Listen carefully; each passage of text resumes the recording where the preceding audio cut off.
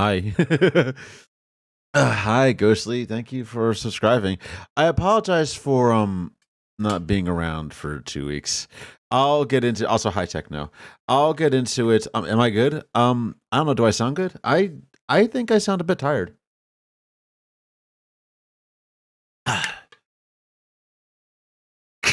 Thank you, Flat Cap. Oh God. Okay, so let's get into it. Good to have you back. Thank you very much, Flat Cap. Hi, X-Man. How you guys doing? How's everybody doing? Okay, actually does that. I like how it just calls me Airah. It's like, no, god damn. I hate you TTS voices. All right. Anyway, this is actually kind of a good representation of what I've been doing for the past like 2 weeks. When I'll get into it. Actually, let's get into it now. I'll just get into Shin Megami Tensei. And we'll talk and I'll talk as I'm doing it. But hi everybody, how are you all doing? It has been a minute. KK, how are you? And thank you for the follow. It's good to have you here. Please enjoy your time in my little club here at the end of the world. I came here because I'm interested in what's been going on. I think Techno, you and I talked on Discord a little bit about what happened at the beginning of my hiatus, and most of the time during that time, it was more just like it was a case of that was really kind of. I'm not going to get into it because that would be disparaging to a good friend of mine. And I really don't want to do that. It's more of like that whole thing just sort of combined with the with Persona. Like I am gonna blame Persona. Combined with I will say it wasn't really, to be fair to Persona, it was not Persona 5's fault that I got burnt out so badly and like so much. It was the fact that I had been streaming for like 2 weeks, nearly every day, the same game for like 6 hours. Like 6 hours. Like it was ridiculous. To the point where on weekends I was pulling like 10-hour streams playing Persona. I am playing my own lack of self-control with Persona. Not Persona itself. Because I actually did like the ending of the royal stuff. And I post, I think I have a GG at like page where I have like basically all the games I've completed. Also, what the hell are we supposed to be doing here? I'm just running away. I'm just running around in circles.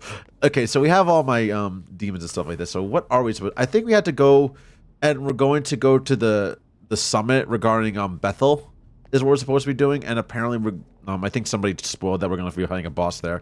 But at the same time, like I will blame Persona slightly. Just because, like, that game burnt me the hell out. It really did. It was a time. And I won't say that I did not enjoy my time with Persona. I will say, like, I did have fun with it when I actually got to play it. That's the most I can say about Persona 5. I wrote a review about it on, somewhere. I'll post a link to it somewhere. It's on my I don't think it's on my Discord, but I did talk about it. It's not Persona's fault for the burnout. No, it really isn't. It was just a case of me being burnt out and just being very, very tired in general. And also, small disclaimer, I think you guys know this because it's in the frickin' tags. I have bipolar disorder, and for the first time in years, I decided to actually get medicated for my mental issues. Because before I was on antidepressants twice, they didn't work. They actually made me worse. In the opposite direction, I got really, really bad bouts of mania. And so then, as I was on an adjustment period with these mood stabilizers that I was on, I ended up going into a period of really bad depression, which I will spare the details on. But let's just say it was not a pretty picture. And it was like the fact that like I couldn't in good faith bring my depression on you guys while like dealing with that. And in general, I just wanted to take a bit of a break and just enjoy myself on my own time after work and just doing other things. Like I also have like other real life stuff that I had to deal with. Like I think if you've been a part of a Olivia Monroe server, and this is not a joke, it was just coincidence that at the same time that she's looking for a new place to live, that I am also looking for a new room. Like I'm also looking for like a new roommate basically. But like on paper, they're a tenant because I own my residence, but I have a spare bedroom that I rent out. So I've been looking for somebody to take out the spare bedroom. That has been taking up a whole lot of my time. I have a car inspection due. I had a dentist appointment this month. I had to get more antidepressants. More mood stabilizers. I had to talk to my psychiatrist this month. There's a lot going on in the real world for me, to the point where it's like, I need to take a step back, not stream, and tackle these things one problem at a time. And one of which I still had to tackle is filling out the paperwork to gain a new skill in order to try to leave my job or at least have more supplemental income. Am I feeling better? Yes. That the big question is, am I feeling better? Yes. That is indeed, I am feeling a whole lot better.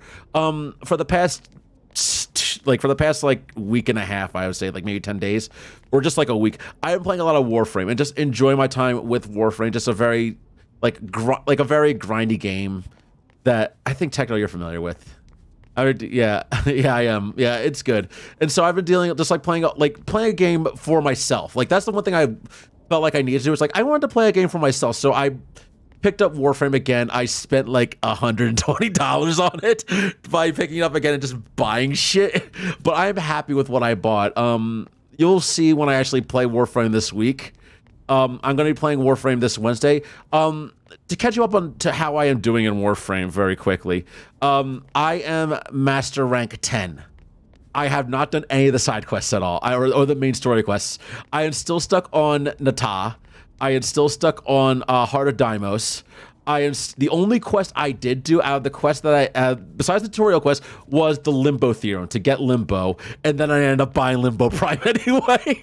And then I think I bought from bundles from the Digital Extreme store. I bought not Ophelia. Why I say Ophelia? Octavia. I bought Octavia. I bought Yarly. I bought blueprints from the trading system for Titania, who is actually my current favorite frame. I really love Titania. She is super fun. What else did I have? Limbo Prime, Mesa Prime, which I'm styling to be like Dante from the Devil May Cry series. I might use that as a solo character once in a while. Titania is more like I don't feel like really concentrating right now. I'm just going to go turn into a fairy and fly around and wreck shit. Like, she's just a really fun, clearer frame for me. I really, really like her abilities. Same thing with Yarly. Yarly and Titania are my two favorites, just because they're very, very mobile balls of death. Yeah, I am very happy. But yeah, so I've been playing a lot of Warframe, and like I said, I haven't been doing any of the main quests because I decided that when I come back to Warframe, when I come back to streaming, I will be streaming Warframe, but I will be streaming the solo content of it. Besides, I don't really feel like, unless I actually make streaming Warframe a regular thing, I don't really think you guys would like me just playing IO Jupiter for like 3 hours, grinding up experience for weapons and frames, just so that I can get just so that I can like speed up master ranking everything. Because that's what I've been doing. I've just been farming Mesa relics on IO, just collecting them so I can actually do fish years when I get the time for it. I'm currently with what syndicate am I with? The it's like new something. They're the people who grow shit. And so Cephalon Suda hates me. And I forget what else there was that I did, but I'm working on that one because I think they have some Titania stuff, and they also have a good Tigress shotgun variant that I wanted to get. So I'm gonna picking up that. And as far as like weapons that I particularly like, I'm using the Redeemer and the Guandao as my melee weapons primarily. For my secondary, I'm using the Spear and Knives and Aklex. And my primary is either the Octavia weapon, like her weapon, or the lever action 2-shot shotgun, or the Tigris super shotgun. That's what I've been using a lot of. You should, I probably should on stream recommend the Eidolon Hunting or Prophet Taker on stream. Yeah, I haven't touched any of the open world areas either. Like Fortuna's still there, Deimos is still there. I only went to Cetra once just so I could clear out all the Earth, all the Earth nodes, or a few rail jacks. I'm going to be doing the railjack solo quest before I do any sort of railjacks with sorties, like with party members and stuff like that.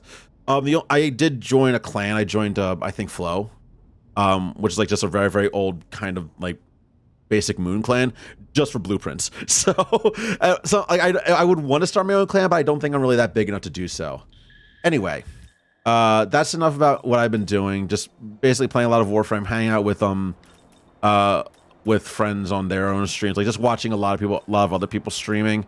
I've been doing a lot of that, mostly, and just stream bombing Millie. Whenever she streams something that has a multiplayer aspect to it, I just jump in a voice chat with her and shout at her. Let's see. So we want to go to, where are we supposed to go to? Not the Demon King's castle. I think we had to go to the Diet Building. Oh yeah, we had to go to the Diet Building. So Solo quest like 15 minutes, probably the shortest quest in the game. Yeah.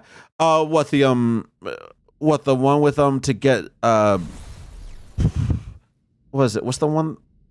Oh hi. Not to get the railjack, Sevagoth. That's one thing, Sevagoth. I thought that was the railjack mission, or is that something different? Call the Tempestari, yeah. Call the Tempestari was doing the whole thing, and then you also get the amazing song "Sleeping in the Cold Below," which I've been listening to like every day and going to work. I love "Sleeping in the Cold Below." It's such a good song.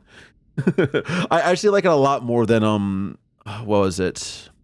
What's the other one? "We All Live Together." That's another.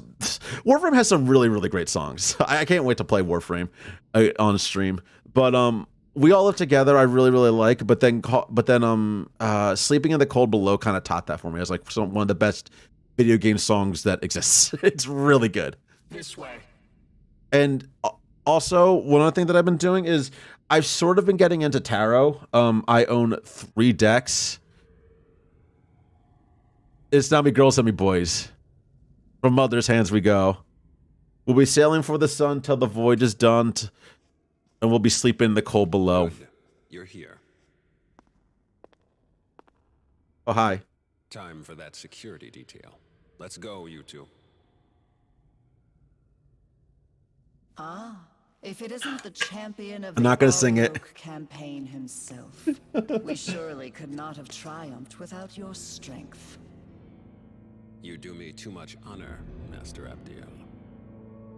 I can only express my pride that the Japanese branch managed to serve Bethel's aims. Indeed so.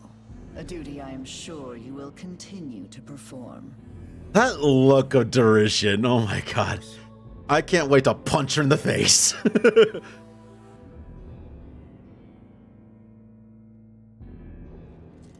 I will go on ahead to the conference hall. Ensure you are not late. I mean, it's literally just down the hall. Where the fuck else are we supposed to go, Abdiel? I can already tell this is going to be a mess. Oh, jeez. We're up. Let's go. Please direct Yuzuru and his friend when they arrive. And from what I remember recently, we already know that the Prime Minister is actually Tsukiyomi, I believe it is. I don't know. He's one of the Japanese deities, like a really, really important one, or I was like Izanagi. I don't know, one of them. I think it might be Tsukiyomi. Where the fuck are we? So wait for Gravity Rush. That might be on Sunday, Techno. I did put on Sunday that I was going to. Oh, hi, Odin.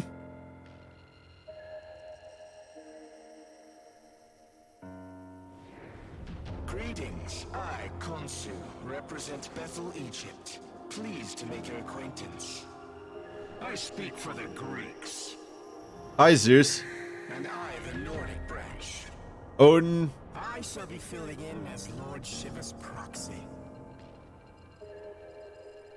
This guy reminds me of Ballas. Tire himself out? Lord Shiva simply refuses to sit in with the rest of you. Now let's begin with this pandemonic nonsense and be done with it. Abdiel?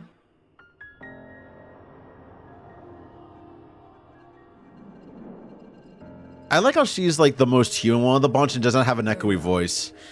As many of you are No, she does fully actually. aware, It's not a very. we have It's not as recently echoey though. achieved a decisive victory over the legions of chaos. That guy reminds me of Ballas. Yeah, that's Zeus. Zeus is, I think, people have talked to him about like, or it might be talking about Khonsu. One of the things I will talk about just in general with the Warframe, because I actually looked into this, is that because I do know some of the events of the new war. The organization that Ballas creates, Narmer, is its namesake was I think the first true pharaoh of Egypt, known as the Great Uniter, who basically united all the clans of Egypt under one rule. And so it makes sense that Ballas himself would be styled after a pharaoh to some degree, and that he like would also have like the name Narmer for his people. Makes sense. Warframe is very, very transparent about their inspirations, which I'm fine with. Like we have like Wukong Nezha, Nyx, like a lot of the. Oh, actually, I think most of the frames are named after got like deities of some kind. I think Jarle is an original one. Loki is obviously the trickster god Loki from Norse mythology. I'm not exactly sure what Mesa is supposed to be, or like some of the namesakes or whatever. Titania is the fairy queen from Midsummer Night's Dream, and Oberon is the fairy king. Excalibur. Oh yeah, I forgot Excalibur is one of the original. And then you have like other names that are just like Mag and Volt. Surt, Ishtar, Ariok. Each of them were formidable in their own right, yet all lie slain at the feet of Bethel, Japan. Yeah. Henceforth, You're welcome. All forces that marched into the Netherworld may retreat and return to their normal duties. I am unconcerned with the fate of Lucifer's thralls. What interests me is the Lord of Chaos himself. Yeah. Word is he took out the Creator. Tell me what you make of that. He did. Clearly that falsehood was designed to lead us astray. Do not be deceived. Bethel must remain united. Do we have any proof? You realize with the Creator gone, we might as well drop the pretense of an alliance altogether.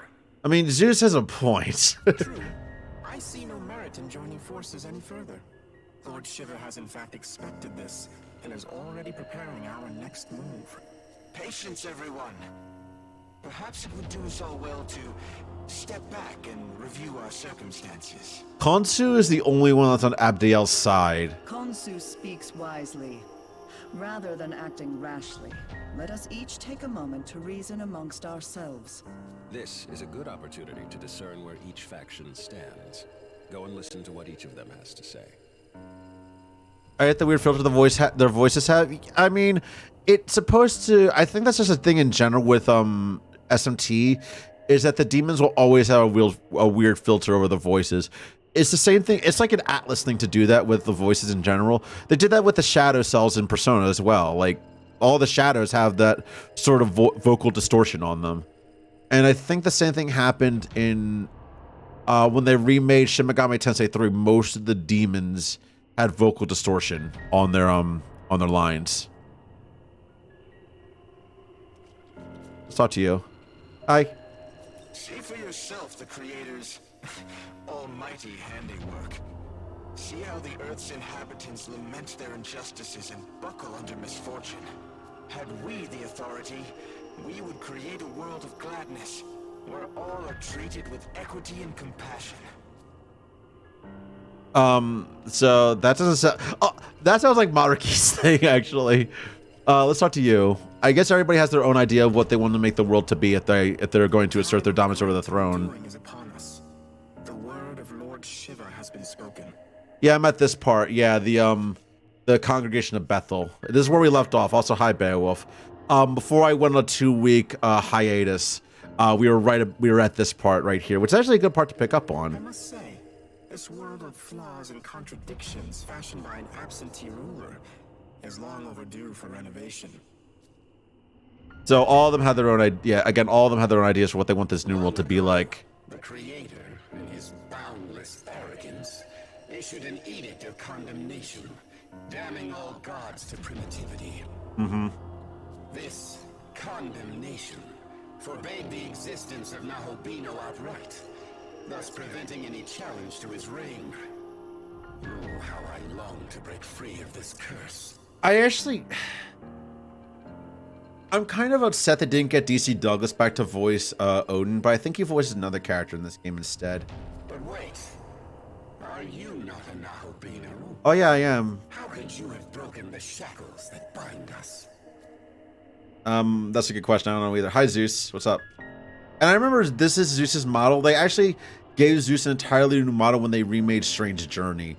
Like I looked at some of the stuff, like a lot of the new models that they added is like were not new at all. They were just from Strange Journey, and I never played that one before.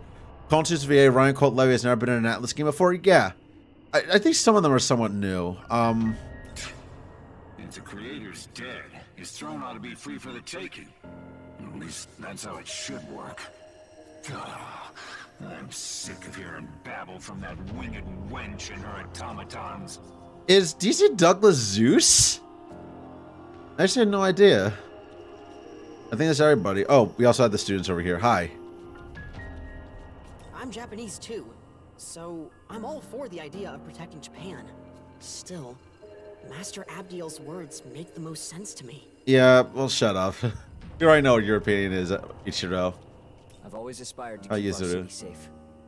To me, working with Director Koshimizu seems the most logical way to accomplish that.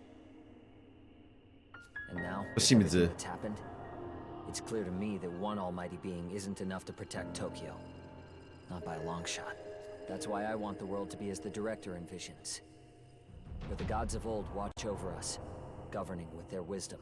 Ah, that doesn't sound like a good idea either. Excuse me.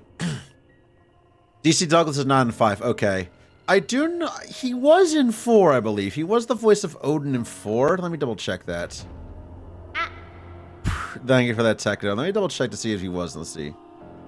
Odin voice actor SNT4A. Own voice in SNT4A. Yeah, it was DC Douglas in SNT4 Apocalypse. In 5, I don't know what happened to him, but they could have gotten him back. You missed that. Yeah, that is great. I don't think anybody has a good idea of what they want the world to be. Also, where the Adele's up there. That's where she is. 18 years ago, Tokyo. He voiced Odin Apocalypse. Yeah, I remember that. Now, with the Shekinah glory fading, the loss we Shekinah? face would I thought it was Shekinah. We were wrong to place our trust in one God. Only a multitude of divine beings can give the world the proper attention it needs. So they all have their own ideas of remaking the world. Konsu wants to have a world of true. Basically, he wants to have a world of complete equity, like a world of equals, which is if everybody is equal, then nobody is. Basically, it's one of those things. Konsu, as an Egyptian god, wants to have everybody united under one rule and one mind. For Narmer. Where they're all one. What is it? I forgot what the actual lyrics to For Narmer are, but yeah, it's like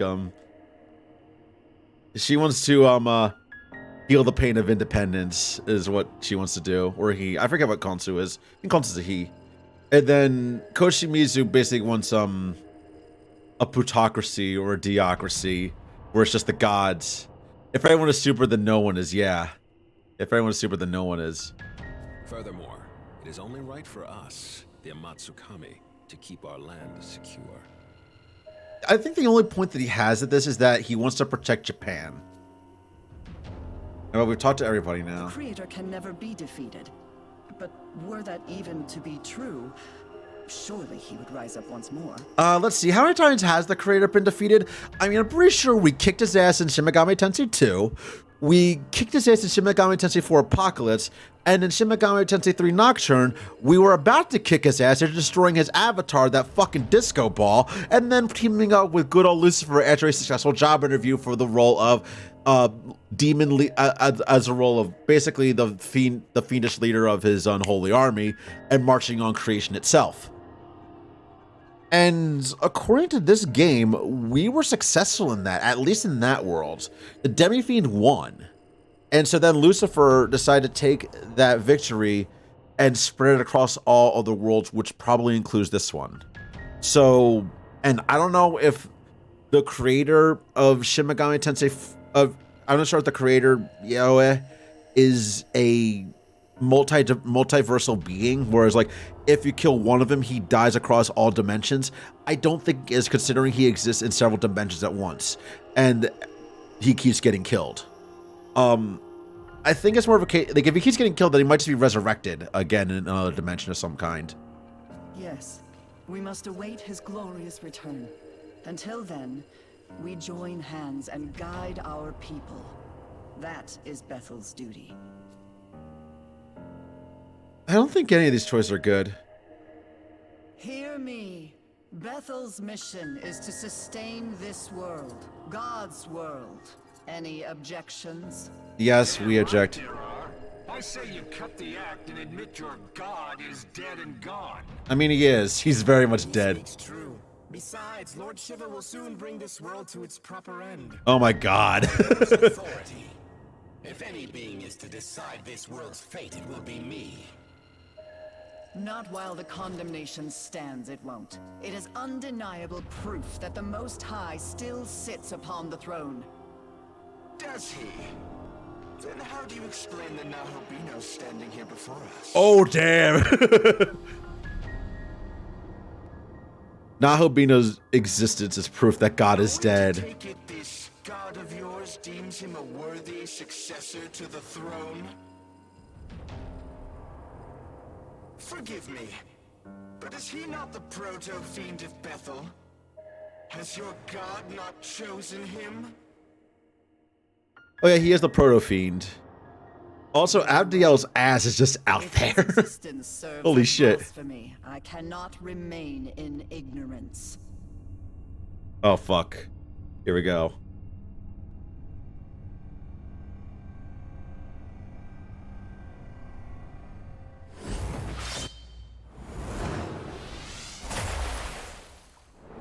She literally just threw that down. Oh, we got boss pre-fight music. As I smite this aberration and blot out his sin from the earth. Alright, time for us to kill the angel waifu. Yahweh has been killed at least 3 times in Shin Megami and Tensei, but keeps getting revived because of humanity's will. Was he killed in SMT 1? I forget. Alright, let's see. Or time to get killed. Yeah, I don't know. We got boss free fight music, yeah. And now I have boss music. So, first off, items. Spyglass. Okay. Weak to darkness. Neutral to physical, fire, and frost. Resists lightning and wind. Reflects holy. Only knows fire attacks. And Light's Descent is her ultimate attack, I believe. So, I think that might be her charge attack. Light's Descent. Take a look at her stats. Let's see. Nahobino. Oh, fuck me. He's weak to light. Resists light. Repels, blocks light. So, and neutral to light. He also has Mamuduon. Do I have anybody else that has like attacks against her? Cybele, what do you have? Hydra, what about you? Okay, let's see. You don't take any. You're not have any weakness or resistance to light. You block fire. You also know toxic breath, which is decent. How about you? Weak to light, repel dark. Yoshitsune, weak to dark. Black Rider, what about you? Resist light and knows Mamuduon. Blaros. Blaros might be useful in case Pazuzu runs out of mana. You can do that. In this fight, weak to light and under level is still one. Shouldn't be too tough if you play carefully. Yeah, that's most of the things with SMT. Also, hi Sachi, how's it going? Yahweh only appeared in 2 and 4. Apocalypse and made cameos in a few against though. Yeah, the disco ball was his avatar in 3. It wasn't actually him. So Pazuzu might be good, and also my first turn is going to be debuffing the fuck out of you.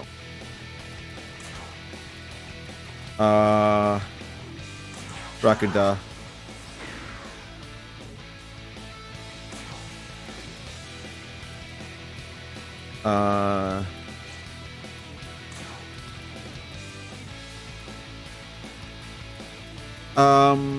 She's good for healing, but she can't really do much of anything right now, and he resists wind.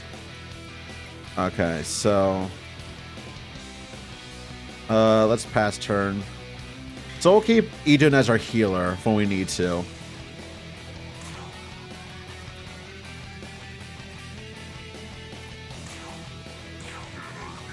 Okay, there we go. Oh yeah, I forgot that's why we have Pazuzu in our party. Items, and you can do what you normally do, start things off. Let's see, actually that's yeah, somersault, why not? Golden Apple's good for the stat boost too. Yeah, it is. Also, thank you, Ironic Burgers. Welcome. Oh, okay, resists physical. I could bring in Yoshi Tuning as well. Ah, he's weak to fire too. I forgot about that. He's weak to both stats effects. Let's see, so...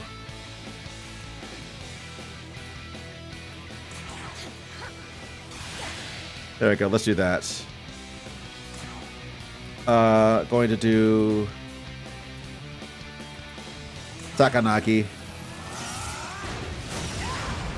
Okay. Oh yeah, she's not too bad. Might as well Golden Apple us right now. Also, I have Eternal Prayer, which is foolish recovery element, death recovery for all allies, stock include. Okay.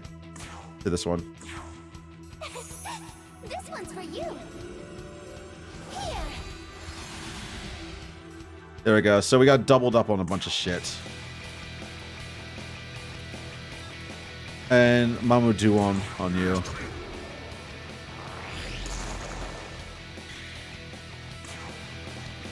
Zhou died. She's not weak to it, but she'd resist Zhou. Okay. Ice Strike or Strike will be good then. There we go. Oh, fuck, crit, nice.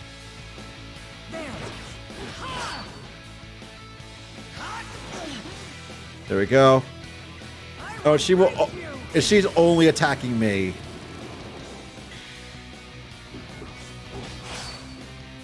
Okay, good. He is only attacking me.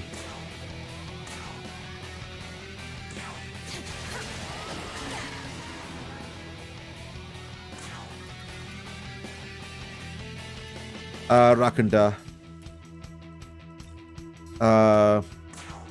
Just keep her defenses down. Skills, we're going to Media. We're going to DM Rita on him to heal him out to full. Also, thank you for welcoming me back. I'm actually happy with the Silas fight. One for me, I reflect physical skills used on Naho, and she kept going after him with physical attacks. Yeah, her singling me out is a bit of a problem. Yeah, it is, but I also have enough damage to mitigate that.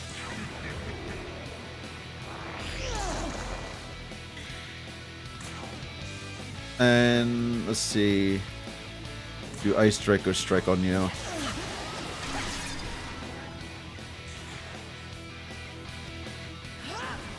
Lights Ascent. Oh, well, that actually worked, because that's a hit all attack. Nice. So, Ice Strike or Strike once again.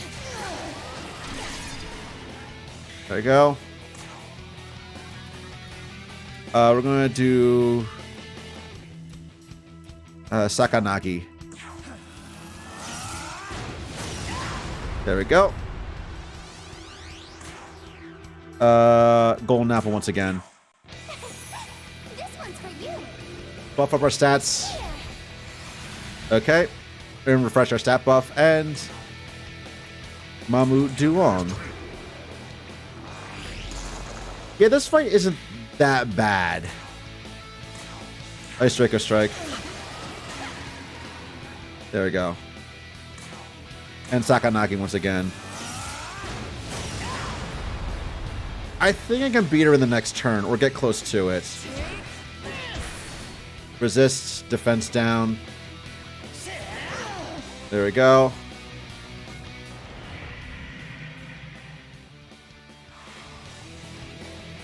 Okay.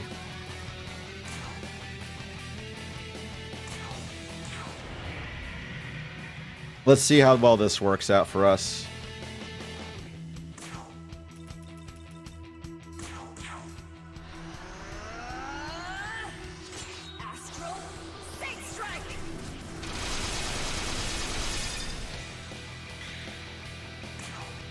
Sakanagi.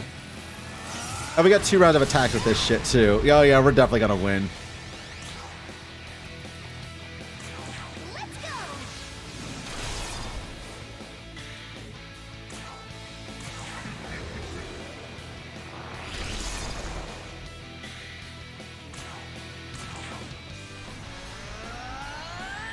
And we got her.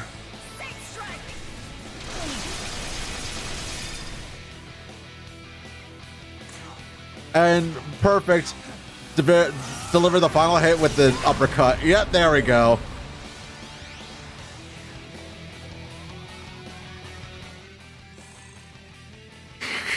Easy clap, yep. Eaton saved us there because Eaton blocked light. I was thinking, should I switch Eaton now? Because I don't think I'll need heals that much. Like, nope, she blocks light. So that's would be really useful when Abdiel uses her hate all light attack and just eats her turn.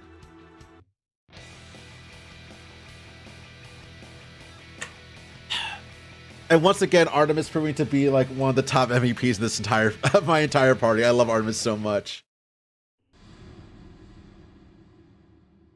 Well, get fucked, Abdiel. Impossible. How could I have fallen?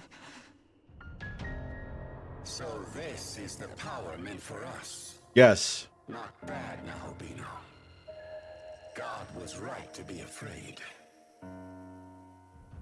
Perhaps I, too, will seek out my old knowledge.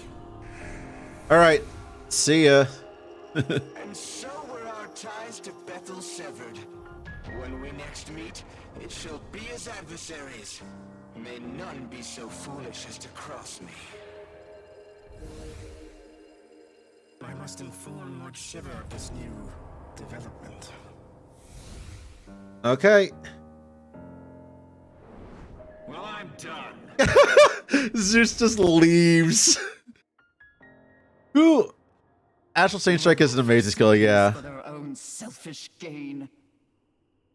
Artemis is Saint Seiya fangirl? Yes, she is. She definitely is. Does this please you, Tsukuyomi? To see demonkind fall to chaos? To see all that Bethel has struggled for, scattered? I mean, it doesn't matter. I truly couldn't be more satisfied. Entrusting this beautiful world to such a vain despot was always a mistake. We shall establish a new world order, one where countless gods can freely illumine the horizon. I'm pretty sure I'm gonna beat the shit out of you, buddy. As for you, Abdiel, may you find your home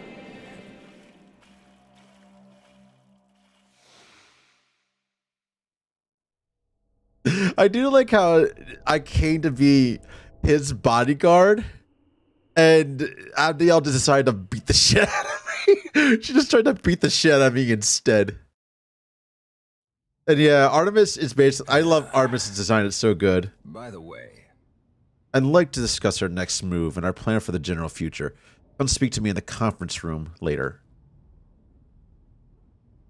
Okay. Well, first off, let's recover. Recovery. I remember somebody actually giving me advice earlier that's like, oh, you need profaned land on Nahobino for the fight. It's like, no, you don't. You just need to be smart. You just need to be smart about it. Also, I think I forget. It's like, I know, yeah, profane land is okay. Like, it's also not really fitting into my skill set because I'm mostly going for almighty strength build is what I'm going for. If you look at my stats, strength is my highest stat. So I'm going to be boosting the hell out of strength as much as I can. And then just buffing up Almighty to max +9 ability. Let's see. Oh, you want to heal, right? Yeah, you want to heal. Recovery. Let's see. Healing everybody up. And we're good to go. We're good to go. So, let's see. Set to me in the conference room. I do believe I had to fuse one more. Welcome to the. Thank you. I do believe I had to, who's new? Okay. Oh, that's who is it? That's Ariok. I need the little 67 Drake in order for him. Pale Rider is the one I had to get. And I can get him with 2 of the demons I currently have in my stockpile. And then just buy Pisaka when I need him. So Pale Rider will be the next one I get. Oh. Yeah, there he is. And I think once I've actually fused all 4 of the Riders, I can then later fuse Mother Harlot as the time when the time is right, and then Trumpeter once I fuse Mother Harlot. I think there's some reverse fusions that I can make. There's Mitra, Garuda. Oh, Garuda's a Warframe too. Oh, there's a lady of the hour, Titania. God, I love you so much, Titania. You're so good. But to get her, I had to get rid of Cybele, which is a very good physical attacker. And Cybele's great for what she is right now. Hekatonkai's Dekarabia is... I had to get rid of Yoshitsune for Dekarabia, and I really don't want to do that. Yoshitsune is actually good. Yatagarasu, had to get rid of... I had to get rid of, like, good demons that I don't want to get rid of for this one. For Yatagarasu. Yeah, all my demon cards... I can just make Skatats right now. Because I have Oberon Dominion. I don't really use either of them. Suiki. I want to keep Lopgaro for a little while as well. Queen Mob. Can't make her. Loki can only make them in a level. Ukulane. I had to get rid of Yoshitsune. I don't want to get rid of Yoshitsune. I don't want to get rid of Black Frost here because Black Frost is super useful. Let's see what I can make from reverse compendiums. There's Fafnir. What is Fafnir weak to? Okay, Fafnir actually has weakness. Oh no, Fafnir actually has weaknesses in this game. He's not an overpowered freaking monster like in Persona. Oni Okuninushi? What do you need? Hanamana Sabel. No. Ukulane again. Clotho. Eden and Kinky. No, I'm not getting rid of Eden. Or Black. I could get rid of Hydra for Clotho, but what is Clotho's innate abilities at? She's has very good agility, not very good offensively, but she's mostly support. She has healing ability. She has healing stuff. She's not good. Unfortunately, she's not very good. She's not worth getting. How about Jikokuten? Jikokuten. Let's see. I had to get rid of Yoshitsune for all these guys. Or spend most of my money. Jikokuten is a physical guy. Actually, he's pretty balanced. I actually had Fafnir in my final part. I even used him against the super boss of the regular game, not the demi feed. Oh, I'm guessing I've heard tale just in comments about the super boss in general being an absolute like just pain in the ass to fight. I'm gonna guess it's Shiva.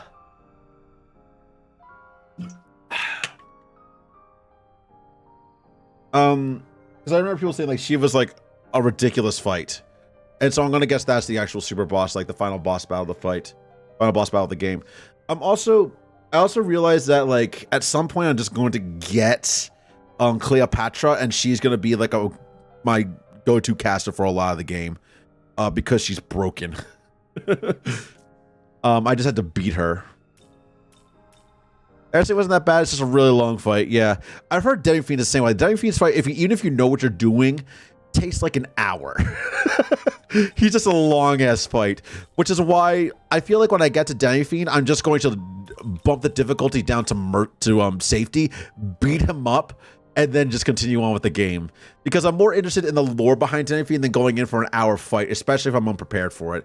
Because I feel like if I were to go into the fight with Demi Fiend, I'd have to grind a lot more for it to get max level on everybody, including my demons. And I do not want to do that. If I'm gonna beat him on stream, I'm just gonna do it on the lowest difficulty possible, and then maybe as a follow-up stream on my do whatever Sunday stream, I'll actually be like, hey, this is my fully grinded out and like kitted out team. Let's go take on the Demi Fiend for real this time.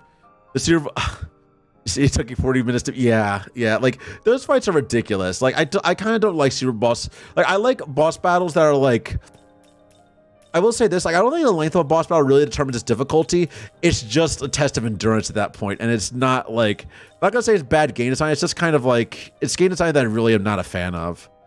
Can we get a Hekatonkai's? Hekatonkai's is a very physical guy, yeah. Mortal Jihad, Rampage, and Crit Aura. He's very good physically. Amazing physically, actually. With good luck as well. Let's see. I had to get rid of Oberon for that. Went through 4 somas and yeah, yeah, screw that. If the super boss is going to be like that and I don't have the irons to do it, I'm just going to bump the difficulty down to the lowest and just beat him in like one shot. Like, because I'm more interested in just like the actual, just like fighting them for the lore purposes and like actually like beating them for realities. At least with the Demi-Fiend, you can refight him. You can fight him again and again. Like, I just feel like that's in general like not game design that's like good for presentation and streaming. That's how I view it. Like if I had all the time in the world for it, yeah, then I'd go fight the super boss with like a kitted out team that I had spent a bunch of time grinding for and getting a bunch of items that I need for him. Reverse fusion. So what do we actually want to get now? Can't get Titania. I want to get Skatoths, which is Skatoths is Wind, Draco Strike. It knows Mahamaon. I don't have a light. I don't have a light attacker, which is very useful. Oh, I think I had Dominion as my light attacker. So Dominion has Hamaon. Actually, Dominion is already good as is for now. I don't need Skatoths right now. What do you learn, Skatoths? Dion Rita and Mistrush and Abyssal Mass. Decrease chance of insta kill and being effective with no. Mistrush. This will be Mirage. You're not that good. I already have a Zondyne attacker, and yeah, these guys are kind of redundant. So I feel like just to get the companion. I was also several levels lower than the boss, so it might be the reason it took me so long to beat him. Yeah, like I've seen Demi-Fiend fights. Even when you're maxed out level and your demons are maxed out, it still takes that long to beat him. It still takes like 45 minutes to beat him. So your Wind Draco Strike is better on you than anything else. And we're gonna give you the Aharon as one skill.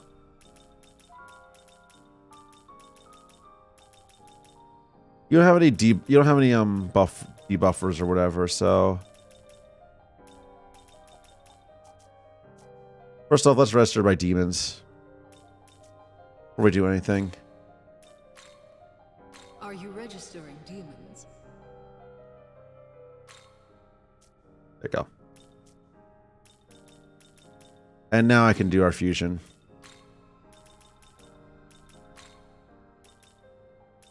He'd be level 59 if we actually got into with that. So, but you'll gain 2 levels in his 2 abilities. The Vessel Master you don't really need. Dion Rita's good enough that Dion Rita it replace Diaharon because Dion Rita is like Dion Rita is Diarra plus some Rita Soda. We'll get Sudden Recarm as one ability. Let's see. We don't. Todderin does okay, I believe. I'm thinking, bearing in mind, I'm just about to pass these on to another demon, probably. Masukunda and Marakunda. We definitely need another Tyrande user. We already have Artemis for that. We kind of want that as well. And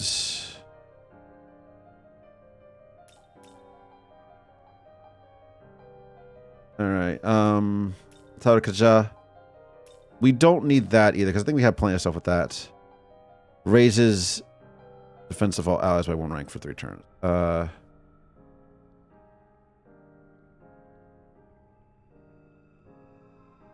We have Pazuzu for that, but let's just pass it down anyway. Is this demon? Don't kill any of his units a certain amount of turns he kills you. Yeah, I think you have like 5 turns to kill 1 demon. Otherwise, he uses Gaia's Rage. A pleasure, I'm sure. You have a turn count. If you don't kill him with a certain amount of turns, he uses Gaia's Rage. Yeah. But of course. Okay. I'm gonna get rid of Akagemon.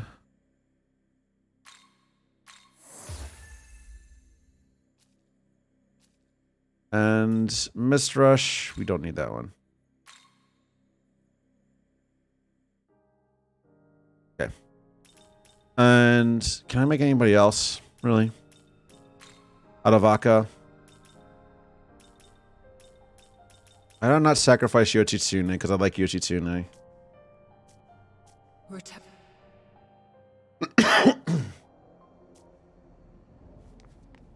If you have any immunities, he also kills you. Yeah, because Gaia's Rage is I don't think if you have any immunities, because that's impossible. If you use like Tetrakarn or Makarakarn or one of those, he will use Gaia's Rage. That's what I remember about his fights, that he will use Gaia's Rage under certain circumstances. One of them being not killing any of his demons within a certain amount of turns. Another one being killing Pixie. Another one being if you use an attack mirror, a magic mirror, Tetrakarn, or Makarakarn. Basically an ability that blocks like certain types of all attacks. Bunty, hello. How are you doing? How are you doing tonight? Thank you for stopping by. I hope you're having a wonderful evening. We're playing some Shin Megami Tensei, and we just fused a single demon and fought a boss. And how long have I been streaming for? Like, geez, like an hour. We have totally made a whole lot of progress tonight. I hope you'll enjoy your stay here. So let's go back to our Leyline Crossing. Where are we going? Oh, we have to go to the Diet Building. But tell me, if killing Pixie, he'll just start targeting the demon that killed her. Oh, okay. Okay. I do know that, like, yeah, killing Pixie is a bad idea in general, though. All of Bethel's various branches. Okay. Okay, well, you're talking. So we had to go to the conference room, I believe. So I think the conference room is the conference room might be somewhere else here. Where? Let's go to Tokyo. I believe the conference room is outside here. But yeah, I knew like you had to like kill at least one of his demons like every couple of turns to reset his counter. And then he'll just summon it again. He'll waste a turn summoning it again. Hi, Spader. Thank you. Thank you for welcoming me back. It's good to be back. I miss doing this. I did need a break, but I'm glad that I'm back, basically, is what it comes down to. Then, I will go over our plans once more. Okay. As I stated earlier, the Japanese branch will become its own entity, separate from Bethel. I mean, this is no different from the other branches splitting up and carving out their own fiefdoms in the New World. And in order to save Tokyo, we are going to take God's throne. Okay. If there's anything you aren't clear on, now would be the time to ask. Only kill Pixie when you have to. Yeah. Does Pixie like fully heal Demi-Fiend? I did see though, there was a video where somebody actually put down the difficulty all the way down to safety and then just maxed out Murakumo on the Demi-Fiend and on the Nahobino and killed him in a single hit. Doing max 9999 damage to the Demi-Fiend and destroying him in a single hit. And then they spliced in the SMT-30 was it actually let me see if I can pull that up.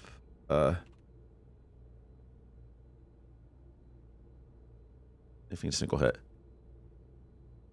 I just want to say this is the video that I'm looking at.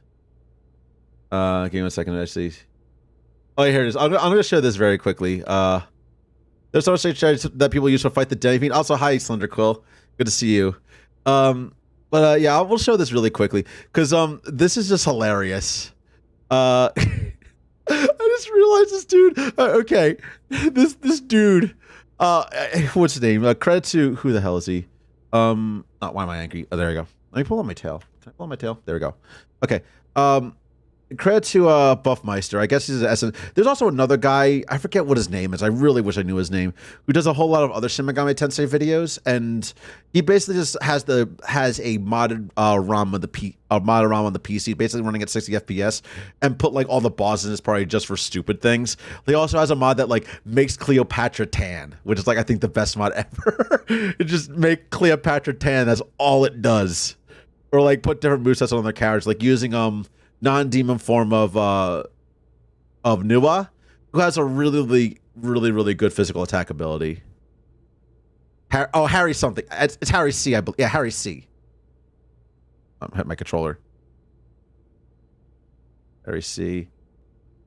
Harry C. Harry C. Harry Type C is what his name is. Harry Type C. But he's another really good one. Various strategies bring all your demons to fight and giving Nahobino 4 press turns. Yeah. Yeah, I have not fought, like, I think I mentioned this before. When I fight the Demi Fiend, I might just bump the difficulty down to the easiest possible just to get the fight over with, because I don't really feel that, like, if I want to fight him properly, then it's going to take me a really, really long time to grind out the levels for it, and also to grind out the strategy, the money, and the abilities for the demons that I want in my party for the fight. So it would take me a while to actually look up a good strategy and then do all those fusions back to back. And that isn't good streaming content. I feel that, like, I should do that on my own time and then do a rematch with the Demi Fiend at a proper difficulty level of normal, which is what I'm playing this game on. But just to beat him on stream, bump it down to safety. But anyway, let's I'm gonna show this video very, very quickly. This is from Buffmeister, and I love this video so much. Let's pull this up here.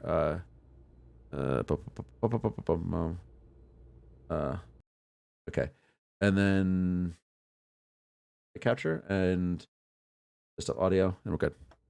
You know, casually takes a long time. Yeah, I'm bumping down to safety because I think it's like it goes safety, merciful, normal, hard are the difficulties. But yeah, he has in his party a level 69 Mara, nice. Himself as level 99 Naho, Demeter, and Cleopatra, both at level 99. And they also have Beelze, Odin, Zeus, like all the other good characters. And there's Shiva, Amon, Alalat, Baal, Vishnu, and Nuwa. Let me just go to the fight. Let's get to the fight bit. Here we go.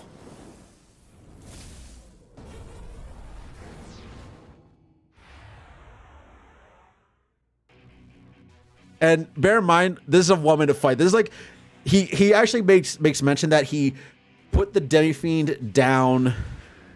He bumped the difficulty down to safety. Safety casual, yeah. He bumped the difficulty down to safety in order to beat him.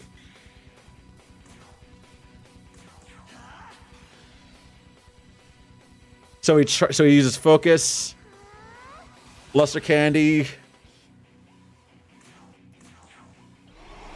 frolic, okay, which works on him. Savage, which is okay, damage doubled and skills cost twice the MP. And here it goes. Here's the shot. Murakumo.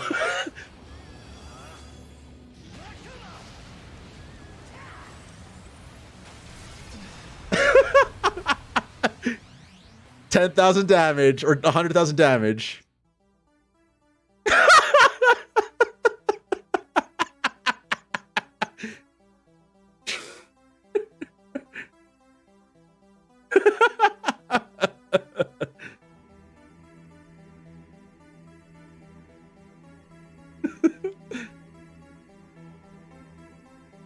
I do like him editing in the what is it? The SNT3 the game over screen. Also, yeah, I've been watching a lot of DSP stuff. Give me 1 second. Let's turn off my thing. Where's my play catcher? Where off. Turn off desktop audio and back up. Okay. The Nocturne experience. It is the Nocturne experience. Let's see. The Nocturne experience pretty much, yeah. It basically is that you get one shot by pretty much anything. I forget there's a clip that I actually put on my TikTok. Back when I was using my 3D model, I was playing Nocturne. Unfortunately, the VODs for that were not saved. But I got modded pretty damn hard. My first run through of the game, I got modded on turn 2. I got modded on like turn 2. Because I was like, okay, so let's see what mod is weak to. Okay, so like just doing my experimental shit with it, which is completely negated by the fact that Spyglass exists in this game, which is a godsend. I love the Spyglass. It's like my favorite addition to this game. Was I got modded, so I basically was like, okay, so I know he's weak to electric, so let me just set up my party so that we have good electric stuff, start buffing, and then as soon as I got on the second turn of that Mott fight, he spammed Beast Eye like 5 times. He spammed Beast Eye like 5 times, bumped himself up to 3 times with magic, and then just used Megiddo. Just used Megiddo and destroyed me in 2 attacks.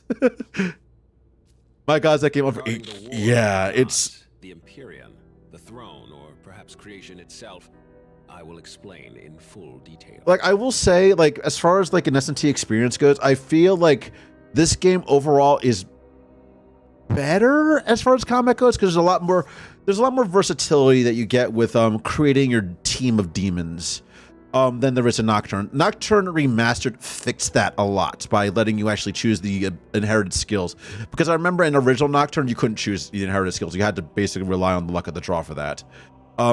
Aside from that, though, I feel like this game is a whole lot better. But as far as aesthetics are concerned, and the Vortex world versus the world of Dot, I much prefer the Vortex world. Mostly because of, as much as I like the world of Dot in this game, there's only been one dungeon, and that was the Demon Lord's Castle. At least in Nocturne, there were a lot of dungeons with a lot of really, really cool mechanics. Some of them I hated.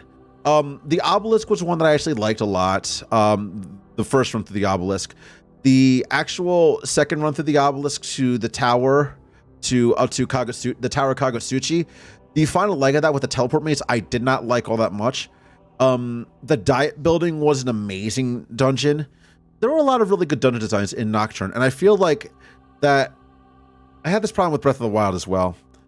That in the move to make the game more open world and the franchise more open world, they sacrificed a lot of what I feel made the series great, which was the dungeon designs. The level designs for the dungeons, when a team designs a dungeon, like they had to be on point with like, okay, so what mechanics do we want to actually have the player experience in this dungeon?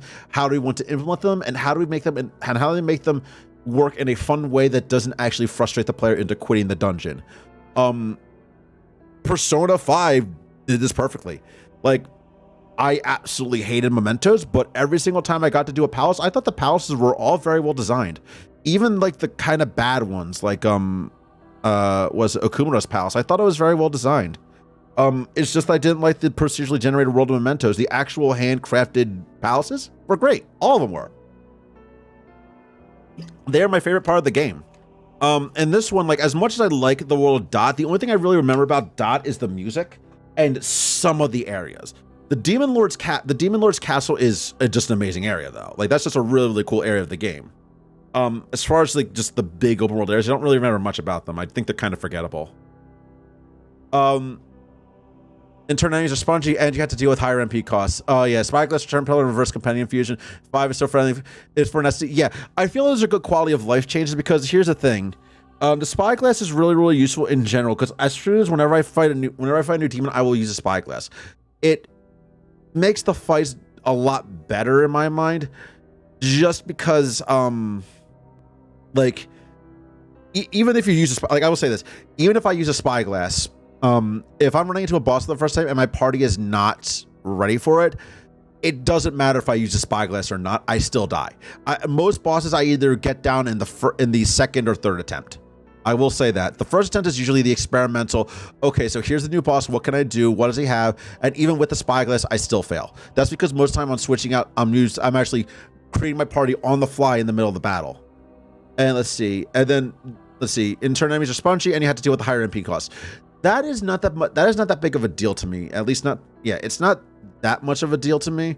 Like, yeah, the higher MP costs are kind of bad, but at the same time, it's very, very easy to just go back into the pillar and grab and just replenish yourself if you've like been diligent with farming for collectibles or like vendor trash on your journey through Dot. Just get vendor trash and you're fine. What else was there?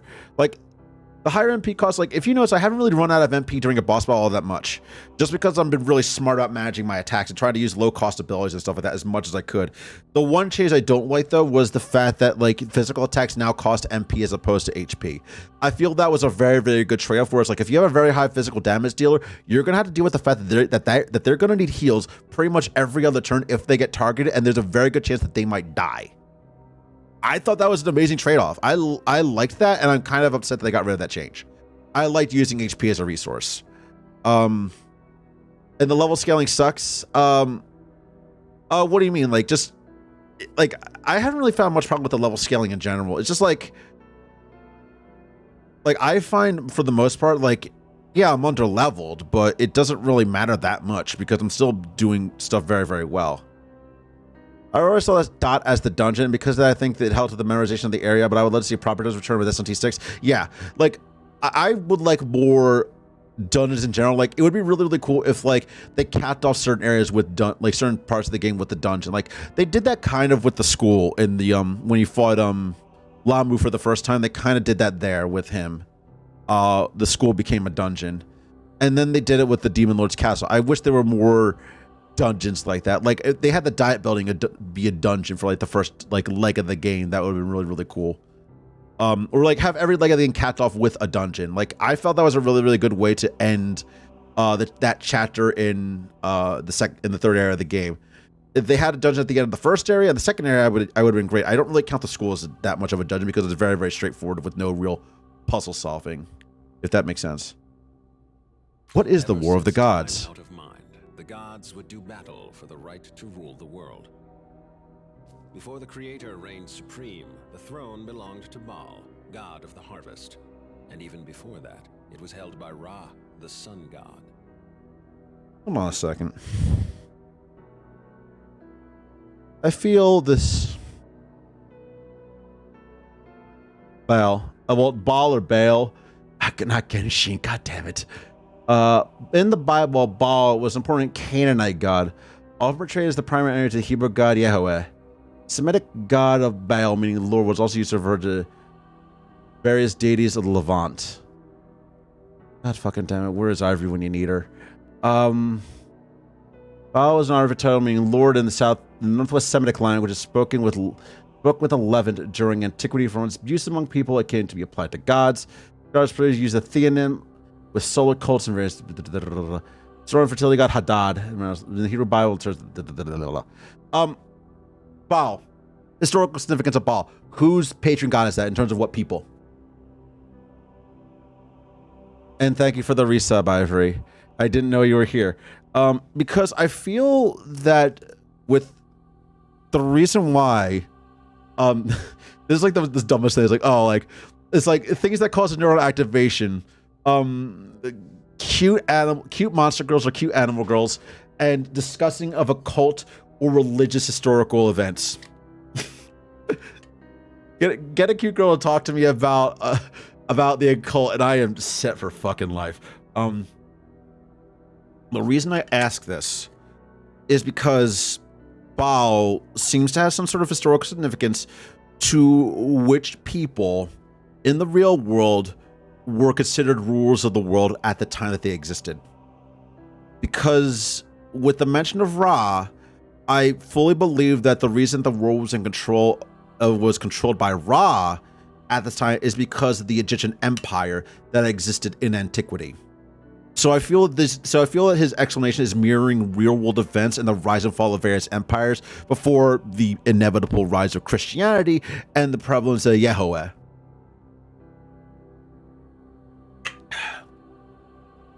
And even before that, Judaism was also a major force to be reckoned with in the old world of Mesopotamia. I don't know, like I feel like the gods warning is a parallel to our real world of the people's warring on behalf of their own gods. And that's why I'm thinking like Baal is a representative of which god exactly. I was thinking Sumatran, but I don't know. I really don't know. But because I don't know about like how influential or powerful the Sumatran people were, if they were powerful at all. Every god who assumes the throne obtains its vast power, enough to reshape the world however they see fit. Like I'm pretty sure if he went on to describe more, he would have been talking about like Odin at one point because of the whole. Even though the Norse people did not have an empire per se, they were still very important. Like the Vikings definitely did take over a large part of the Gallic world at the time. Looks like Baal is from anything specific, but don't quote me there. Yeah, Irene. I'm not sure if she studied history, but she knows a lot about like historical stuff like that, especially with occultist things or just old polytheistic religions. I think we discussed like during my Persona playthroughs and even in my older SNT video streams, we would like sort of discuss like the Goetic demons and stuff like that, and also how Kabbalah sort of influenced a lot of the terms and ideas that the Megatenth series as a whole uses, in terms of things like how they have the false creator Yaldabaoth, or the Demiurge, as a major villain in most of the games, or at least a major like antagonistic force in a lot of them, and how he was the main villain in Persona 5, and then his connection with the actual related Satanael. So like stuff like that. Like Ivory's very knowledgeable on that kind of stuff, which is why I asked, like, does Baal have any sort of historical significance to any sort of ancient peoples that were fighting over the cradle of life, so to speak, ancient Mesopotamia? I don't know if they were, because I would think it would be Baal Zebub. According to Megatenk Wiki, he's apparently Semitic. Yeah, he's Semitic as well. I would assume that they were talking about here in the case of Baal as a competing Semitic god, essentially the same people who worship Yahweh. Oh, okay, that makes sense. As for Ra, that kind of also makes sense from a Judeo-Christian perspective, because one of the biggest things known about early Judaism was their war with the Egyptians.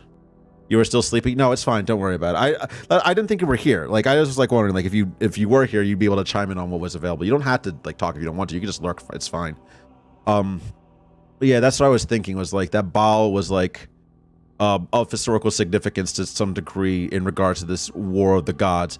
And in fact, if it was a competing god with Yahweh, it would make sense. And the fact that the second god mentioned was Ra also makes sense, because of if the creator gods patron people would be considered the Hebrews in this case, the most famous conflict of the Hebrews was their war with the Egyptians, or at least their conflict with the Egyptians. Like the whole thing about with Moses and having the Israelites freed from the Egyptian rule, that was a big part of it. And even then, later on, I would think that another conflicting god of power to challenge Yahweh would be Jupiter, because the fact that the Romans then took over Israel and basically took over that entire area, and that's when we got the next big conflict during the time of if you believe he existed in any sort of ways, the time of Jesus Christ, because that was during the Roman occupation.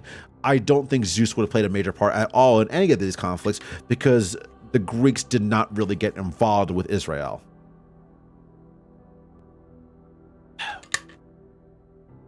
I really need to brush up on my world history, because this stuff is like super fucking interesting to me. I don't even know if the Trojans had gods. I forget the Trojans had gods. Yeah, historically, Baal might be the god who was later called Beelzebub or Beelzebul. Yeah, wasn't it like Baal Zebub was like the original name for, like Baal Zebub was like the original name for it, and then it got corrupted into Beelzebub, and then became Lord of the Flies, because apparently Christians in their historical Hebrews and Jewish peoples, Israelites, in their war for conquest of what they consider to be their sacred lands, they also needed to implement a culture war as well, and basically demonize the other cultures of its region, which works. It absolutely fucking works. It's kind of horrible, but it works, and it's been proven to work time and again, that if you want to completely subjugate a different people, you attack their culture and then either assimilate it or destroy it. More or less correct, however, you might know there was never a historical conflict with the Egyptians. The whole record of it in the Bible is completely fictional. As such, many a god has fallen in pursuit of that power. I thought, like, I would think that, like, there was some sort of conflict with the Egyptians, because I know there was a war in Mesopotamia, or at least one that was portrayed in there. Like, that's why I always feel like, as much as the, like, stuff in the Bible is concerned, I feel that it was, like, real events that include fictional people. Like, so there was a war that was told, but the story of Moses releasing the Egyptian people and part of the Red Sea with a Beyblade. Yes, Moses part of the Red Sea with a Beyblade. Don't at me on this shit. Was in regards to an actual conflict that happened between the Hebrews and the Egyptians, because most historical precedent, especially with the Homeric tales, that exists. Like, the Odyssey is completely fictional, but the Iliad, despite being a fictional recounting of certain events during the Trojan War, the Trojan War happened. The Trojan War was a real conflict that happened, but the whole reason for the conflict and the whole like glorification of the heroes of that conflict was a fictional tale told during the Trojan War. The Trojan War was a setting piece for a story about gods and men. That's where I feel that the whole Moses let my people go thing, like Moses and his I think it was his dealings with Ramses II, was it supposed to be? Those were all fictional, but the truth was that the Hebrews were enslaved by the Egyptians at some point, and then for whatever reason, those slaves were released. This case here is a fictional event involving fictional people. Oh, okay, yeah, thank you for that. Like, I don't know, like it's just one of those things where it's like I feel like when people write about stuff, they write. It's the thing is like you write what you know. Whereas like if you want to write about a war, you write about the war. You write about the war that you personally experienced, or you write about events in the war that you personally experienced. Like it's just a thing in general. Like Slaughterhouse-5, the bombing at Dresden happened. The author of the story was a soldier during the firebombing of Dresden, and he wrote about the firebombing of Dresden from the perspective of a fictional character who gets abducted by aliens, becomes unstuck at time, and ends up being part of a zoo exhibit with a porn star. That was a real event that happened involving a fictional person. And I don't know why I know so much about Slaughterhouse-5. I haven't read that book in years, but that entire plot has stuck out to me as just being one of the most creative ways to tell an anti-war story that exists. It's a really good book. Regarding the War of the Gods, the Empyrean, the throne, or perhaps creation itself, I will explain in full detail. But anyway, let's go back to the bullshit lore about this stuff. They were never enslaved the Egyptians, and the fact that you just know, well, slavery doesn't work the way people assume it did. Wasn't it more like indentured servitude? Like, I remember Egyptian slaves were not necessarily like, oh, most people assume slavery as the whole idea of American slavery, whereas like people were brought up due to race and raised as a slave race. Much like the Grenadier in fucking Warframe. Don't forget the Bibles with complete fictional stories, Noah's Ark, but also ones that did happen. Can't name any of this off the top of my head. There were some that did happen. Like, I think certain things are historical fact. Like there was a conflict, but there was a conflict in the very, very early days between the Hebrews, and I think it might have been the Canaanites for control over Israel. That might have been a real thing. I don't exactly know, but the whole idea of Moses holding up his arms and watching over the battlefield to ensure that the Israelites won, that's fictional, totally fictional. But I do believe that there was a fight. There was a conflict between the Israelites and the Canaanites over control of the Israel region. Won't be unheard of in those times because people fought over everything back then. But yeah, I know slavery in Egypt is a very, very weird thing where it's like it's basically indentured servitude, and the slaves are treated more like people. And I think with actually I learned this when I was reading ancient Greek or Latin. Is that in the Aeneid, I believe Aeneas owned a slave. Some of the events of the Bible do describe her intra-Semitic conflicts that actually happened. Yes, yeah, makes sense. But I think it might have been the Aeneid, I believe, or it might have been something else. I think it might have been the Aeneid, where Aeneas owned a slave, or it was some other story. It might have been like a Greek story. It was probably a Greek story where like the actual main character owned a slave, and the slave was just pushing a horse cart. It's like yeah, back in those days, slavery wasn't the same thing as what people think slavery is today. Like basically, the slave that he owned was more or less a prisoner of war that was living under his care. This person could not. The only real difference between separating him, like the slave, from a normal person in Greek society was the ability to vote on matters of political importance in in the public gathering areas. That's the only thing that like one of the only things that a slave could not do was vote. for the most part, they lived normal lives. They could still, trade with other people on behalf of the person that owned them. They could still move about freely within their region. They could still do whatever the hell they wanted, but they were also like just living with the person, helping them do whatever it is that they needed to do, like, helping them with their farm or helping them with their craft or whatever. They just weren't allowed to vote. At least that's what I remember from when I was taking ancient Greek way back when in my high school days. That, like, the most interesting thing, like, people like think of slaves like, oh, they have no rights at all, and then they just like, are completely beholden to their, like, their masters. I was like, no, not really, at least not in those times. In those times, slaves were more like they were just living with their quote unquote masters in sort of like a symbiotic relationship, and the only real difference separating them from a normal citizen is the ability to vote. What is the Empyrean? The throne of creation lies at the pinnacle of Empyrean heaven, or simply the Empyrean, as it has become known. That is where the creator would be now, were he not ousted by Lucifer, as was claimed. Oh, so that's the final dungeon. We had to go to the Empyrean. Considering our fusion into a Nahobino, the claim is likely valid. Empyrean is the 10th heaven. But yeah, that is the seat. That is the seat of God, I believe. I did pick up a doorstopper recently at my local bookstore. A very, very nice hardcover copy of the Divine Comedy featuring Dante from the Devil May Cry series with I know they're gilded pages. I forget if they're silver gilded or gold gilded pages. Pretty late addition to the Christian mythology, but it's the equivalent of the Ein Sof and Kabbalah. Yeah. The Divine Comedy describes a lot of things, like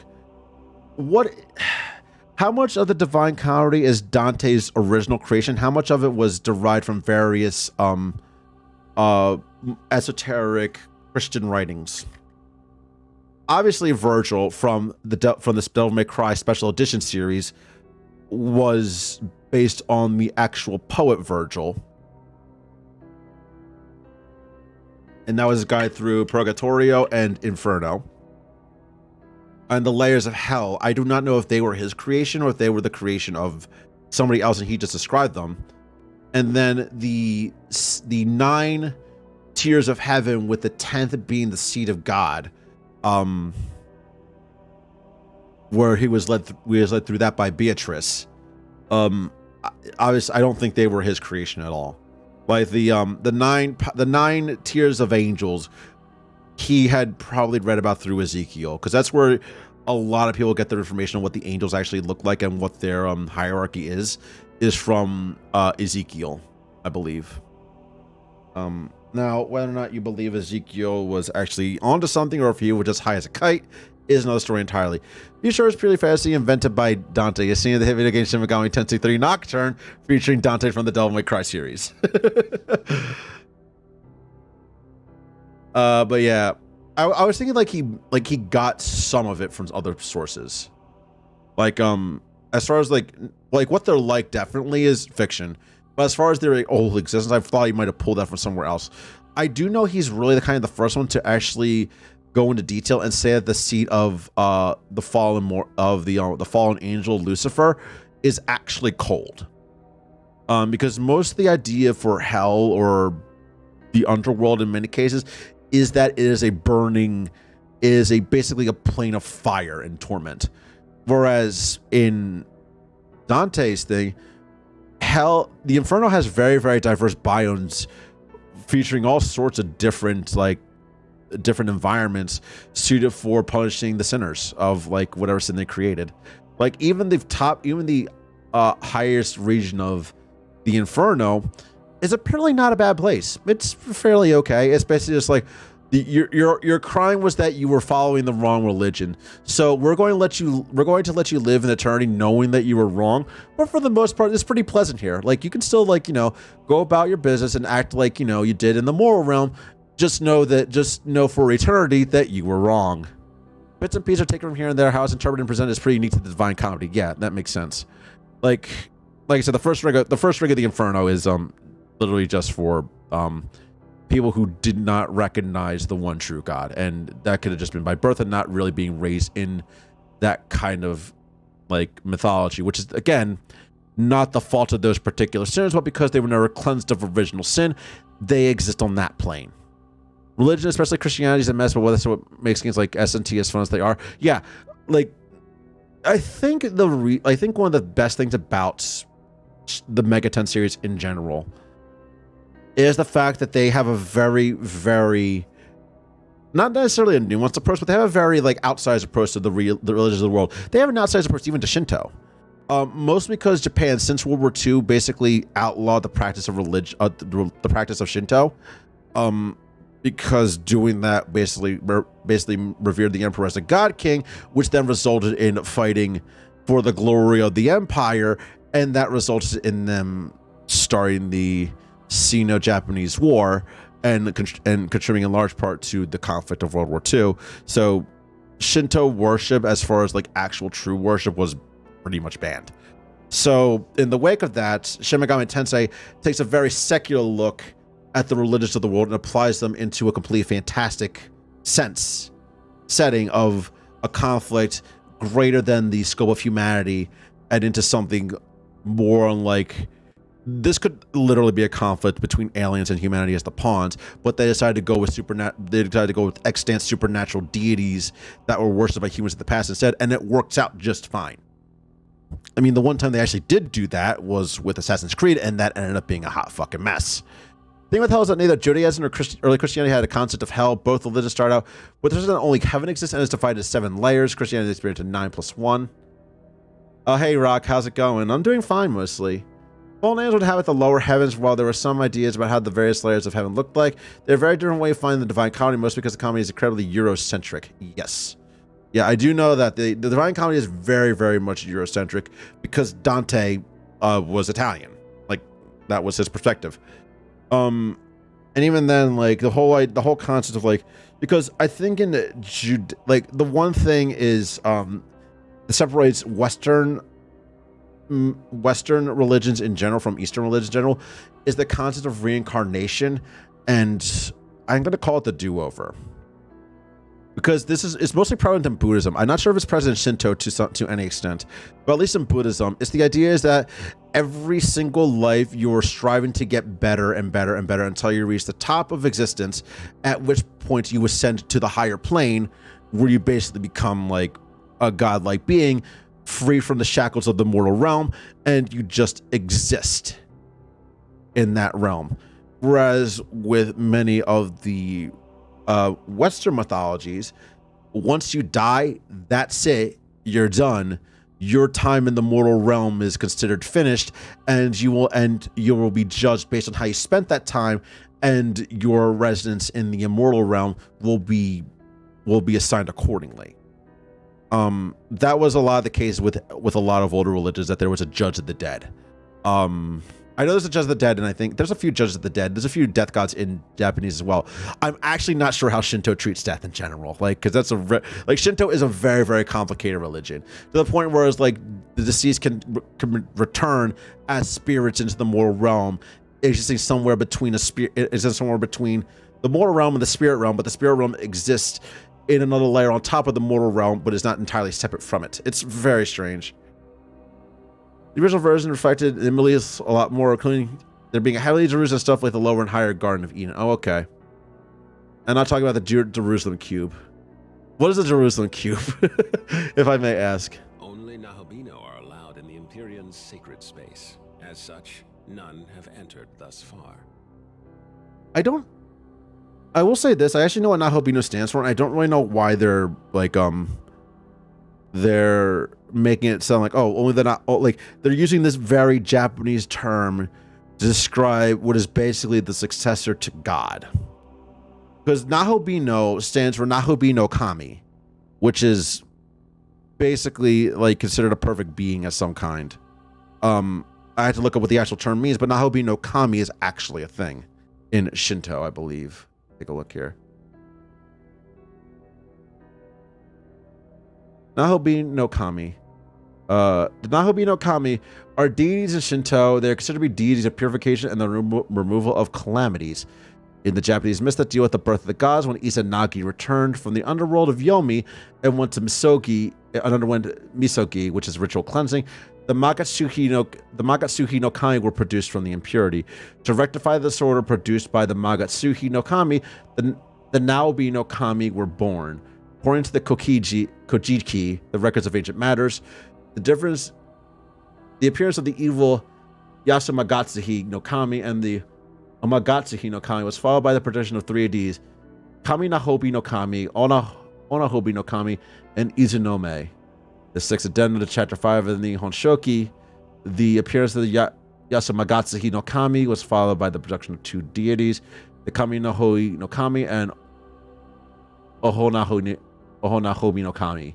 The 10th addendum to the same chapter, the description differs slightly from the previous one in that Izanagi produced the Ohonahobi no Kami during the Misogi and later produced Oyatsuki no Kami, synonymous with Magatsu no Kami.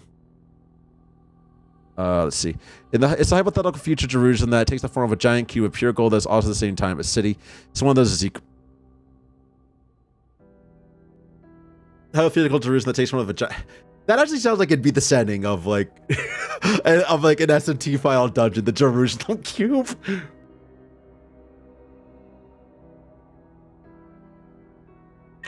Like I think it's the same thing in a lot of SMT games where they use very Japanese terminology to refer to things which do not really exist in Judeo-Christianity, to then double back on them and apply them into a Judean Christian context.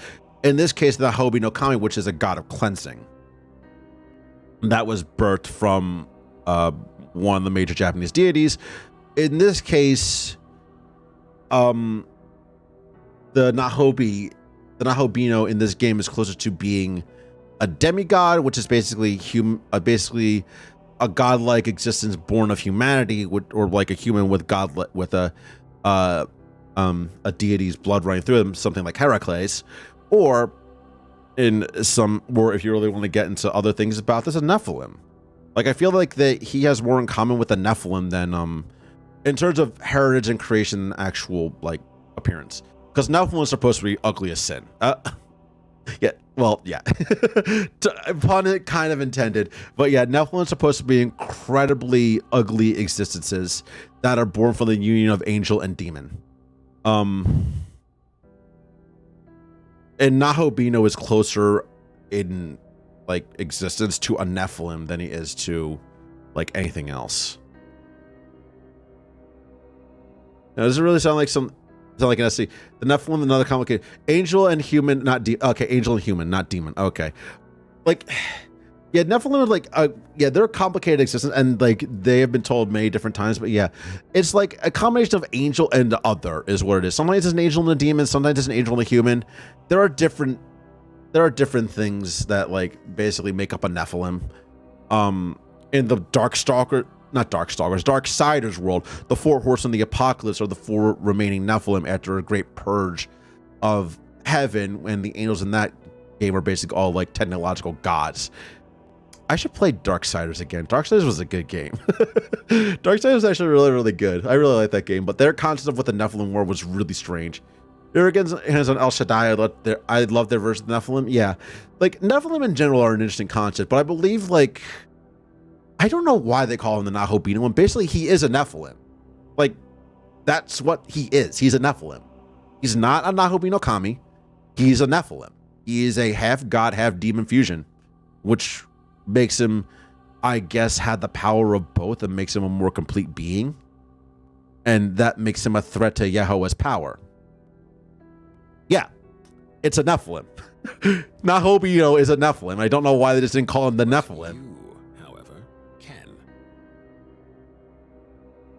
He does not be a man eating ginger.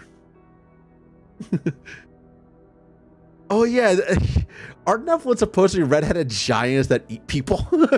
I do remember that thing about them. They're basically really weird. Like they're giants that eat people. Sometimes yes. And then have you Ivory, have you played Darksiders? Any of them? There are 3 games so far, I believe. Well, technically 4, but 3 mainline games for Darksiders. The first one's actually really good. The first one's like, I played the first 2. Yeah, I did not play the third one. I kind of want to, because that I think the third one is like you play as Fury, and that's more of a top-down isometric game than one, which is basically a Zelda-like, and two, which is like a God of War-like. They're both good for what they are. They're not like great games to write home about, but they did do a very good job of world building about them. Like they looked straight out of like a Dark Horse comic series. My father likes them more than I do. Yeah, I thought they were good. The one thing I really, really liked about the first one though was the fact that they got Mark Hamill to voice the weird little like the Watcher thing that would follow you, or that would follow War around. Also, War was voiced by Liam O'Brien, and Liam O'Brien is an amazing voice actor. He's really, really good. I love that dude to death. He's like, I look up to him. He's such a good voice actor. Like his work as Grimoire Vice was also amazing. Do not fear. I won't let you go it alone. I intend to become a Nahobino as well. But who will be your human? Regarding the War of the Gods, the Empyrean, the throne, or perhaps creation itself, I will explain in full detail. What is the The throne? throne of creation exists to prove one's dominion over the earth. Whoever assumes the throne may determine the world's laws and inner workings, much like how the Creator established his own order. Before the Creator, many other gods fought viciously over the throne, and hence the right to rule the world. Mm-hmm. And in order to save Tokyo, we must do the same.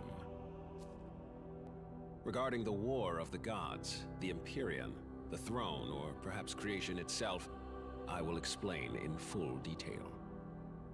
And he's gonna heat all this. He's gonna explain everything in full detail. What is a Nahobino? Is a god in the fullest, or truest sense. Our original form, if you will. Point of order. This is, I think, the first time this is mentioned, at least in this game, because gods in other S&T games were either they were just themselves, and they got depowered by Yahweh. In S&T 3, I don't really believe there were, and like all the major deities were not necessarily deities to begin with. They were just extant beings that didn't really fight Yahweh and lose. They were just there. They were all trying to basically fight for control of the new world. Shin Megami Tensei 4 really didn't have this at all. Like Shin Megami Tensei 4 was just a fight between Lucifer and Merkaba, the chariot of God, and then for Apocalypse, where you fight Yahweh again, they actually explain what the gods were, at least in their universe, before they became what we know in that game as basically very powerful demon types. And in that game, the gods were basically extant forces of nature that had no true form. At least that's what Dagda was. And Dagda wanted to return to that form of basically being an extant, like ethereal force that had no form to be bound to, because being bound to a form was their weakness. Like if you're bound to a form, you can be killed. And so as basically an ethereal existence, they could not be killed, and they would just exist to be worshipped as that form with no name. And that's exactly what they had wanted. Shin Megami Tensei 4 Apocalypse, in the Massacre, I think you create this as you become the extant god of the new world and recreate all of humanity to be a world that does not believe in any sort of god, and they just basically find awe in the forces of nature, and basically the gods all assume different states of consciousness within that ethereal state of being. It's weird. S&T lore is fucking weird, man. It is so weird and dumb sometimes, but I love it. I love it so much. 1 second. All right. Yeah, let's keep going. In ancient times, we were all Nahobino, but when the Creator took the throne, he demanded there be no other gods before him, and diabolized us all. Commandment 1. Commandment 1. I am the God. There should be no other gods before me.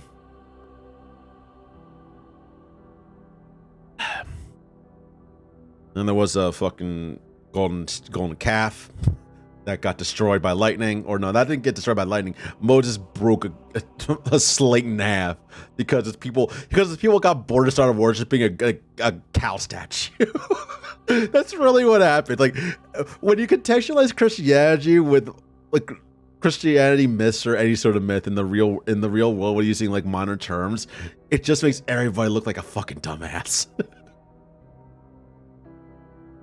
Like Moses spent several days talking to a fucking brush fire and carving out like a bunch of ways to live on like a rock he found. And then when he came back down, because the people he was sharing his camp with were so fucking bored, they basically created Free American Burning Man. Only this time the center was a giant calf.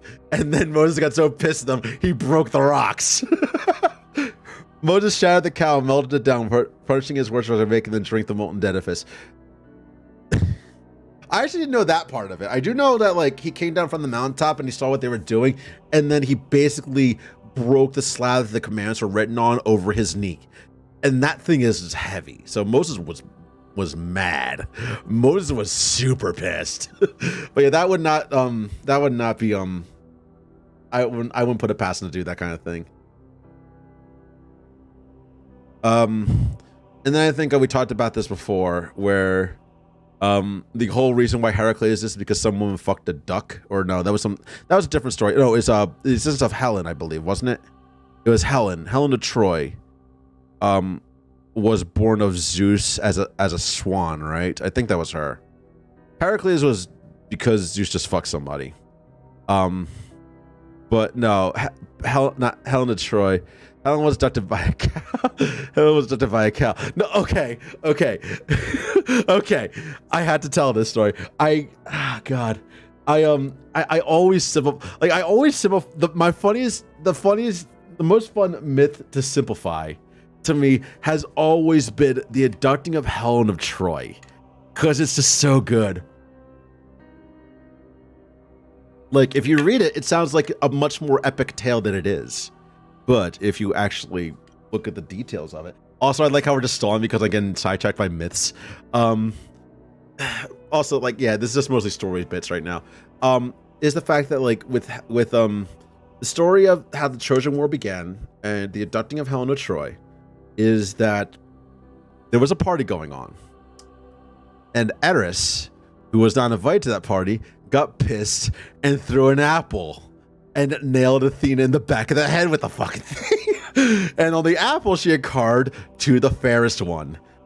And basically, a cat fight broke out between three goddesses.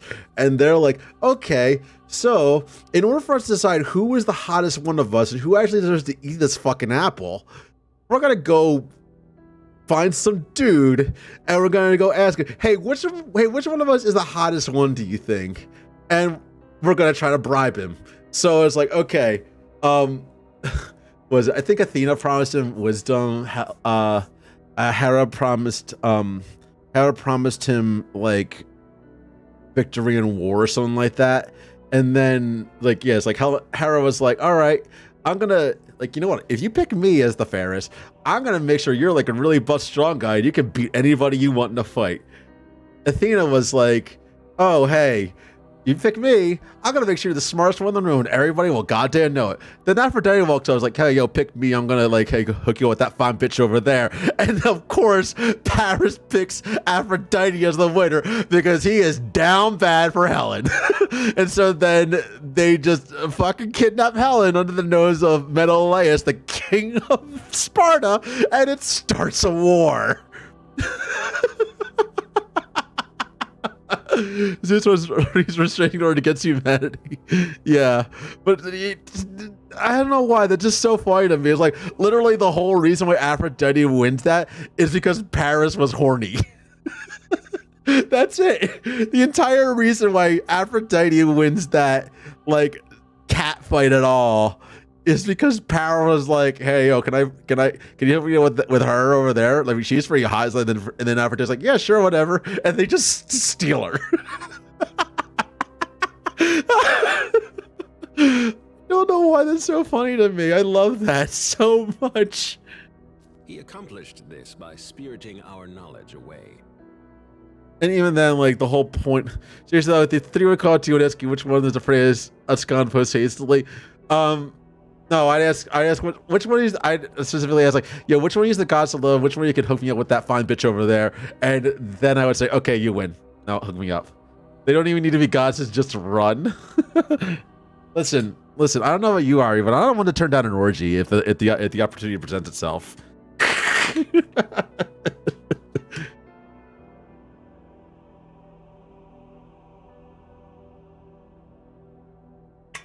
Because that's how it works, right? If you say, oh, I can't decide, then they all had to have sex with you in order to make you decide. I mean, that's how hentai logic works.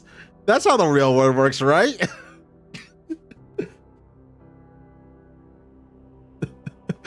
Oh, God. I miss this so much. I miss just being fucking stupid on stream. But I think one of the other things I really like is just how I think my actual ancient Greek teacher put it like this, where it's like the entire reason why the conflict during the Iliad happens is because Achilles was too busy moping around because he didn't get enough stuff. That's literally it. The entire reason why, and he went home and cried to mommy about it too.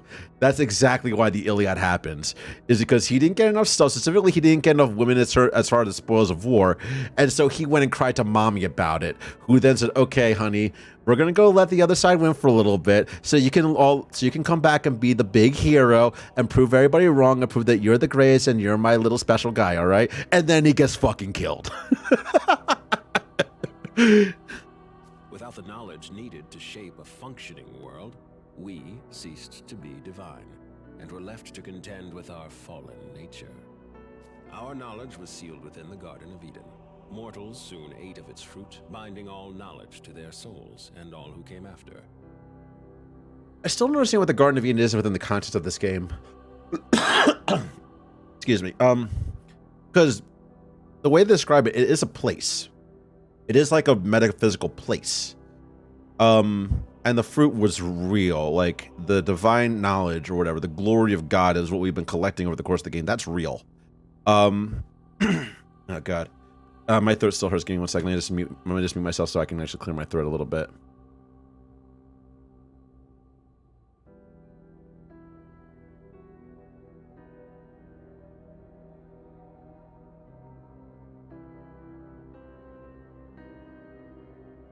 All right, I'm back. I'm good.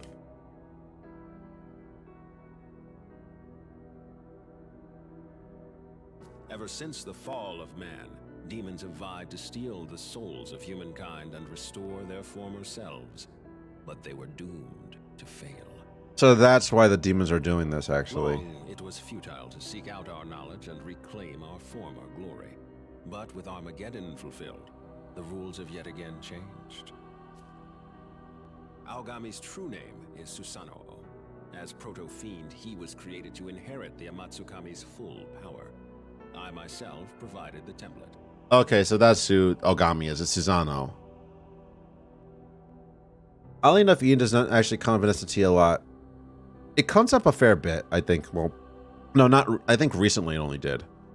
The whole idea that, not directly. It came up directly in Persona 5, because Maruki's idea of a perfect world is basically the Garden of Eden, as we saw in the last leg of his dungeon. But yeah, the Garden of Eden is just like a thing that kind of exists to some degree. For some reason, most of the time, the one thing that, like, I don't know exactly where this is in lore, Ivory, like what specific, if this is specific to SMT or if it actually is borrowed from like another religion, as is most of the stuff in the Mega 10 franchise.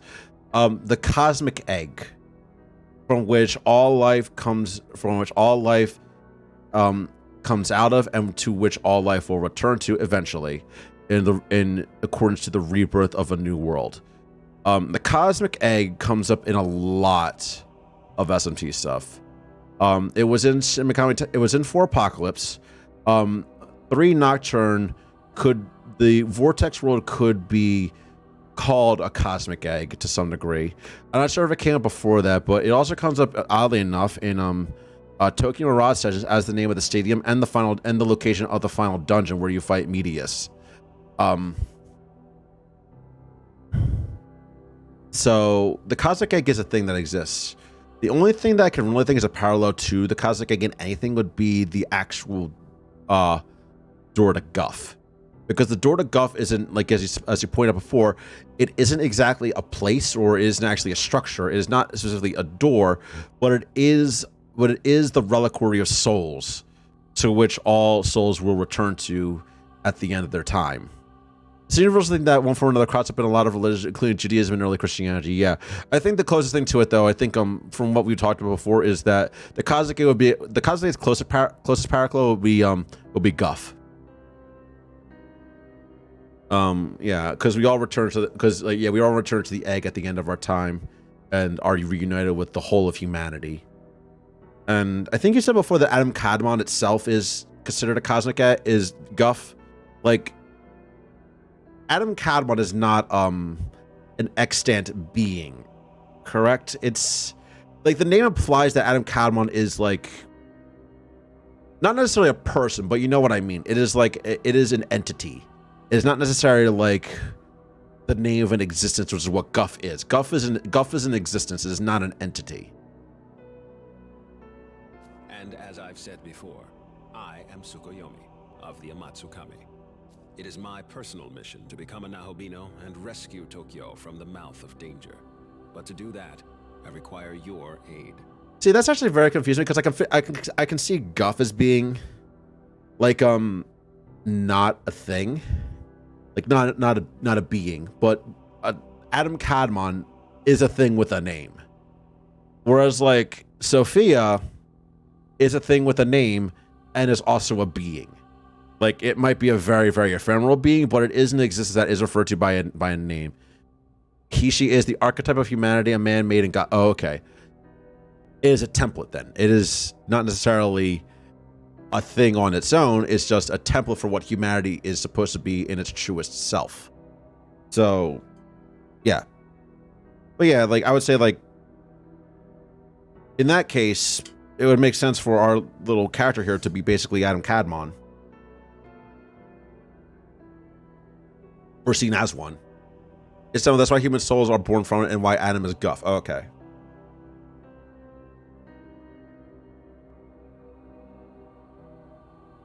So yeah, it makes sense. We are all imperfect recreations of the first true human, which does not exist and cannot exist. That has been named Adam Kadmon, basically. Understood. So will he be the one to create the world, being that only the Nahobino can do it? It could very well end up being him. But what if I were to say that you, Yuzuru Atsuta, also have that potential? Oh my god, he's gonna do the fusion with Yuzuru. I do. After my time spent observing you, I am all but certain you are the one holding my knowledge. What? How? Yes, if you so choose, you too can harness the power of a Nahobino and recreate the world. Will you not do so in service of your home? What I don't really understand is how Susanoo chose our dude here. But I think the Demi-Fiend was meant to be as like, it can join with anybody, and our guy was the only one around that it could join with, because Dazai got whisked away by the angels. God created man Kadmon in his image, and Adam Harishon out of the dirt of the earth and breathed light into it by bestowing it with a soul taken from Guff. Oh, okay. That is kind of complicated. Whereas like most creation stories, actually, I think most creation stories actually talk about that. But basically, the first humans were born out of the earth. So 2 atoms, yeah. So there's like, even then, like Nuwa was the same way. Where it's like Nuwa created humanity out of clay, and our God created humanity out of, well, dirt, out of earth, and then it created a partner for the first man, Adam, out of one of his ribs. And I think for the longest time, people actually were convinced that women had one more rib than men, which is not true. Women and men have the same amount of ribs. But that would mean I'm the same as him? No, you... If I really do have that power, enough to save Tokyo, I'll do it. I'll become a Nahobino. Your resolve is admirable. Excellent. We now have 2 Nahobino on our side, Atsuta and you. From here, we strike at Bethel headquarters, then make our way to the Empyrean post-haste. Hey, guys? You think I could be a Nahubino too? I mean, ask Abdiel. My condolences, Dazai, but you do not appear to bear the knowledge of Anamatsukami. Oh. Don't be disheartened. I sense yet another's knowledge resting within you. No way. However, only its owner can identify it. So I suggest you stay on guard. A demon may be lying in wait for you. With that said, I must begin investigating a way to reach the Empyrean. Can I be a god too? No. Yaron. Jeez, that's a blast from the fucking past. Hey, Ivory, how do you make smoked cheese? I'm very curious. I'm fairly certain the secret lies in Ueno, given the density of Bethel's security there. So, I will concentrate our branch's efforts on that. I will contact you the moment I turn up a solid answer. Until then, please bear with me. All right, so now what? Listen. It's you form a Nahobino with Aogami. That is my brother Susanoo. Technology is smoking for years. Yeah, I was referencing another comic in that series where it's like, I think Shiruya asks Mikuru, how does one make smoked cheese? And Mikuru responds, "Was fucking Google it." It literally just look on fucking Google. My brother Susanoo. You two are like family to me. To our mutual success. Yeah, I'm gonna kill your ass. Wonder whose knowledge I've got inside me. Does that mean I could become a Nahobino too? I don't know if I'll ever be a Nahobino, but I still want to protect everyone, so I'll fight with all I've got. I'd never be able to do it myself, but Master Abdiel might be able to. Yeah, I'm pretty sure you're Master Abdiel. You could take Master Abdiel's knowledge, and I'm gonna have to beat your ass again. How about you? Trying to Director Koshibizu's... Somehow I still can't believe it. But if it's really true, then I won't hesitate. Tokyo is my home, and I'll do everything I can to protect it. Alright, good. See you on the battlefield, suckers. I'm gonna punch the shit out of you. Hey, what do you think I should do now? You're gonna have Abdiel inside of you one way or another. Yeah, pretty much. I can't decide anything on my own. I guess I really do need Master Abdiel. Listen, I'm pretty sure Dazai is into pegging, so he's fine with it. Say, do you know where she is? I don't know, I beat her ass. Oh, alright, let's go see.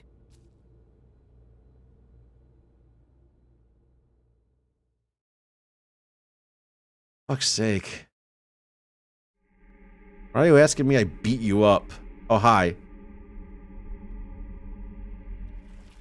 Master Abdiel, are you alright?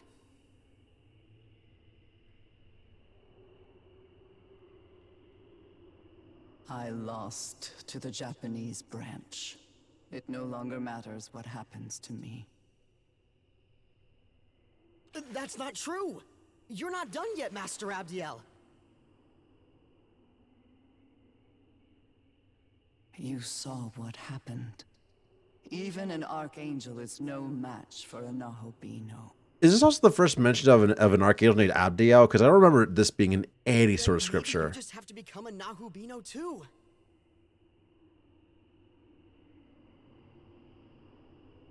I'll find the human who has your knowledge, and I'll bring them to you. You have her knowledge, don't you? That won't be necessary. Yep, Dazai has her knowledge. They're already here. Huh? Yep, you do. It is you, Ichiro Dazai. You are my knowledge. Me? I'm your knowledge?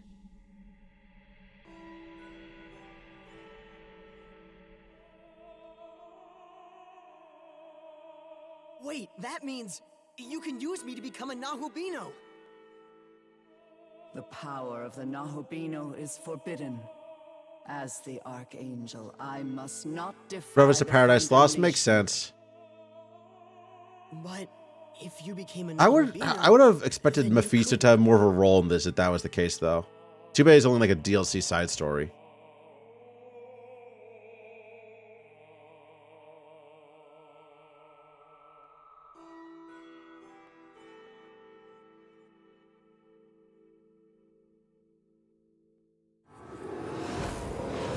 Are they gonna fuse? Oh, is this Lucifer? Who is that? Oh yeah, this is Lucifer talking. If your prayer is indeed for harmony, you must bring that about yourself.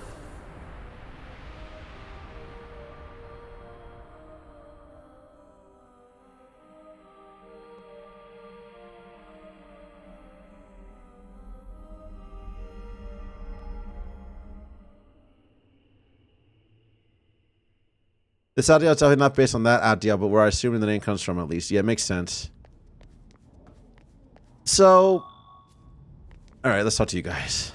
Speaking of which, Looks like that Yakumo broke in again. The log says he definitely found out about Bethel's joint summit, but I take it he didn't show up there himself. Glad to hear he didn't cause any trouble, but don't relax yet. He's definitely watching for our next move.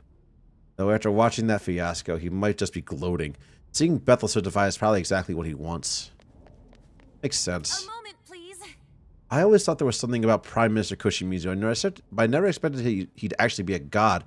A real god right out of our myths. That's pretty impressive, right? We're colleagues with a god. What a shame. I like to brag about it, but there's nobody else I could tell. What a grand and intoxicating innocence. Yes. After Armageddon forced the myriad gods of Japan to expand their powers and go into hiding, the Japanese branch's strength was depleted and was therefore in danger of being absorbed. That's why we used the Protophene technology and mass-produced the Aogami model to prove that we could still fight. Because Japan, Protophenes have been created and deployed as heroes time and time again, for as long as anyone can remember. Wait, what? That's new. I thought that was the only one. Yes? Oh? You're curious as to why it's called Bethel. Let's see, if I remember right, the name of the location mentioned in the Old Testament of the Bible, it apparently means House of God. Turns out the House of God is full of angels. Big surprise, right? So yeah, Bethlehem. Hey, can you hear me? Hello? I can. Oh, thank goodness. Listen, we need to talk. It's serious. But I can't really tell you here. Would you mind meeting me on the roof? I'll go on ahead. Oh, it's our dead friend. Our dead friend. Let's go visit her. I forget your name, dead friend, but I do know that you were a friend and are not dead. I heard from an angel the other day, ho. Wait. That's a he-ho. The he-ho. Second. Where is this,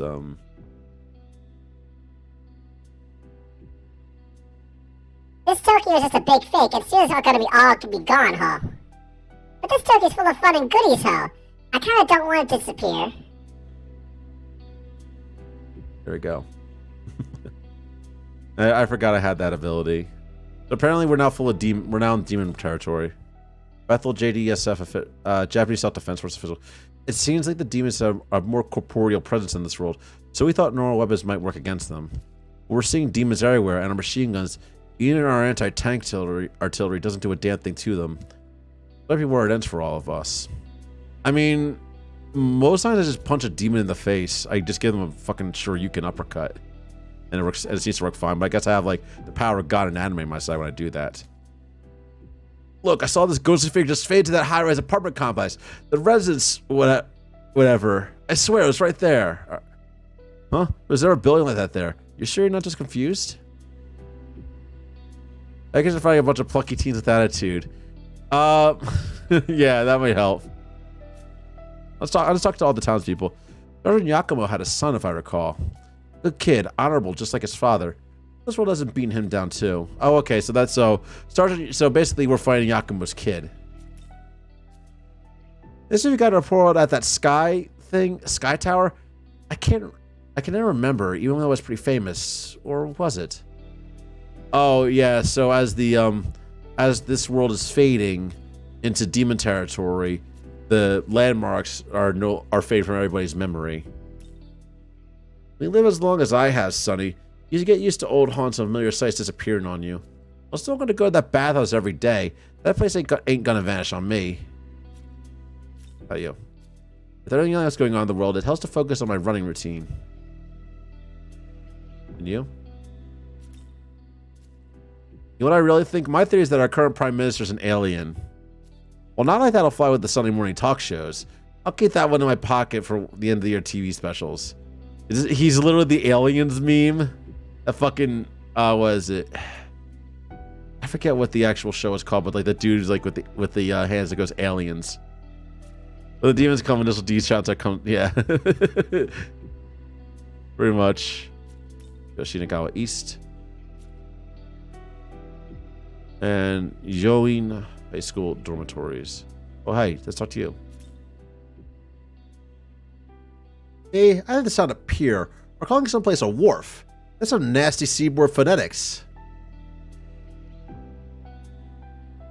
Oh yeah, like Tokyo's already starting to fall into the sea.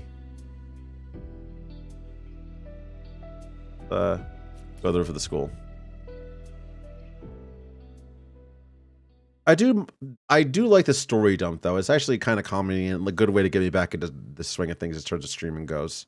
I'm happy we're actually just taking a break with this though.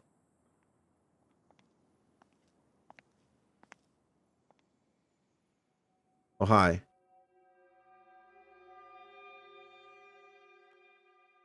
And you're somehow alive. Sorry, I just showed up out of nowhere. But you have a demon voice. You have demon, You're alive. I thought you were dead. Yeah, you're alive. Yes. But not in the way you might think. The Tao Isanokami you knew did die. But her soul was reborn by a power beyond description, forming who I am now.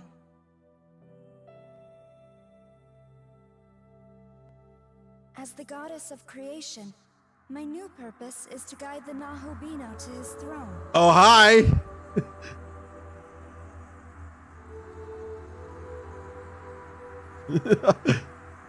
Take a good look. Tokyo is fading like the setting sun. Yeah, Tao is very cute. Oh yeah, I do like that too.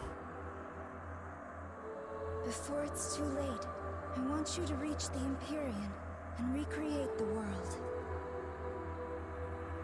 You risked your life for me and Sahori without even a moment's hesitation.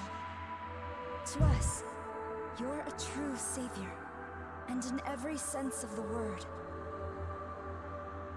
What power I have shall be yours.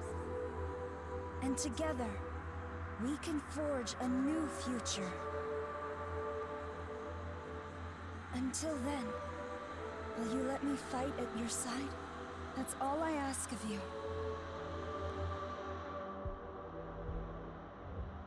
Nod. Of course. Let's go forward together. Free waifu! Oh, nut! We both know God's miracle is dissipating. Tokyo, and everyone in it, will vanish without a trace. If this stirs your heart even a little, make for the throne and create a new world, one according to your vision. And to foster that, I'll escort you to Dot, where the path to the Empyrean lies. Let's go. I enjoy my waifu harem, yeah. This is Yidun. She really likes apples. Here's Sabelle. She's naked but has swords.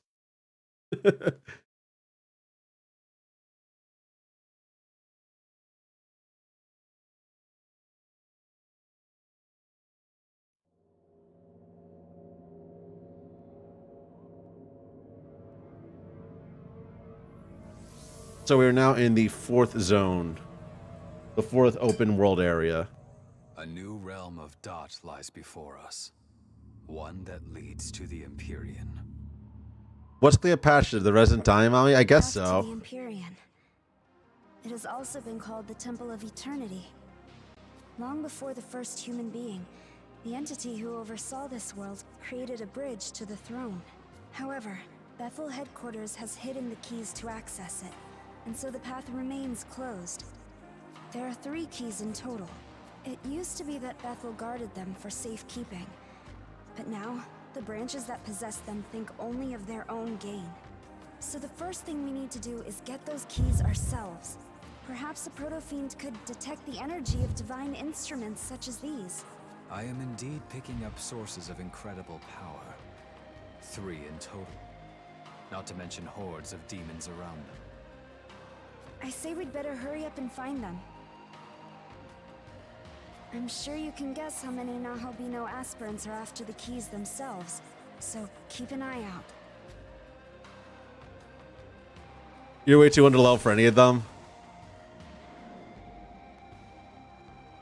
Oh yeah, I mean, I'm gonna do some random battles and stuff like that too. I am gonna also recruit Cleopatra at some point. Panagaya Tao joined your party. A demon. Oh hi, I'm an Osako. Wow, what are the odds? Seriously. Why are you here? Thanks for helping me out back then. Gosh, I don't know what I'd do without you. Oh, I think this is if we didn't fight her boss battle, she wouldn't come up to us with that like this. I see you've got a different girl with you this time. What's up with that? Listen, you want to be part of the harem too? You look a bit young, but I'll allow it. You got to straight around. Oh yeah, we got Paimon back. We got our Paimon. You know I'm all you really need. Seriously. Listen, you're Paimon. In the absence of actual camel Paimon. Speaking of which, why the hell are Paimon and Stolas not in SMT at all? I mean, Stolas kind of is in Demi Kids, but there's no Paimon. Because you and I, we're... never mind. Forget it. Anyways, count me in. Someone's got to keep you out of trouble, right? Totally. I mean, fine, whatever. A word. Oh my god. Stay alert. We should have that Leafot just in case. That way we can head back from here. Thank you. Oh, thank you. What's doing the Cadaver's Hollow? This Tau Demoness design is really cute too. I think I like they gave her wet shields. Yeah. I hope. Why does she even need them though? She floats. Looking to say. Looking to sell. Say. Need anything? Let's see. Buy. They have ambrosia and muscle drink, and I can buy some more essences. I can buy the essence of Horus. There's a lot of new essences I can buy. Buy the essence of the Suck. Need anything? See what else? What else is in here that I can buy? Oh, Life Drain Gem. Need anything? Taken off? Like to add some sculptures little legs too. Yeah, I guess so. Take a look at her abilities because she's in our party now.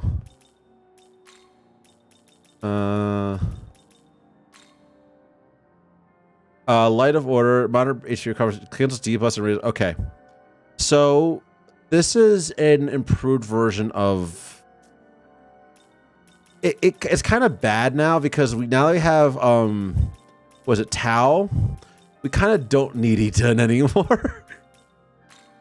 Because Idun, like, as Idun is really good in general. Like, she has Heal Pleroma and Great Lightstring, which improves her healing abilities by a lot. She also is a good Zon caster. Because I gave her some good, because I gave her Zondyne and Mazanma. But Tau has Light of Order. Tau has Light of Order and ridiculous magic set, and also is a Hamon caster. Even though we just made a Hamon caster. Light of Order is basically the same thing as Golden Apple, but it adds on an Amrita. So it adds on an Amrita shower as well. It is a Luster Candy plus Amrita soda plus Midianra. It is an absolute better healing skill than what Eden has to offer. But Eden's stats 69 magic versus Tau's 62 magic. And vitality on Idun. I pumped up her vitality and her health pool a lot. 43 versus 44, throwaway 350. Let's take a look at her let's take a look at her stuff. 308 and 355. She has less survivability than Idun. It heals for less, so you should probably test it out for yourself. It says moderate HP recovery. Which is the same thing as Golden Apple. Moderate HP recovery. The reason why Idun heals for more is because she has Golden Apple +5 and Heal Pleroma. She has skills that buffer healing to ridiculous levels. Whereas if I gave Heal Pleroma to Tao, she could also have that ability. And also if I buffed her healing abilities to +5 as opposed to this to +3 that exists right now.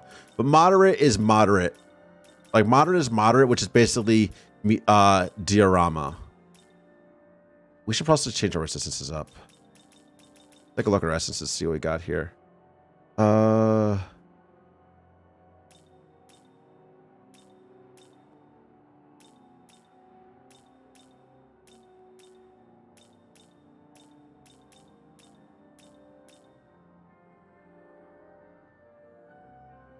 Idun's resistance will be fine.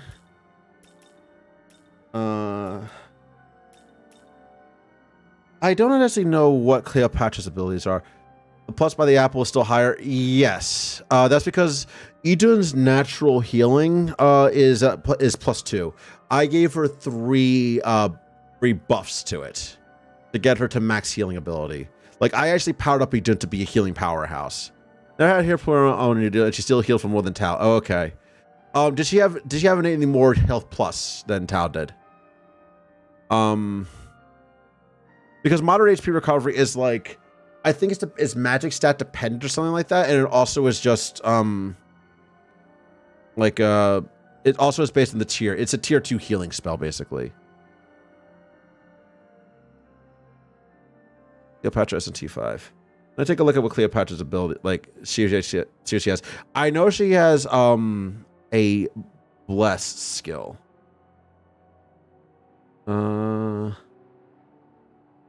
Frolic 5. Let's see. She knows as a boss.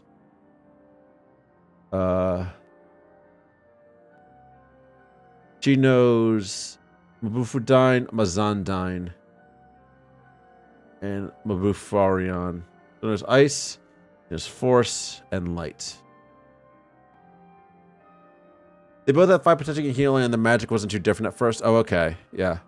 So, I don't know. I guess maybe she just has innately better healing abilities, or Golden Apple's just innately slightly better at healing. I forgot I had a Moloch. Moloch essence. Nice one that resists ice and holy. On the 2.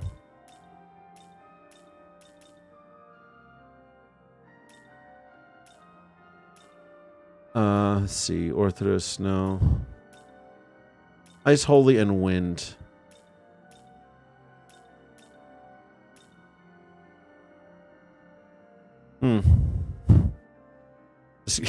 That shows I could use Artemis's essence. Still test out and see. Okay, I will. Let's see.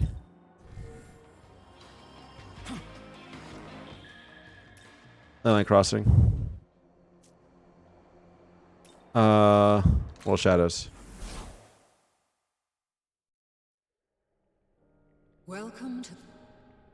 All right. Apotheosis. How much essence do I have right now? No, not that. Miracles. How much glory? I have no glory. Okay. Essence fusion.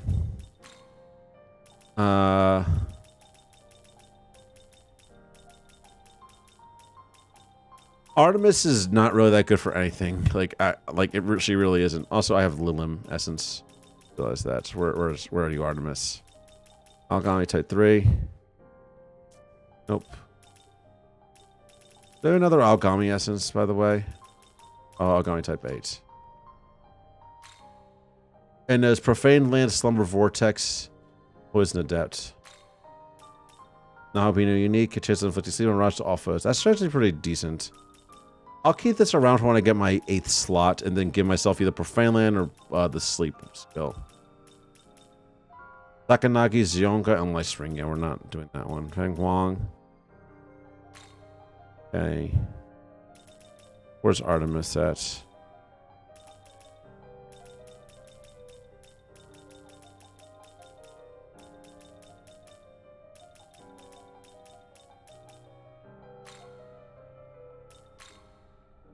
So I gain half resistance to light attacks, block, lightning, and frost, and weak to fire. If I can get a resist to fire skill from somebody, then I'm fine. How is this? This is what you wish for. Yes. What I want.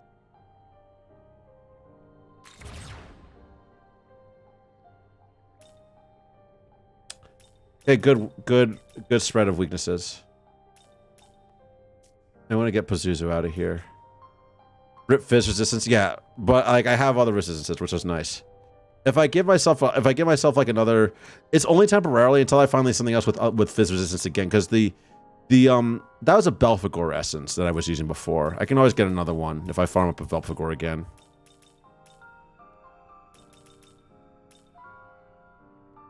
Let's see. Because I think you can get essences repeatedly just by putting the demon in your party and having them with you and leveling them up. And they'll sometimes give you their essences. So I can always get another Belphegor essence if I really want one. Even then, I could probably find another physical resistance essence at some point. Fusion. Reverse fusion.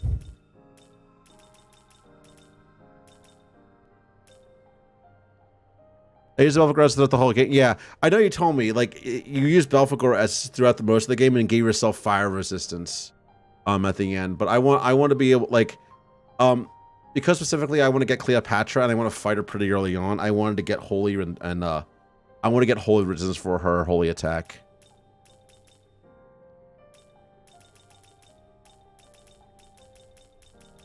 And I can always get, like, I think if I can you get essence again after you? She drains light. Yeah, but she also uses a light attack, which is what destroyed me the first time I fought her. So I want to actually fight Cleopatra without having to worry about Nahobino costing me turns and dying in one hit to light attacks.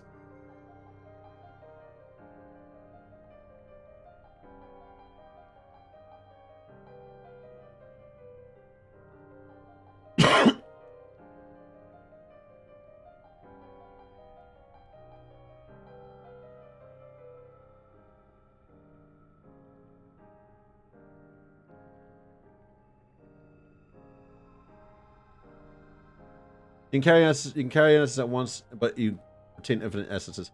Enemies really drop them. Demons really give you their essence upon level up. Some quests sometimes reward you with them. Hardest to find the outgoing ones require luck.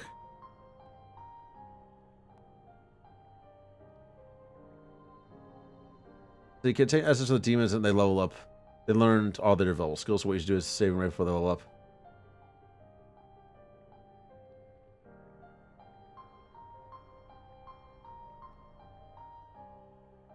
You get multiple essences from a single demon.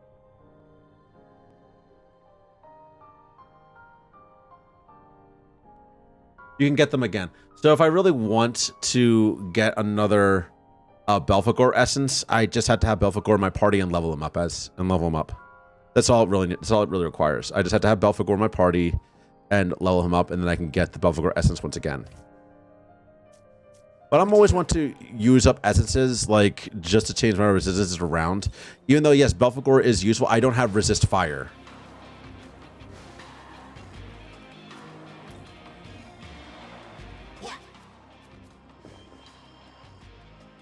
Alright, so we'll level up a few more times, I believe. Either through the use of Gospels or through, like, we'll level up either through the use of Gospels or we'll level up through the use of, just farming a little bit. Yes? As a Nahobino, we can reach the Empyrean and seat ourselves upon the throne. Doing so will allow you to orchestrate the laws of the universe. In other words, you can manifest an entirely new world. Did I save? No, I didn't. I'll go back and save. Should we reach the throne, what exactly do you intend to do? Create a world for humans. humans are indeed the victims caught in the crossfire between the demons and gods. Perhaps providing them salvation is the correct course of action after all. This is rather strange, though. I feel as if something inside me is driving me forward somehow. It's not the same as the responsibilities that a proto-fiend feels upon creation either.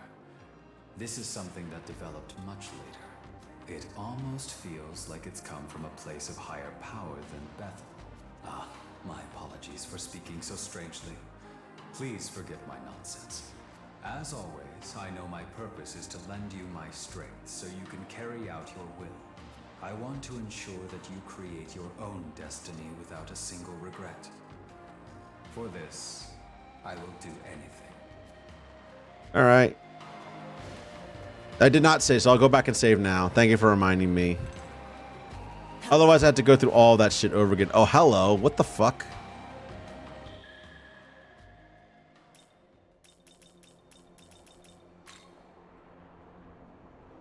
We're gonna do here. Basically, yeah, we're gonna do here, just so that like I can, if I want to redo the fight and change my and not change my S's, then I can just skip most of the cutscenes. Hi, Mimon.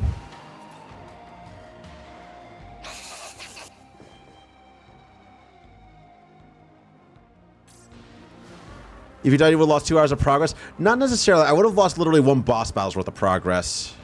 Oh. I want to do this real quick. While I have this. World of Shadows. I have the money for this.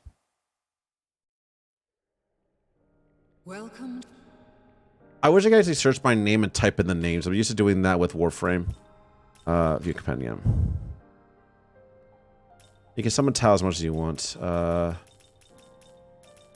are you at? Are they ordered by name? No, they're not.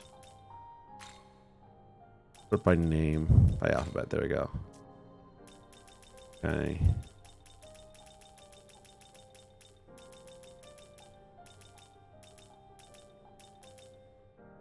You can't summon tile even though you can register her? Yeah.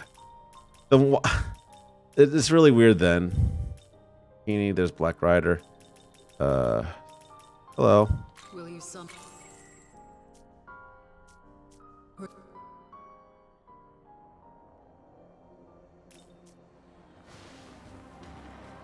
I had to do this. And then it's going to fuse him away.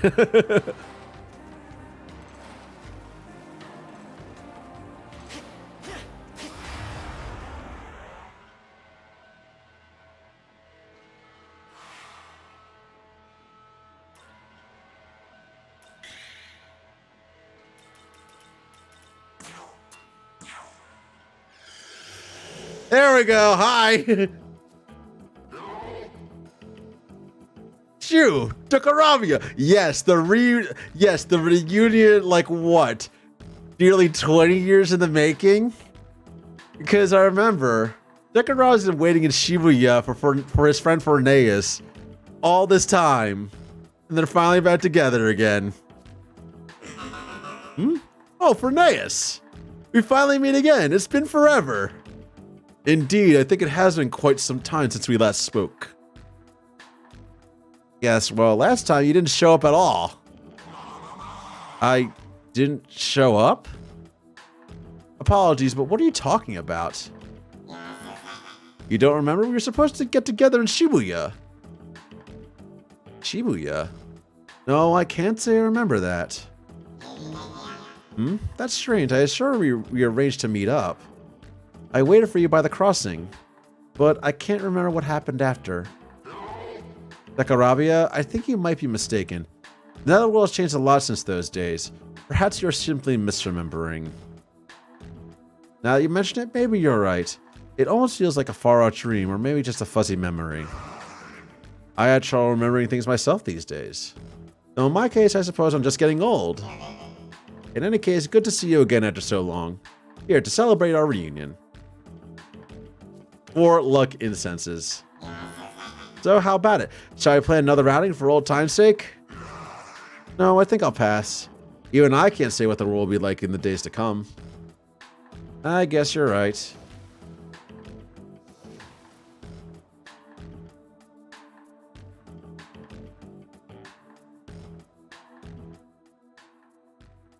That was fun. That was fun. All right, now that we've had our fun, let's recruit shit and beat shit up. First off.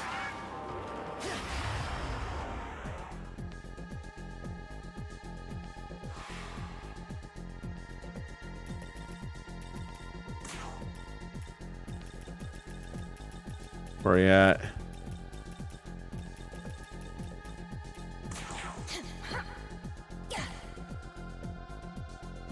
Okay, you're weak to lightning attacks.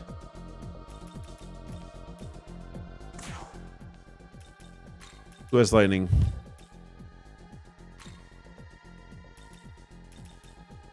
Oh, there you go. Watch out for the werewolf.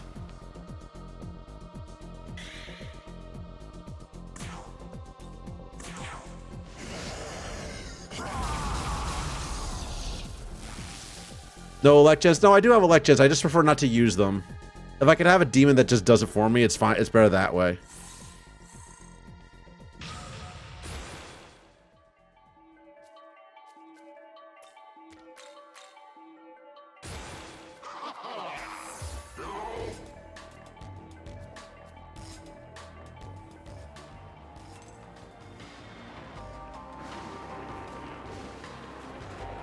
How are these things just swinging through the air? Look, we're running away from them.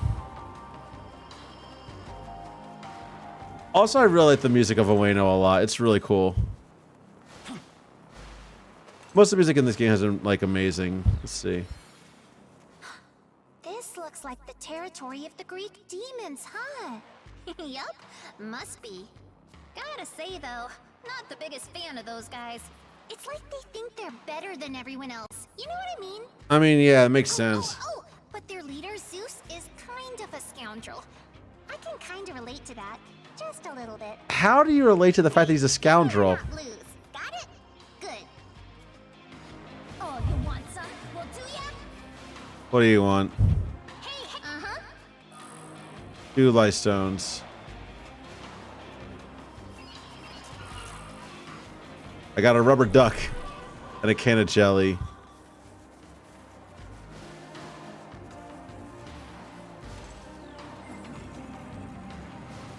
Oh, that's a Cerberus.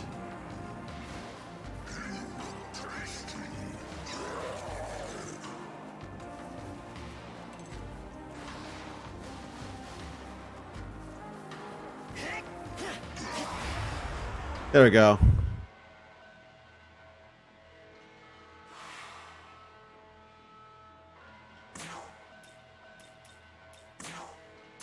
Okay.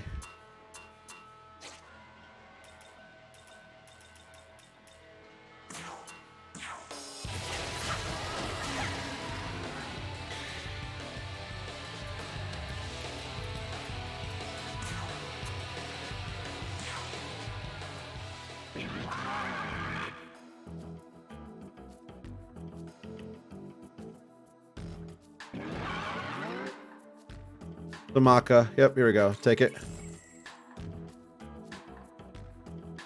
Take it. I don't need a Spirit Drain Gens. I have plenty of that. Take that.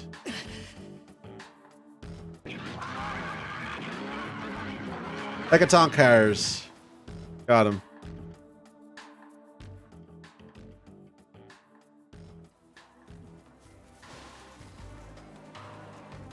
Alright, so let's just fight something. Can we go down here?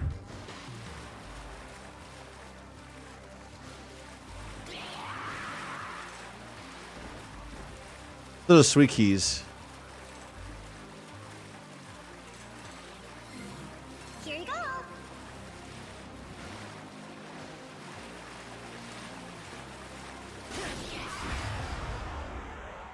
Let's fight these guys. And this Cerberus. Oh, god damn it.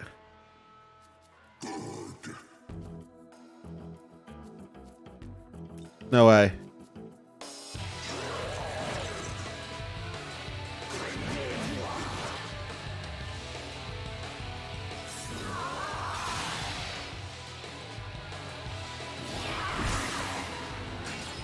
All right.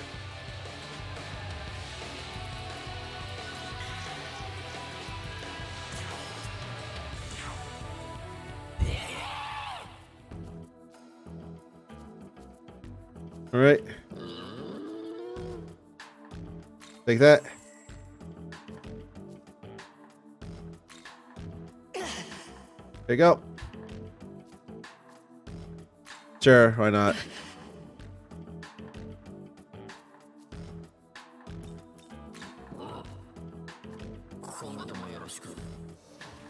There we go. Well, Naho is level 756. Okay, makes sense. Let's fight this guy now. And some loop garos. Nice. So what are you guys weak to?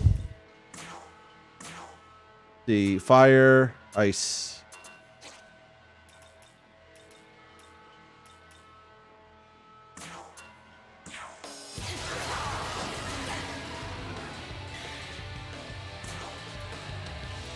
Divine arrow fall.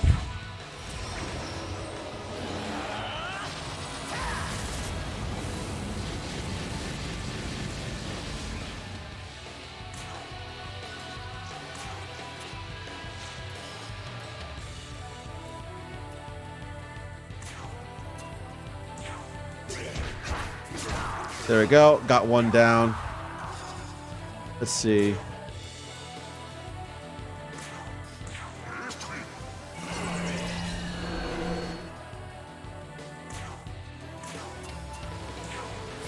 Do this. And energy drain on that one.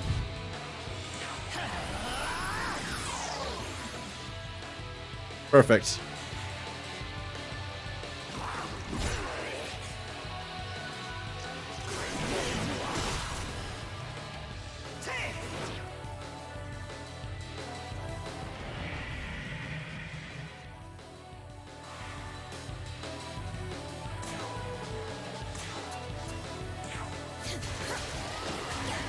There we go.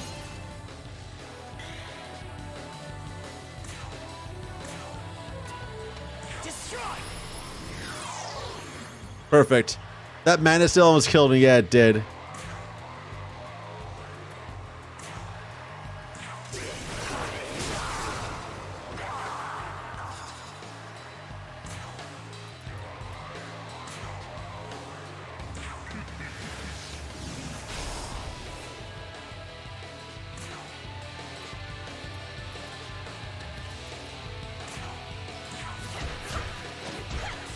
There we go, got him.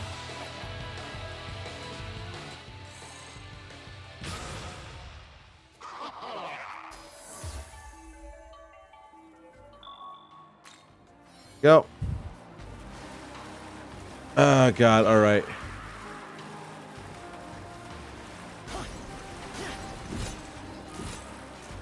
And the Kisis, and what else do we get? Arahabaki essence.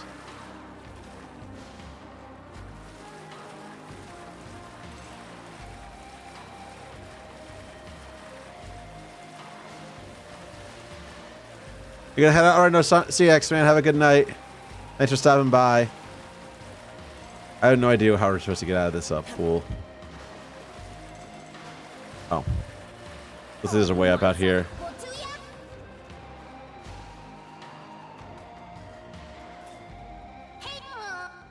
Oh, we gotta fight.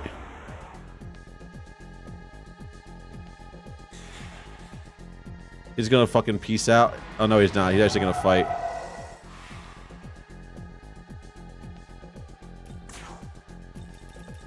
Where are you at? Spyglass. Okay, you are weak to holy attacks. Change out Loop Garo for Ow. Let's go.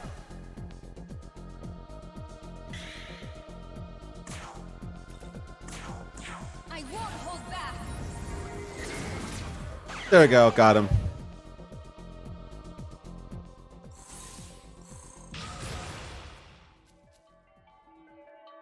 There you go.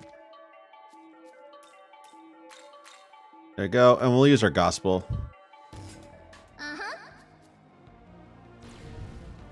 Item.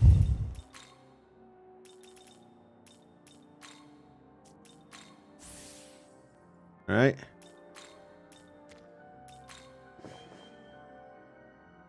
And one more. There we go. Perfect. Here you go. Hello. Brahma Tengu. I don't think you're supposed to stop at this rate. All Tokyo. You there, demon. Who do you serve, depending on your answer? What, you mean you don't understand? I sense no ill will from you. Very well. Allow me to explain. We Kurama Tengu are currently fighting to protect Tokyo from a monstrous demon. His name is Abaddon, and he is a demon unleashed upon us by the gods themselves. Those who oppose him are swallowed along with the very earth they tread and sealed away. He is a troublesome and harrowing force to reckon with.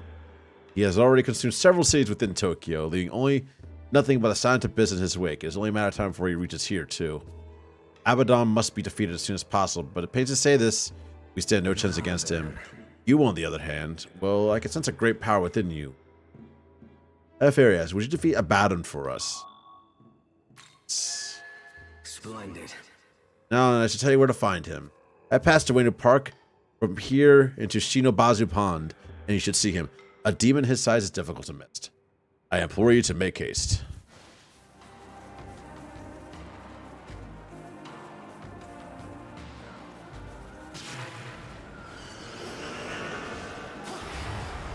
Alright, let's fight these guys.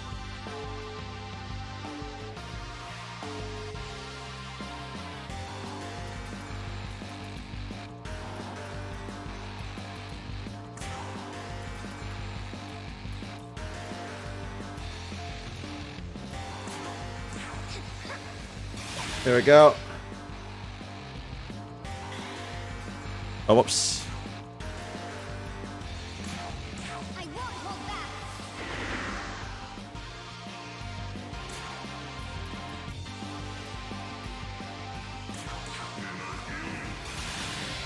All right.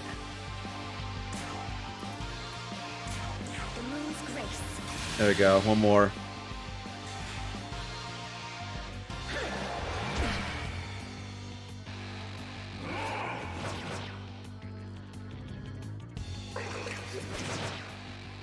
Wow, that hurt like hell.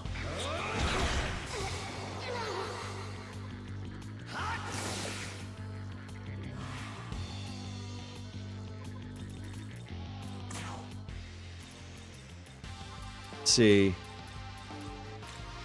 Your turn. Go.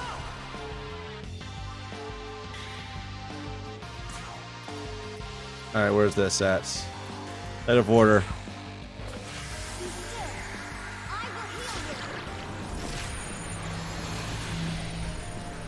Yeah, it definitely isn't as good as the other ability, but the fact that it has D-Bus is really good.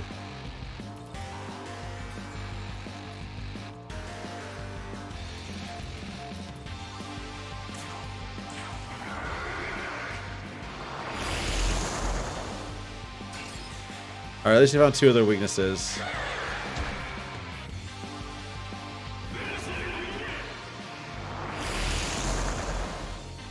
Alright.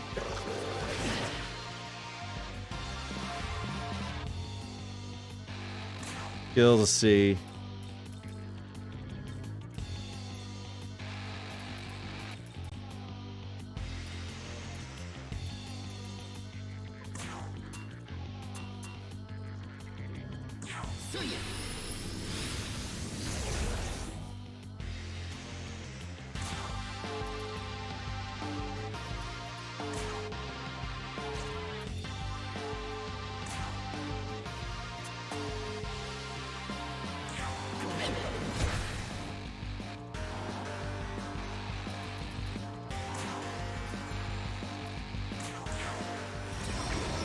There you go, Divine Arrow Fall.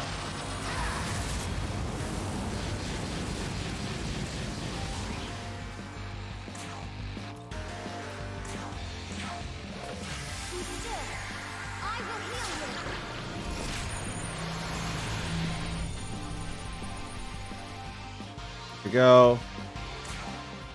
Let's change out you for someone else.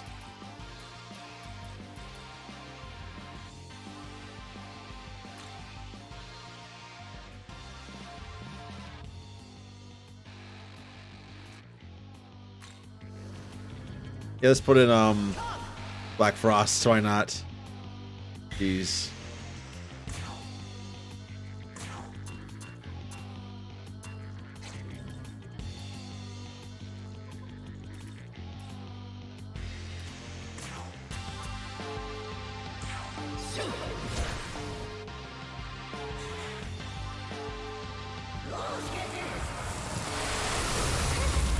All right.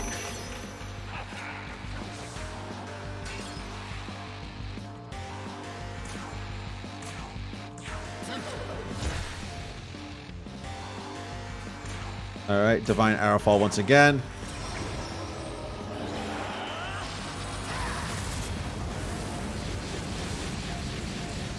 Oh my god, you fucking missed.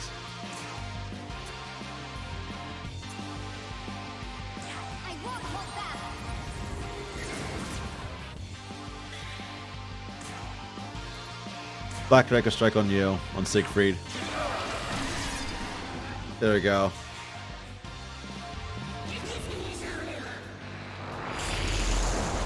Oh my god, Yoshitsune.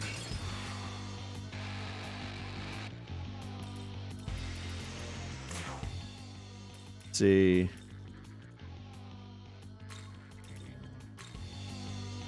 Let's go.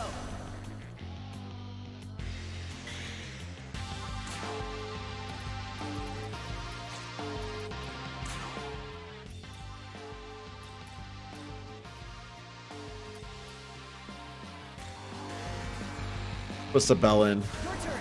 Go.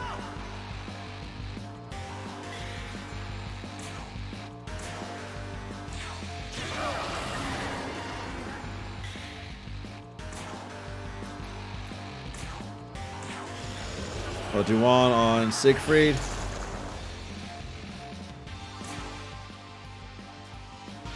Alright, skills. We're going to Divine Arrow Fall once again.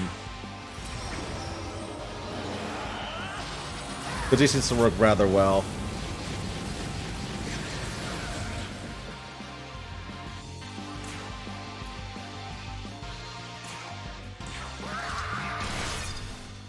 There we go.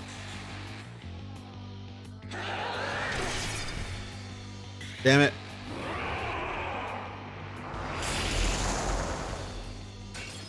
All right.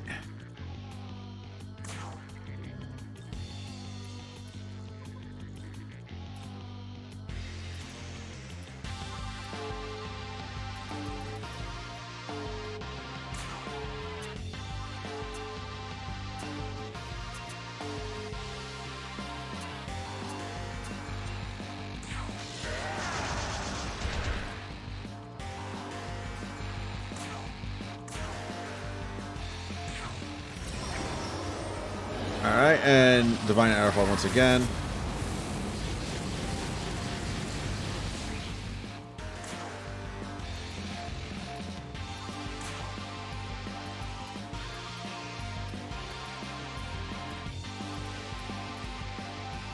They're like Artemis.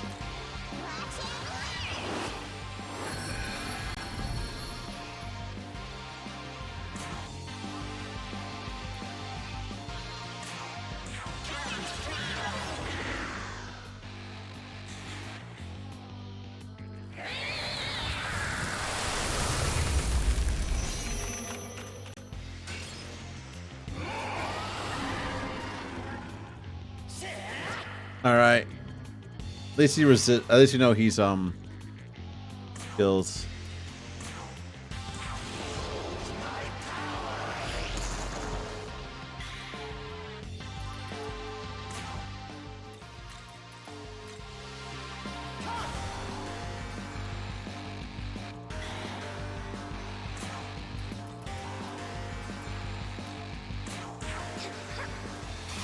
There we go. Raise up.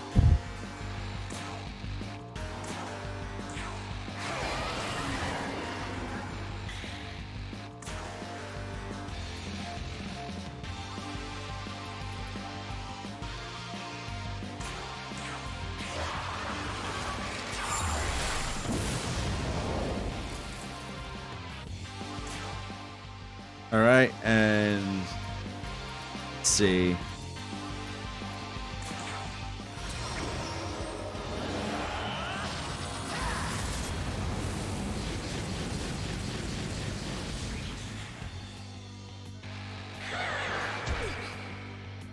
Popped.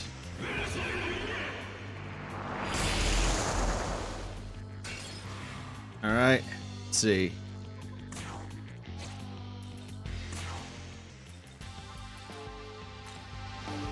Change you got for Eden.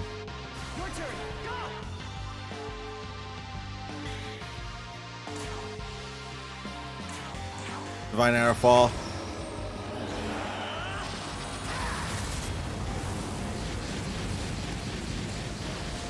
Boom.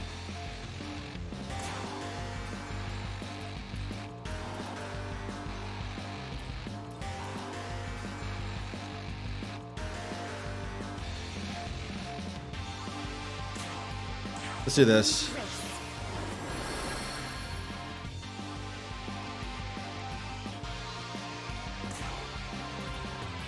All right, and then let's do Astral Saint Strike.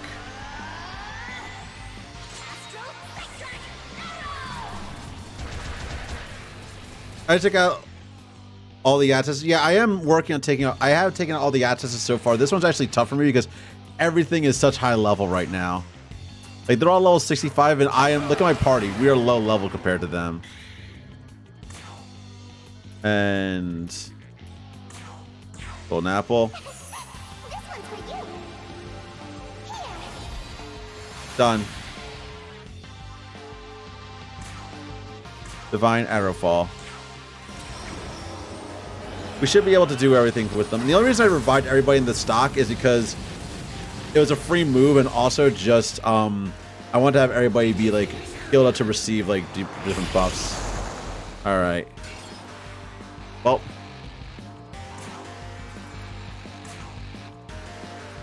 Let's see what Mazanma does to these guys. Divine Airah fall once again.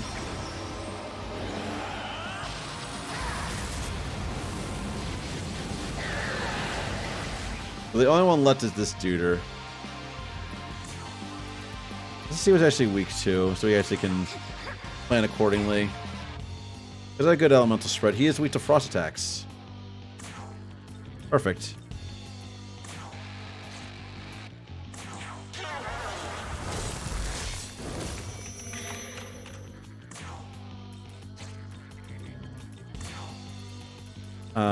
Where is that item? I should have a frost gem somewhere. Yep, ice gem. Full on ice gems.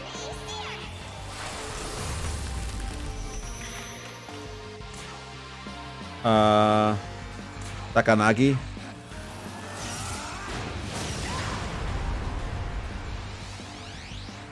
And you should have an ice Draco strike. Yep. Perfect. That actually was a very tough fight for us.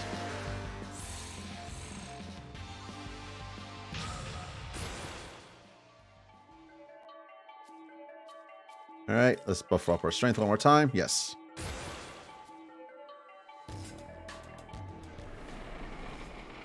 And we unlocked what miracles?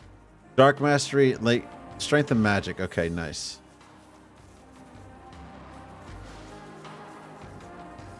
What's up here? Oh, there's a Mimon right here.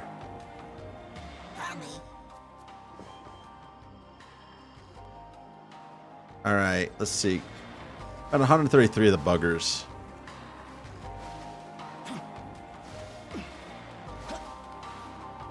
There you go.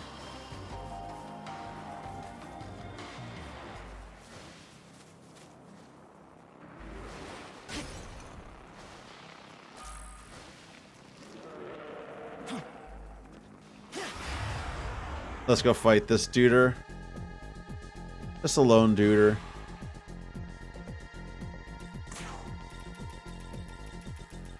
Spyglass. And he is weak to holy attacks.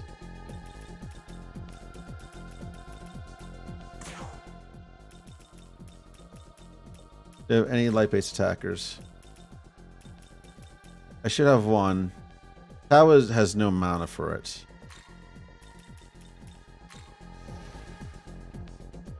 There we go. Look at that. I hope you're prepared. Pop.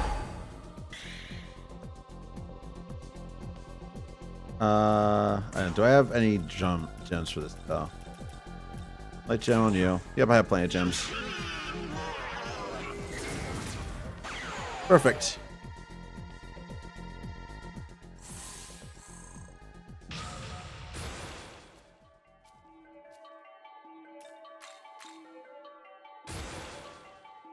There we go. But of course. Okay, Abyssal Mask, we're...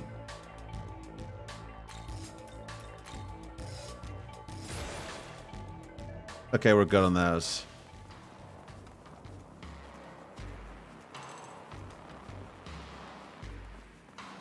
They're not right now wandering streets. Oh, those are Lupkoros. Yeah, those are Lupkoros.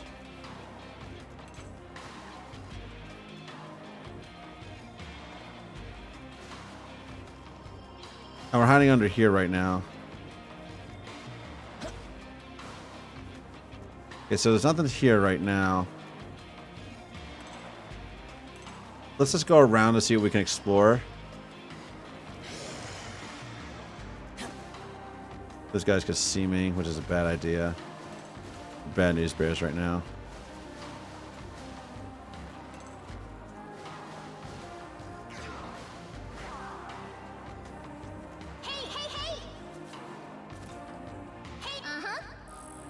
Concentrate gems, nice. And I got a couple gems up here. I got a couple treasure chests up here as well. What we got? Mott essence and Titania essence. Cool. Oh, there's a treasure demon. We need you for money.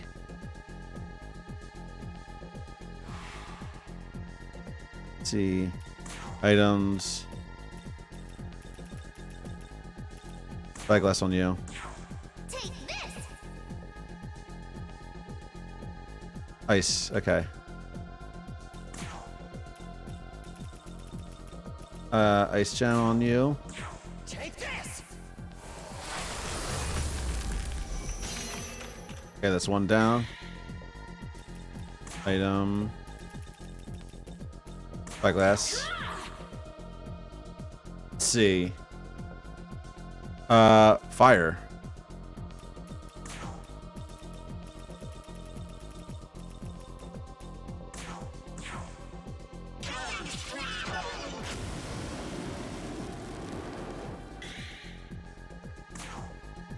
One more fire gem. Let's go. There we go. Item.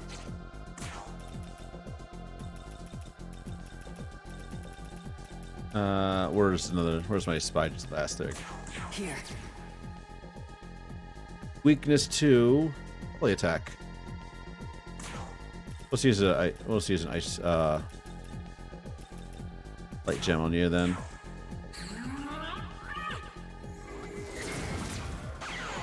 There we go, got him.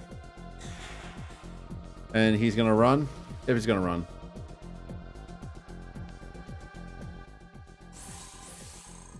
Antique Sir game console with a handle and a mysterious mummy.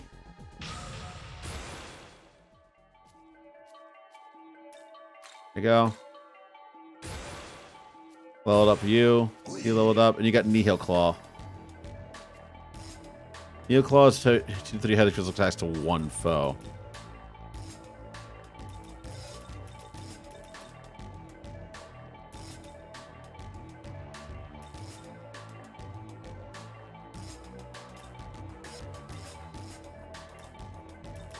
Let's get rid of Storm Drake, because he already has Stillful Declare as his lightning attack.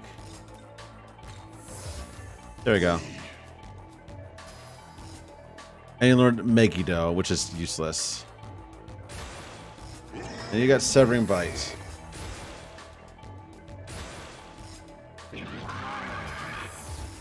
Hekaton cares leveled up. You leveled up. Don't on Glady. Okay, cool.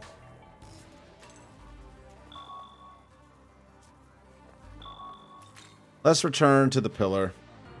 Let's see what we can make out of our guys. First off, Cadaver's Hall. We're gonna sell our shit. And look at the lore of some of the things that we pricked up anyway. Welcome. Sell. Okay. Can filled with room with jelly. The more you shake it, the more the jelly gets broken up, making it easier to drink. A duck doll that floats in the water. It's prized by collectors all over. A shirt from long ago that was never worn. Fairly clean and despite being 18 years old, has yet to go out of style. A popular game console from way back. Though left the elements, it's so sturdy that it can still be powered on. That is a GameCube. A mummy of an indistinguishable organism. It'd be best not to think about what it will be used for after you sell it. Say, need anything? Taken off? Okay. World of Shadows. Aha. Oh. Cert.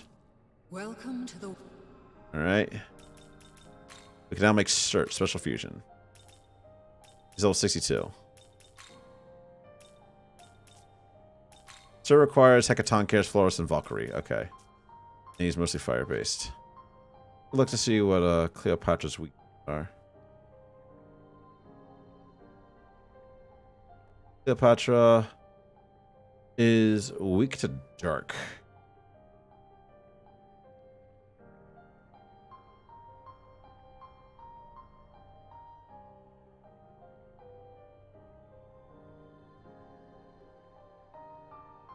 Force light.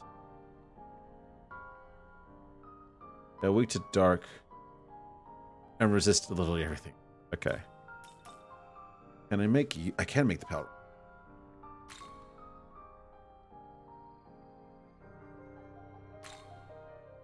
Okay. So. He is weak to fire but resists light. Resists light and dark. And it blocks ice. Just a decent and everything, so.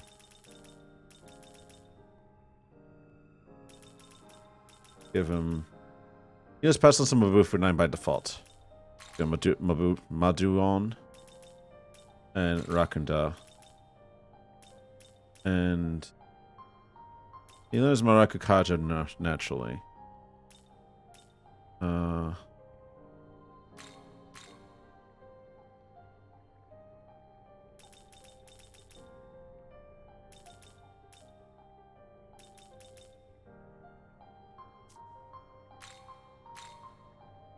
Okay, so now he basically just, he's perfect. He doesn't need anything.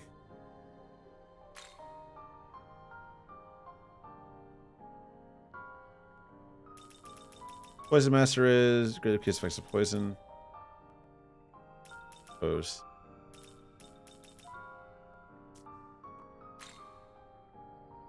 Is this demon to your liking? All right.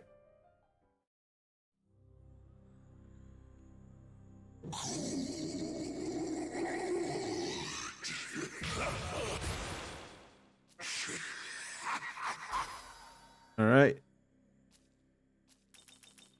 Get rid of Tentrafu. Or Mabufu Dine, I believe. I have plenty of things that actually do boost effects.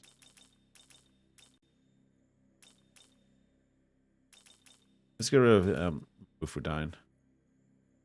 He's not that good with magic anyway.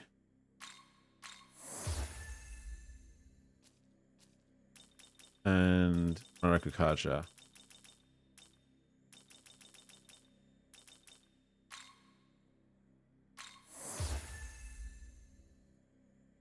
Okay.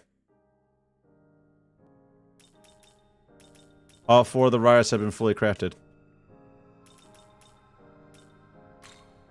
Let's see what we can make with some of our new guys. We can make a Batarang, a Fafnir, Atnata, Bishamoten, Lachesis, Ganesh, Tanya. Can I make Titania anywhere? Okay, let's see.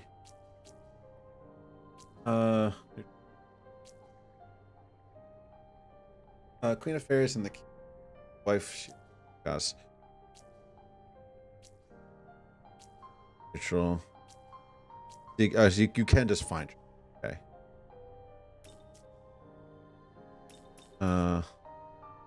See what we can do with the reverse. Isabel, Ganesh, Isis, Ishimoten, Fafnir.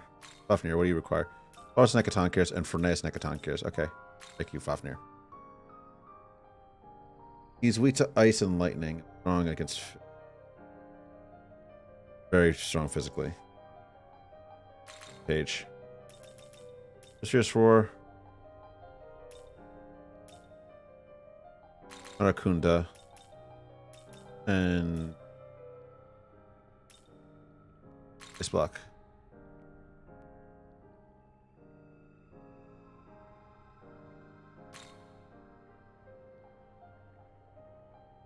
The Ice Block covers his weaknesses. He also has a pretty good mana pool to start out with. Is this demon?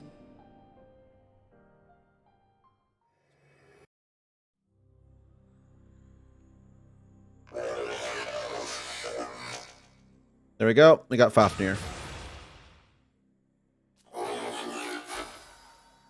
Abyssal Mask, which is effects of poison.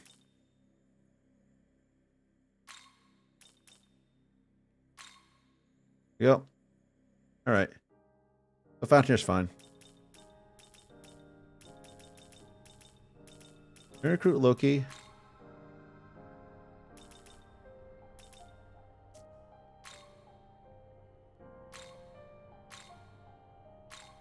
Loki cannot be recruited. Ganesh. Ken has a weak... He's weak to thunder, resist wind, and resist fizz. Repels wind and resist fizz. Weak to dark as well. What are we getting? We're getting rid of Black Frost and Lub Guttural for him.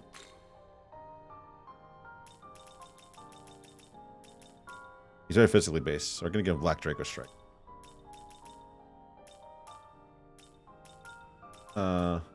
So Black Draco Strike, Ice Draco Strike,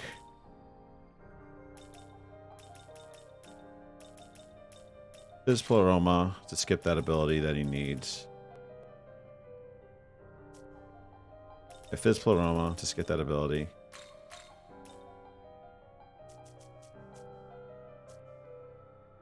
Okay, let's just do this real quick, dude. First off, depending on. Are you registering? And now I can do.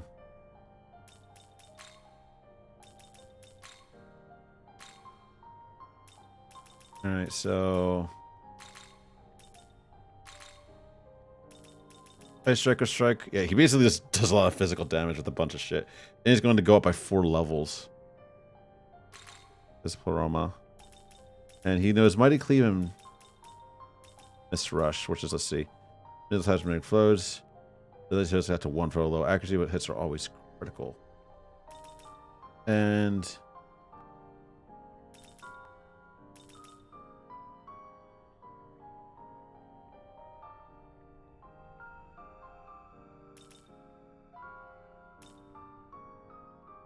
I think that's all I can really do. Is this demon to your There you go. Ganesh.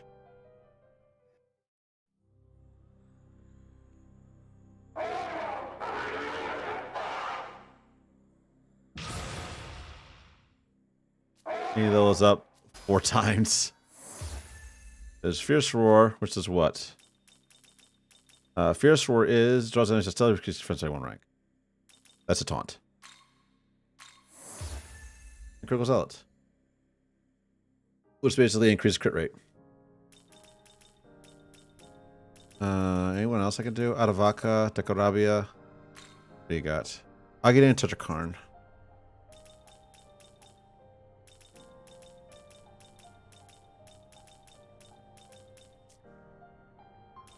Do a Compendium Fusion, see what it can make with this stuff. Melchizedek. Got. Melchizedek is more Dion, Hama on, Mahama on. Okay. Weak absorbs holy, weak to wind.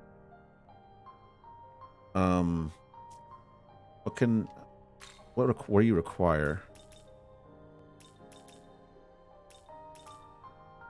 Thoth and Alice.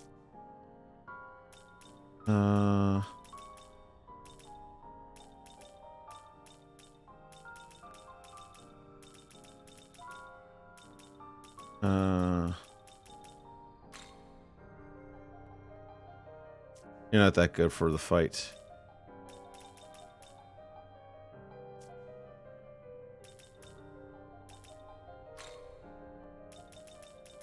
Where's Alice at? There we go.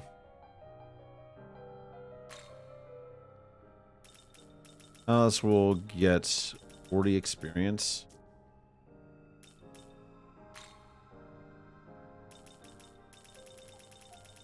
Alice, I guess he has nothing. Summon her.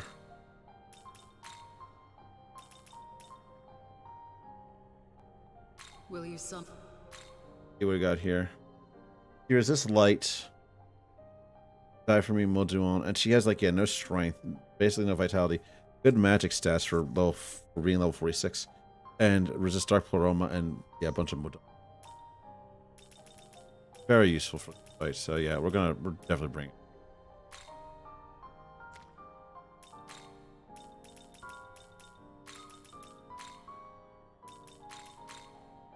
Die for me, 2 to 5 medium dark attacks around foes. Chance of visit kill with striking wings. That's actually really good fight. There you go. Will you summon it? Just summon her.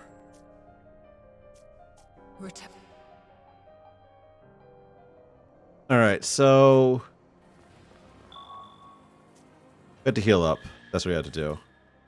Recovery. So what we're going to do is we're going to hunt down a few people. Yes. Can I essence fuse, by the way, into something that actually has better resistances? See what we got here. I know I gave myself Artemis's resistances, but that was before I found the other ones. Apotheosis. What you got here? Strength and magic. So basically, yep, you can get this magic stuff. I'm looking for Almighty Mastery, basically.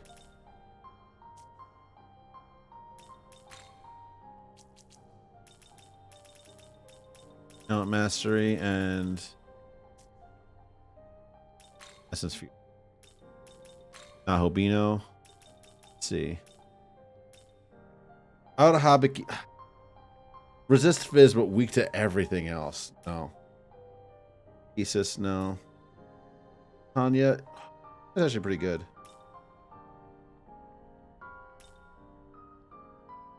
Adavaka is weak to ice now. Mott has decent resistances. Let's see what their skills are, though. The Agadine, No Force, Wind Breath, Momadon, How to Restore. Who's that I see? It's New A. Where? Oh, there he is. Get New A, the monkey. The Elastic Calamity Concentrate. See. 37 weak ice attacks around first. That's actually decent if I was making an ice. Weak Almighty MP. Okay, I could have gotten energy train from him at this point. Raise the piece actually recover MP after battle. So it's actually not very useful for me right now. Very round tiger monkey, yes.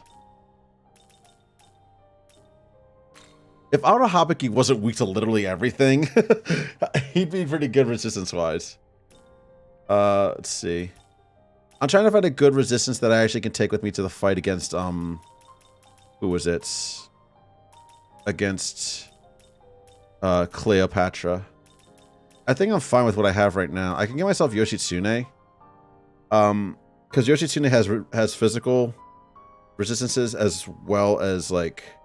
He has physical resistance, but he also... I think I'll use him afterwards. He has physical resistances and dark weakness, but that's all he has. If Arahabiki wasn't Arahabiki, he would be good. Arahabiki usually has, like... as far as I remember, in other games he wasn't real. He completely blocked he would block or reflect physical attacks, but he also was not weak to anything. He was not weak to any magic.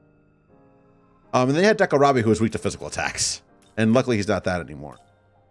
I think I'll give myself Yoshitsune's essence once the time is right. Now, as far as the party to kill Cleopatra, it's going to be Eden, Ganesh. Yep, Ganesh.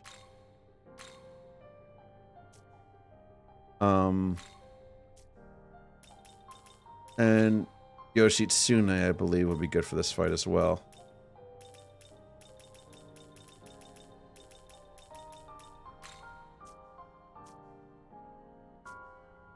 Return. Okay. So let's go back and fight Cleopatra.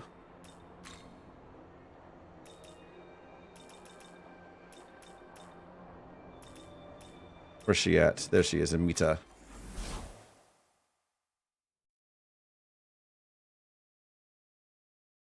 I can always sub out. If I need to, I can always sub out Eden for Tao. If I really want to. I should be on Cleo's level at this point. I know she's like level 61 when you get her. Or at least when you fuse her. I think she's like level 66 when you actually fight her.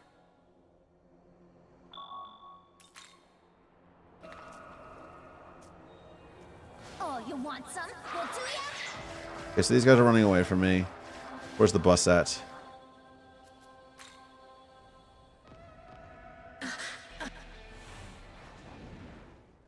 What is it? There you go. Correct. Yeah, she got ousted by, was it Bethel Egypt? Because she was being a bitch. And so they just didn't like her in her place with Konsu.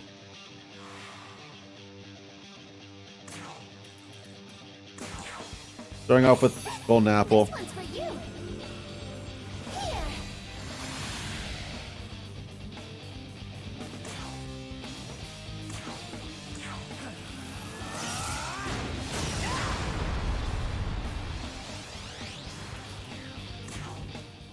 Let's see.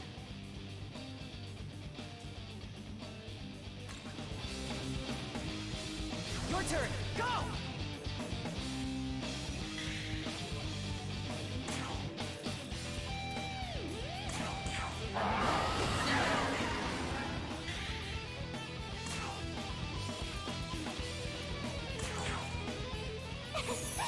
This one's for you. Here.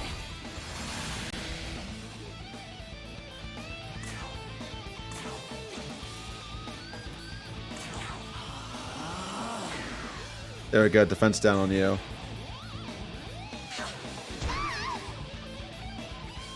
How do you like this?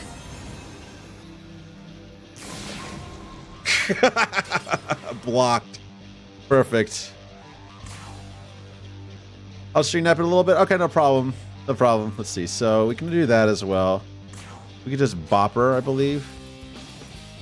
Let me switch her out for Yoshitsune. Let's go. Because even though he's not buffed, he should be fine. Sucking on you.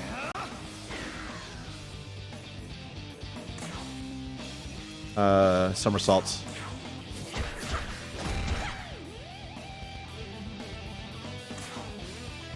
Flat Draco Strike. I forgot she actually does defense down, not attack down.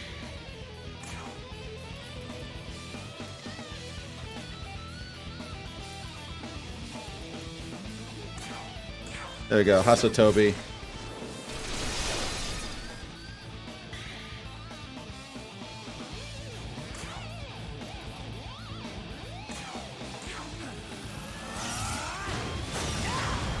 There we go. One more smack on you. And Astral Saint Strike. Astral Saint Strike.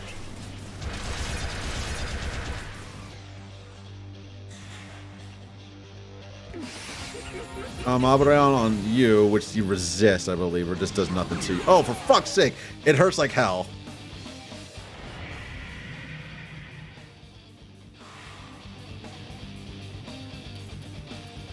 Change it up. Who has anybody resist light? Sabel, you resist light.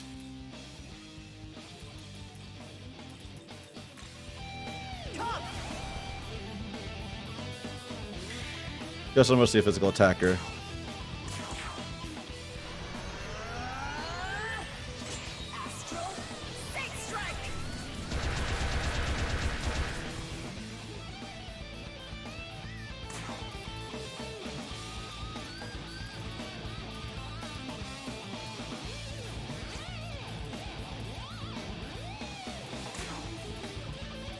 Let's see, do a Black Draco strike on you.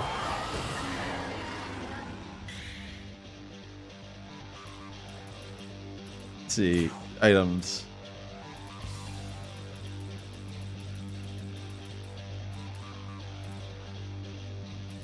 I play magic mirrors.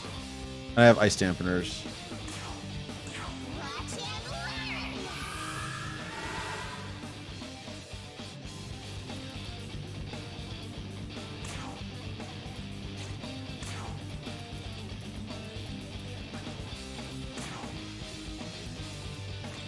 This'll do.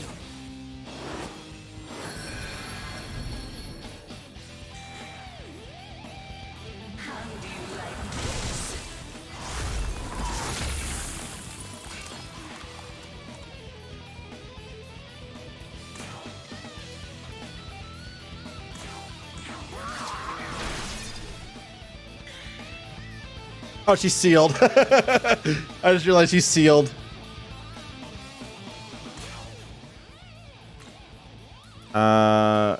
Bring Eden back. Your turn. Go.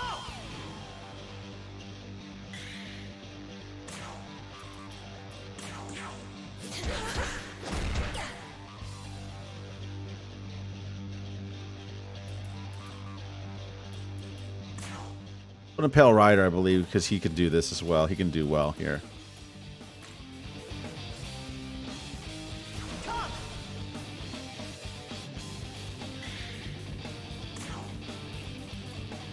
Pull an apple. This one's for you. Here.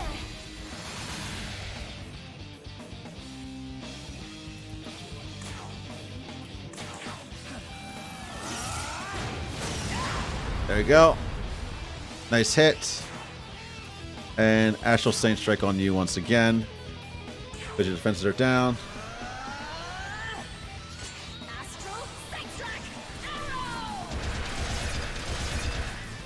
Perfectly critting it. And Pestilence. Very effective target has an ailment. She has an ailment. Very nice. Good job with Pestilence. All, yeah! All skills are sealed. Frolic, get fucked. Alright, so...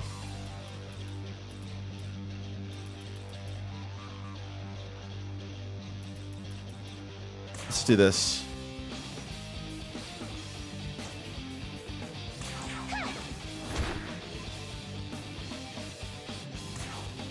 The Sakanagi. Perfect. And we're going to do a Tarakaja to buff ourselves up a little bit more. Gonna Pestilence you. Because it still is effective. Yep, sealed. Okay, now she's not sealed anymore. Okay.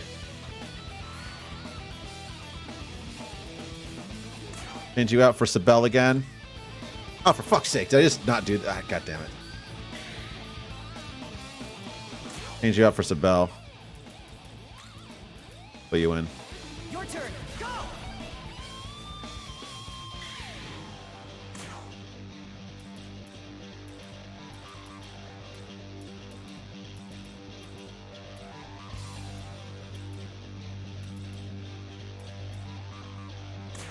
Natural Saint Strike on you.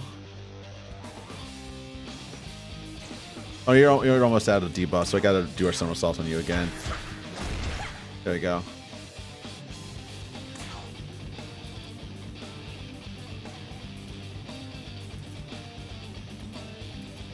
Mamadou on. Perfect. Dark Sword.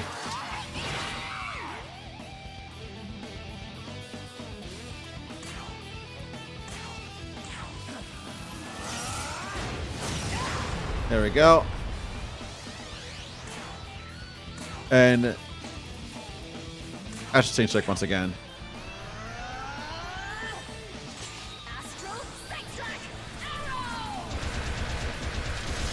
Okay, I got one crit on that at least.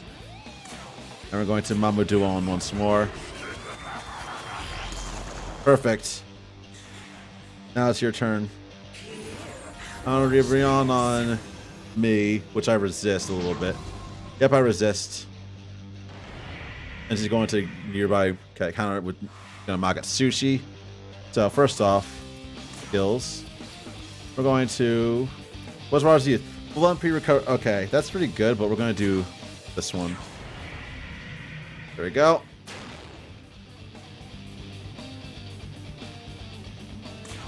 And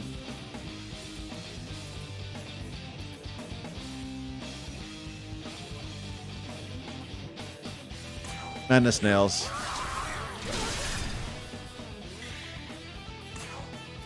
Sakanagi. Very nice. Astral Saint Strike. This should get her.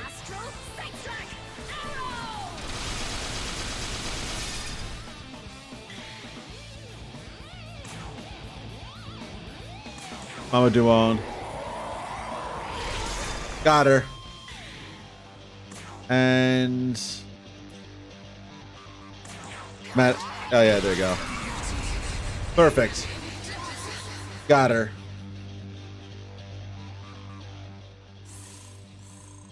I probably could have done that a few levels lower because most of what I used were not like basically I just had to write party comp with it. Basically Pale Rider and Ganesh helped. I could have done that level 57 or so.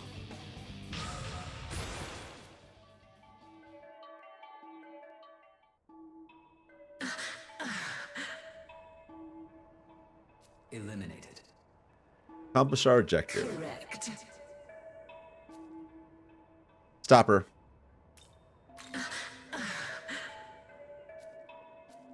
I am protecting you from yourself. Yes. All right, then. Abide in the will of the victor is the way of this world, so I shall follow under you. We got a free Cleopatra. Cleopatra joined your party, and we unlocked her fusion. Okay, so let's take a look at her stats now. Party. At the time, that one demon that just got deleted did pretty well. Oh yeah, Yoshitsune. I just revived him so I could get more experience from that fight. Holy shit. Cleopatra is a level 61 demon, so she's actually at my level. She's on par with my level right now. Very good magic, 69, nice. And she has Frolic, which is... Yeesh, Frolic is good. She knows a lot of good stuff. Oh, holy fuck, she's good. She's amazing. We are feeding her some grip. We are feeding her a bunch of shit right now. Let's see. So, yes, Frolic. Frolic is just an amazing skill overall. Oh, I can't use grimoires on demons that are lower than my level.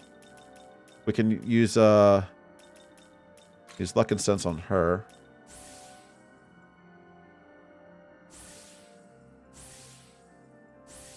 Okay, so luck doesn't increase. Luck increases her crit chance and status chance, I believe.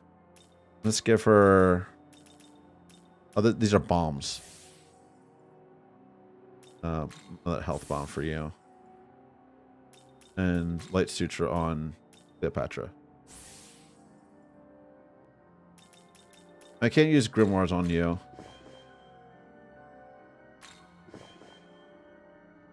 Okay. So,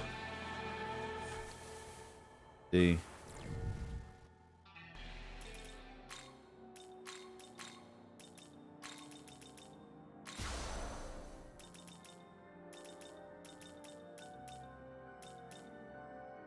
Especially, we actually don't need Artemis at this point anymore because Cleopatra's ability is basically what I used Artemis for this entire time.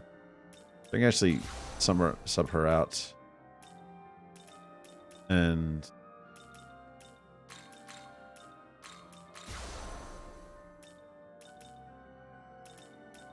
I could theoretically get rid of Artemis if I really wanted to. I get rid of Artemis. But she actually is very useful for Astral Saint Strike and her Draco Strikes. Here you go.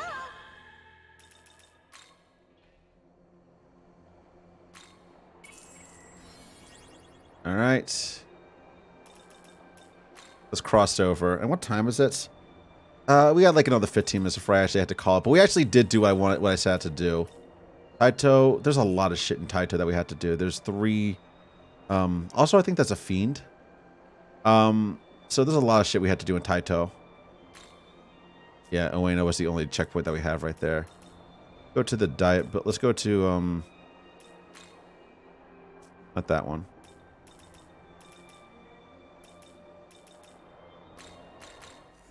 There we go. So we have to go to the diet building, and I believe that we can turn the quest there now that we have Cleopatra in our party. And I know Mephisto is a much higher level. He's like level 80 something. He's like almost end game. He's like almost end game.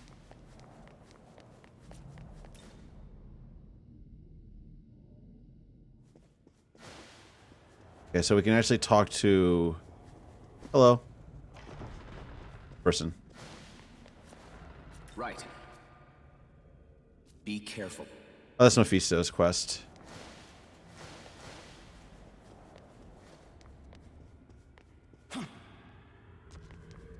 Up to you. Yes? Yes. Oh, yeah, the virtual trainers basically lets us fight bosses again, I believe. Oh, yeah. You're still upstairs.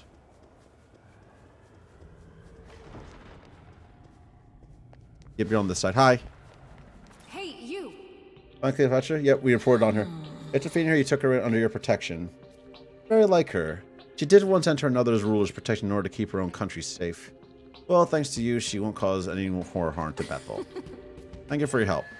Rage of a Queen complete. 3 stamina bombs.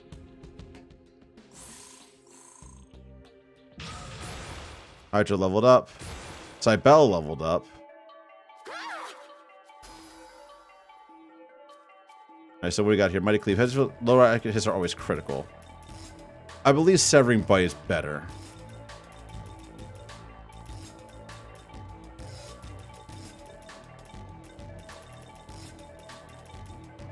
I think Severing Bite is better in her case, and she also has Summoner Rakarm, and he's decent at. She's actually really good.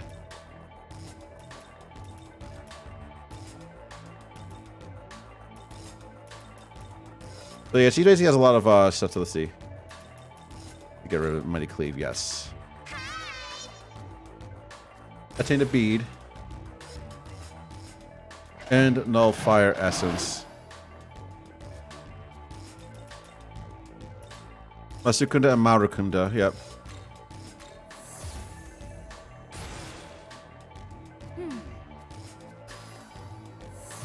Oh, and you Tao leveled up, nice. Goodbye. Alright, so now I can fight them whenever I want to.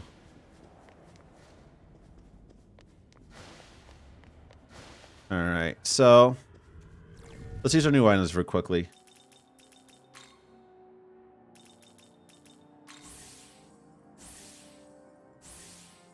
Perfect.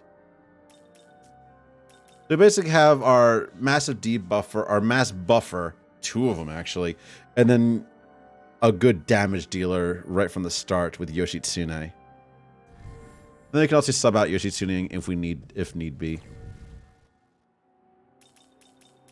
And then me, which I could just do an uppercut with. And like I'm the almighty dude. Alright. This actually is a decent party that we've established so far. Like our current like just running around party. Okay. Turn to the last pillar. Let's I don't know.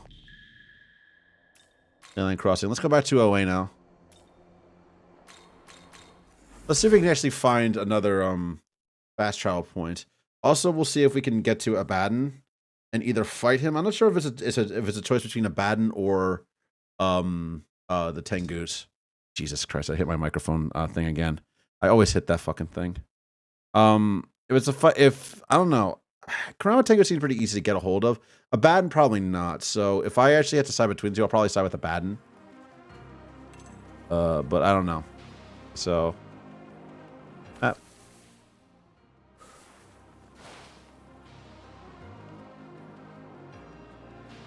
What in the hell is that thing? I don't know. Look at our map.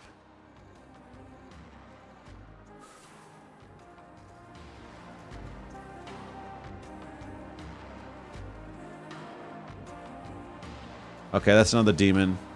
Probably another mini boss demon.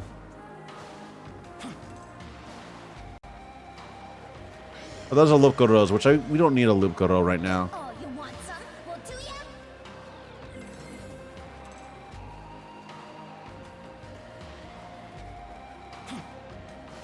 Go through here, smack this, It's called Arena Showers, and what was the other? I got Loop Goro Essence, which we don't really need it because it's Loop Goro. We already have a Loop Goro in our party, or we used one.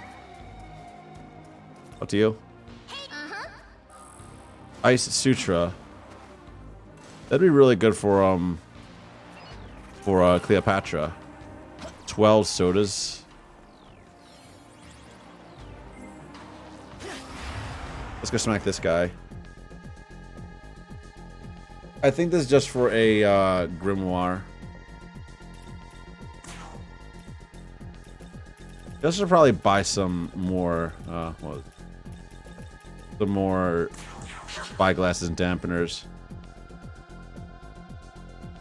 Weak to dark.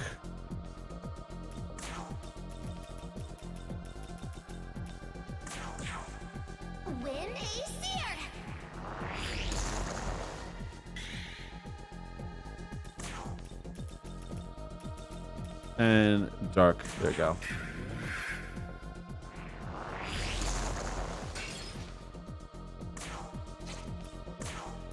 One more dark gem. Please work on you. Take this. There we go. Got him.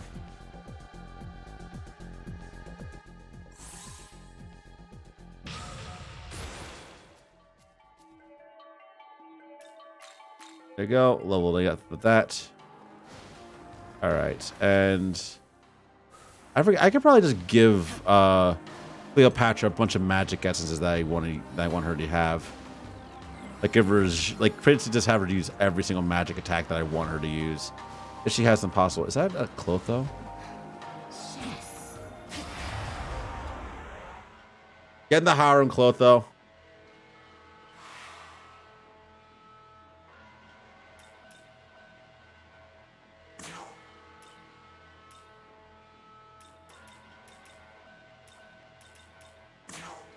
Let's just frolic.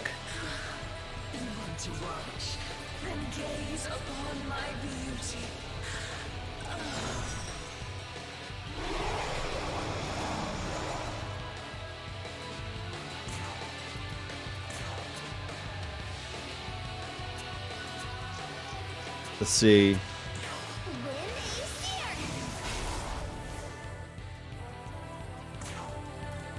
Puncture punch on this one.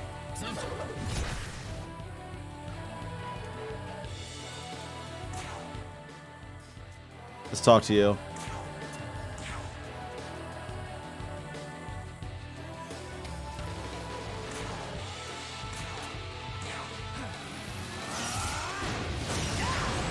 There we go. We got rid of you.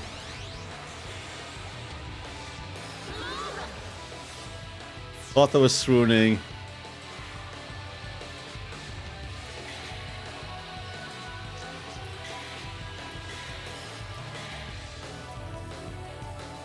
Fast turn until she can actually heal herself from her ailments. And we can talk to her again.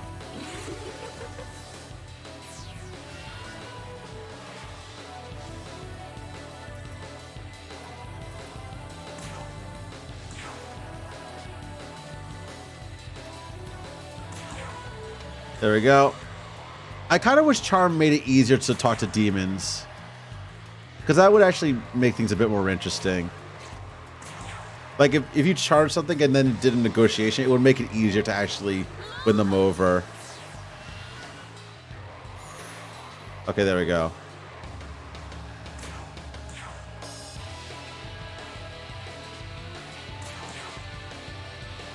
Alright. Clotha, time to get in the harem.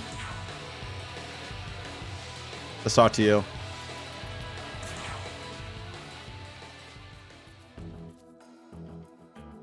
Make a sad face. Oh, no. Okay, she just leaves anyway. At least that's a neutral response. Okay, so the thing is up there, I believe. We're not going to fight you. I'm going to try to get another cloth, though, if we can find one. Oh, we ran into this guy anyway. And they're all just going to leave, I believe, or debilitate. Yep, debilitate.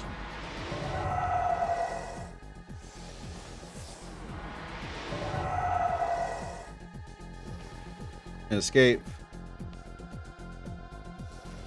Escape.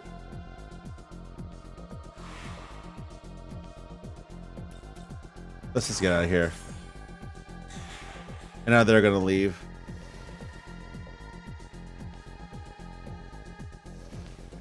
It's fine, whatever.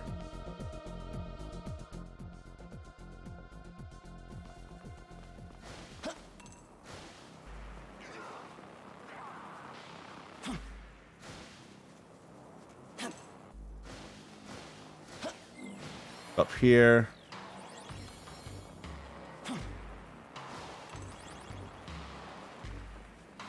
And we'll see if we can take out this abscess.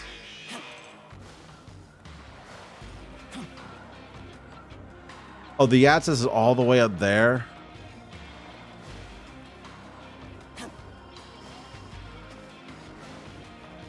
Let's run around then.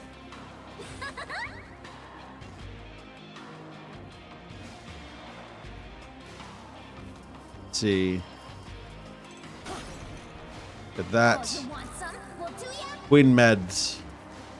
Oh, they actually called her Queen Medeb as opposed to Queen Mob. Got Destruction Sutra. What the fuck are you? Is that a Fafnir? Yeah, that is a Fafnir. Let's take a look. Let's take a look at this quest over here. Oh, god damn it. Oh, hi, Jackie. What do you got here? Yeah, Ipon Dathara. Better work than Cyclops. Just Steel Dragon skill. Downtown Rock and Roll, which requires... Get from a high dragon, I'll be strong enough. Count it. So basically, kill Fafnir.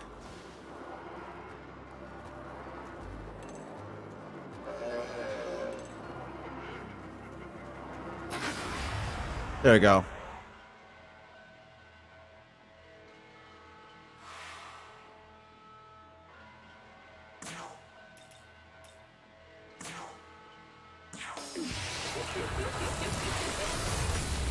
There we go.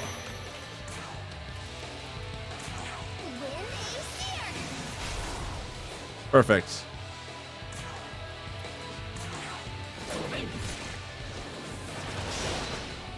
Okay, so is this... Okay, so...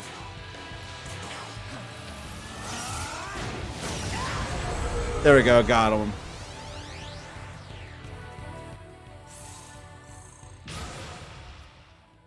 Alright, so that's what we have to do. We have to kill 10 Fafnirs, basically.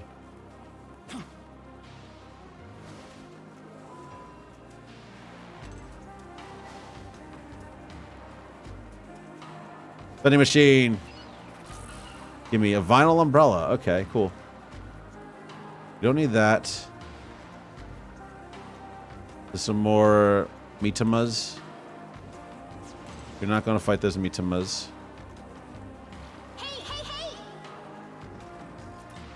Hey, uh-huh. Got a grimoire.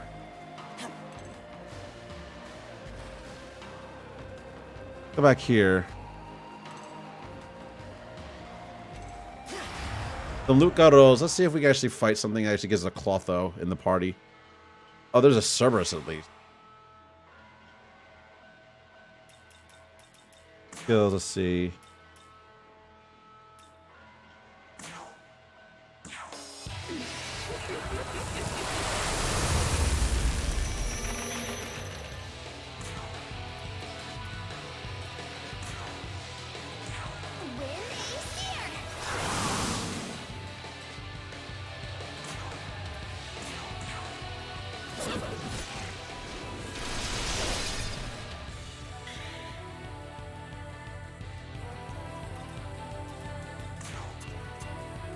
Let's talk to Hydra. Oh, I forgot I have, yeah, Chimera stepped forward to talk to him. Cerberus, it's been a while since you last met. Chimera, there's something I want to ask you. What is it? I'm the Hound Guard of Hades. My sibling Orthros is the Hound Guard of Cattle. But even though you are related to us, you aren't a Hound Guard of anywhere. Why is that, Chimera? The answer is simple. It's because I'm not a dog. Don't dodge the question. You can still be the guard of something even if you aren't a dog. Also, why does Cerberus look more like a lion in this? Tell the truth, I have a secret duty. A duty that's more important than being a hound guard. What is that? I cannot tell you. I don't want to drag you into that mess. Then I won't ask. Here, take this. Make use of it to accomplish your duties. And I go, Electric Suture. Nice. Got out of that one. Wow. Good job, Cerberus. Good job. Holy shit. All right. That was actually really funny. I like that a lot. I was thinking there might be, I know there's actually an Orthrus in that in him. The Queen, also Queen Madab. Let's talk to you.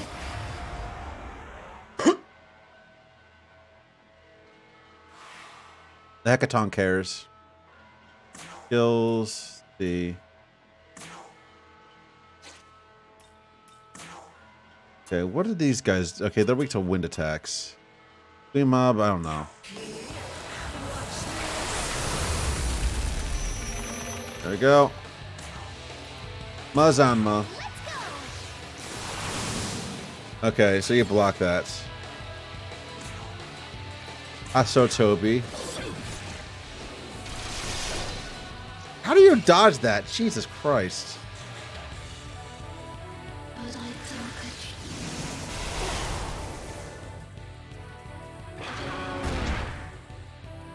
Christ, they hit like trucks, so.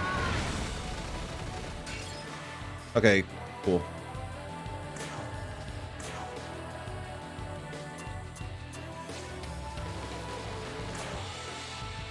Yeah, Haran. There we go.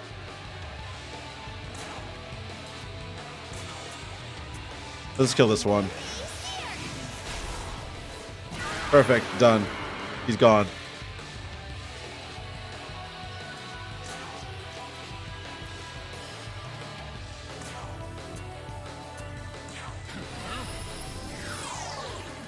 Perfect.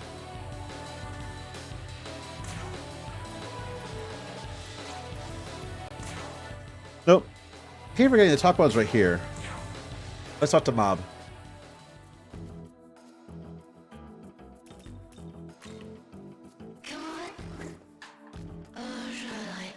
Oh, she likes my singing. Nice. I want to mod slow your life very well. I'll take that much Maka. Here's some Maka. I'll take 2 charm gems. I have plenty. That will be enough. Queen Medeb. Yet they changed her name from Queen Mod to Queen Medeb. Perfect. All right, so we got a new demon at least. Some Maka. Okay, not too bad.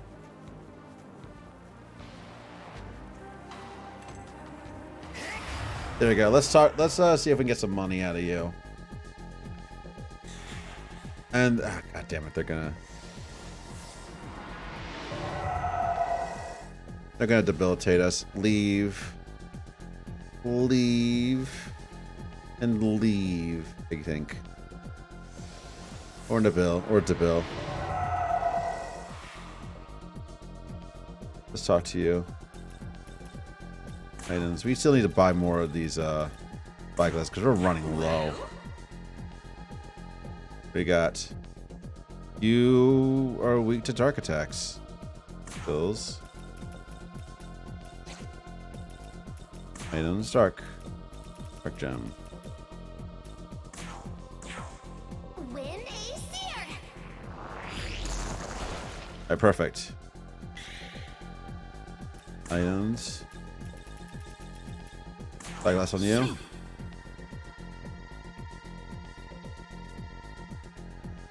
Alright. You're weak to fire.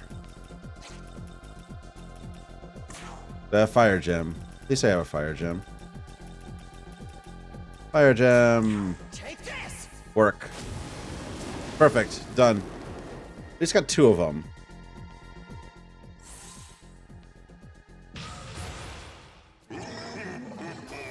And he learned Fire Pleroma, which is kind of useless for him. And Suiki learned Deathbound. Very good. That's a throne. We actually don't need to fight the throne right now. What do you want? What do you got? Oh, Life Drain Gem. Okay, cool.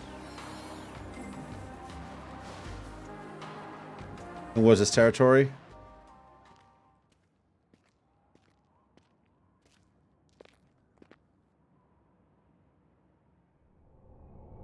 Oh, is this... Oh, hi. No. If Master Abdiel's defeated, what'll happen to our world? She's the only one who can bring this place order. Oh my god. You can't lose now, Archangel. You just can't. Without you, Tokyo, society itself will tear itself apart. Is he going to turn into Abdiel now? Divine diversity's not an answer. It's chaos.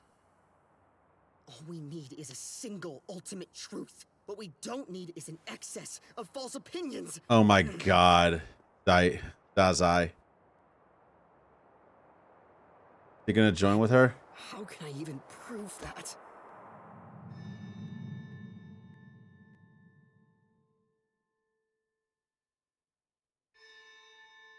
Wait, that's right. If your prayer is indeed for harmony, bring it about yourself. That's what that voice was telling me. Oh my god, he's gonna follow the calling of Lucifer. Okay, maybe I suck on my own, but being useful to Master Abdiel is enough. That's right. I've got this. I've had this. My knowledge alone will serve the greater good! I have to stand up strong. Alright, so he's going off the deep end. And he's being absorbed by Abdiel. Getting rid of his hat now.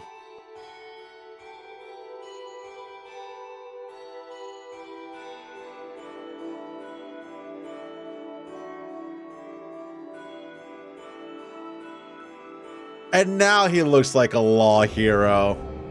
Oh my god. Rise above the rest. I'll be the sword of heaven.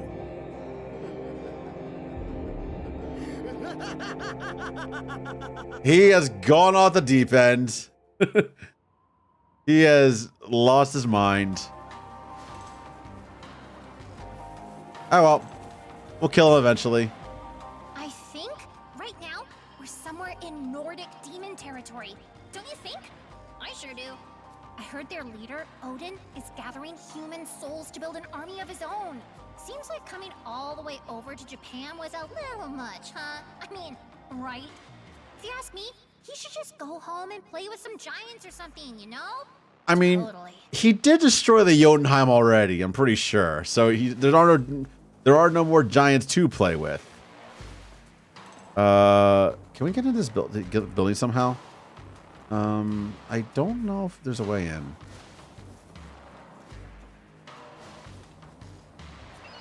like this. Oh, hey, Mimon. I got a time capsule. Nice. Oh, hello.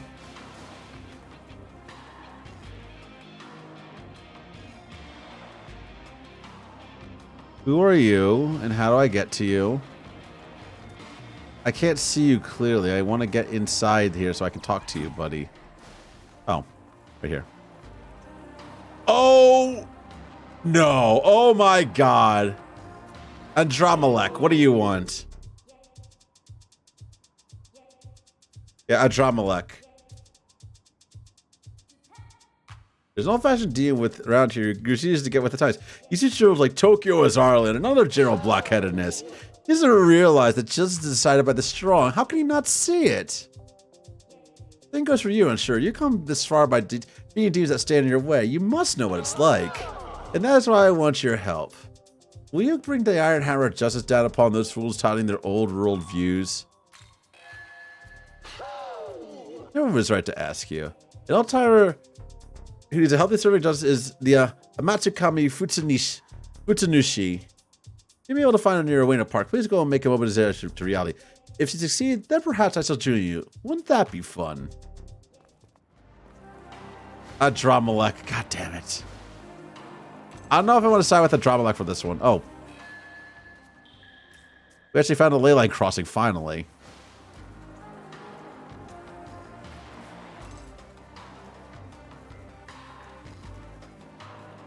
Is there any way to get in this building? Let's see. No, doesn't look like it.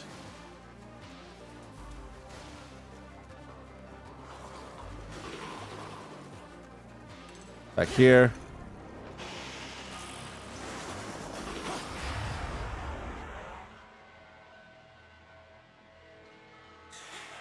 Oh my God.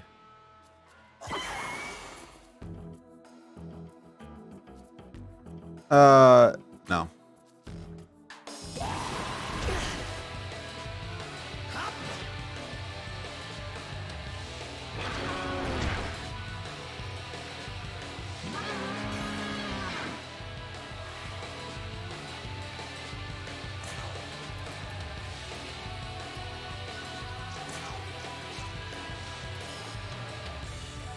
Let's see. Frolic. You want to watch, then gaze upon my beauty.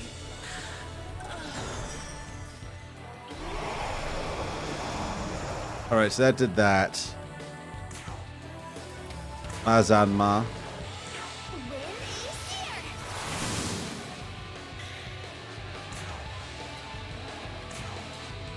Asotobi.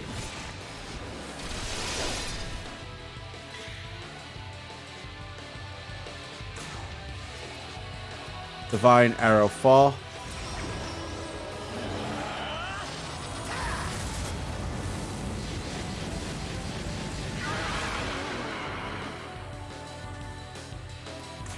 Use a spyglass on you, see what you're actually weak to, if anything. Weak to thunder attacks.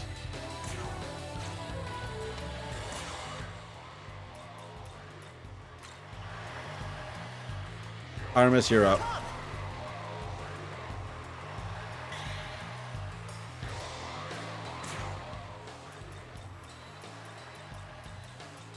And Ganesh. Yeah, Thunder Draco Strike. You do not have Thunder Draco Strike. I forgot I brought Alice along with me. I brought Alice and I don't even use her. Big mob. Nope.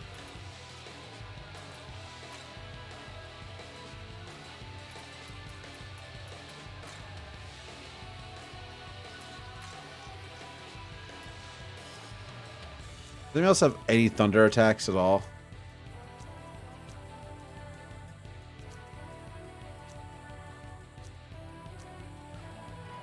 He's the only one with them.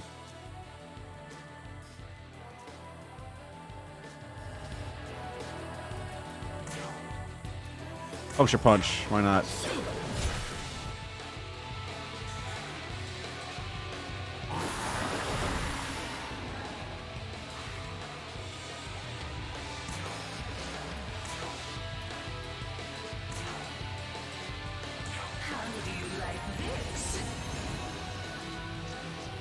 And okay.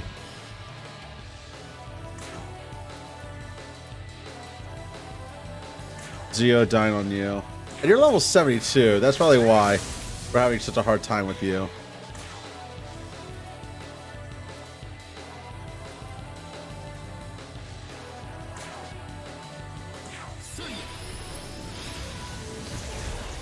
There you go. And we're going to just do a House of Toby on you. Why not? Because we can.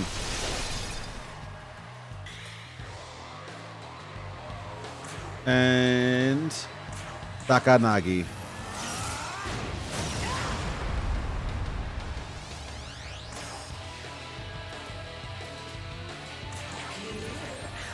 There we go.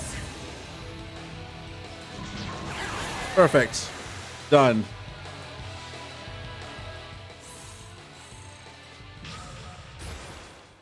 Correct. And she learned Mazandine. Totally. And Hammer-on? I could always use another Hammer-on user.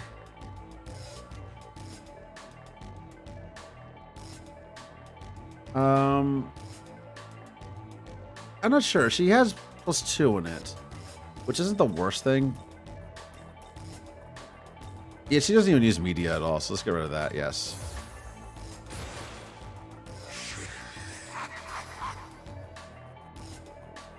And he's weak to fire normally.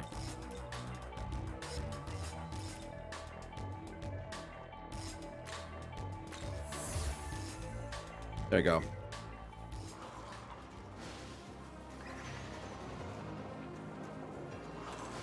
We're not fighting him again.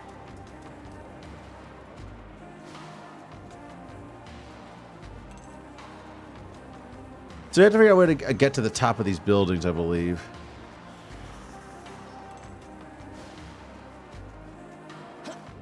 Get up here.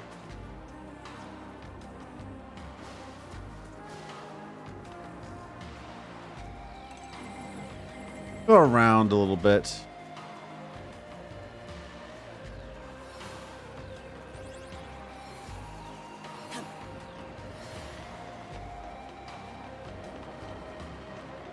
The aesthetic of this place is just amazing, by the way. Can I just say that? It's really, really cool.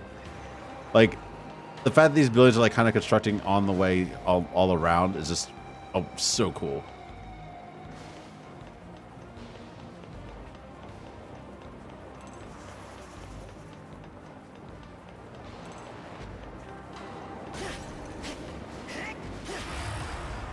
All right, let's go fight this Fafnir. These skills.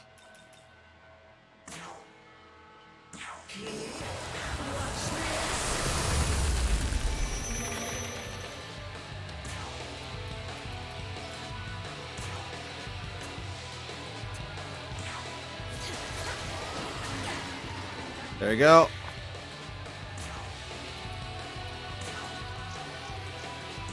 So Toby.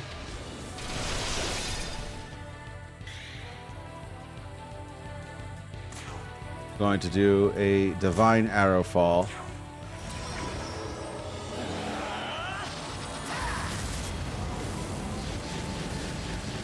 There we go. Abu for dying.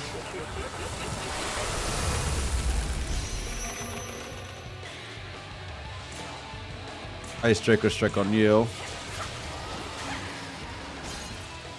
There we go. Puncture punch. Let's talk to you.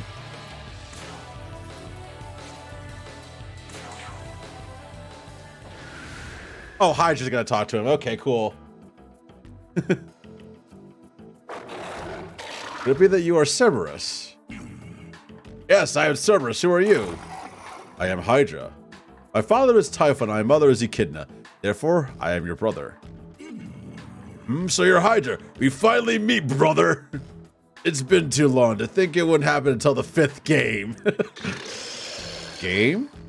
What are you talking about? Oh yeah, because the Hydra was not in any Mega 10 games until just now. He's a new one for S&T 5, despite the fact that Cerberus has been in every game since the start of the franchise. He was even in the books. Not important. I'm just saying it's been a long wait. A long wait indeed. I've managed to remember you despite so much time apart, brother. But sadly, I've nearly forgotten the others. Orthrus and Chimera. No worries, someday we'll all see each other again. We've already. I just can grab Orthrus and put him in here to have Cerberus talk to him. Cause yeah, it seems like Cerberus has a unique dialogue with all the other like brothers that he has. So we already have Chimera that we ran into, and Orthrus I have access to, but I just didn't bring him along with me because I didn't think I needed to. I pray you're all right.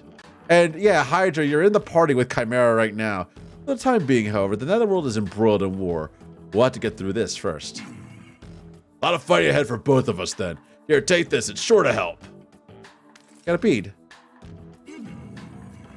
Thanks, Cerberus. See ya. Maybe meet again, brother.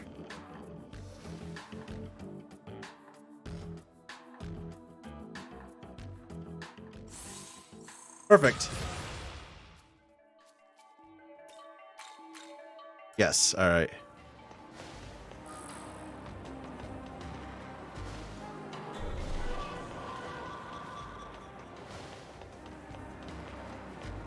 Through here.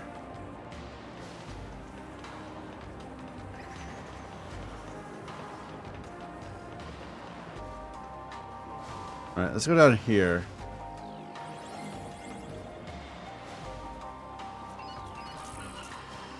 Got a bunch of sodas and another time capsule.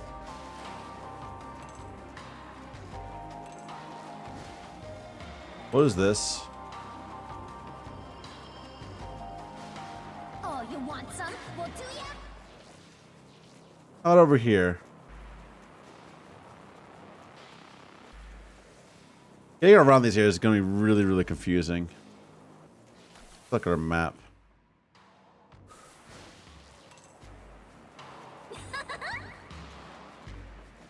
Where are you at? Hey, uh-huh. Oh, whatever. Here you go.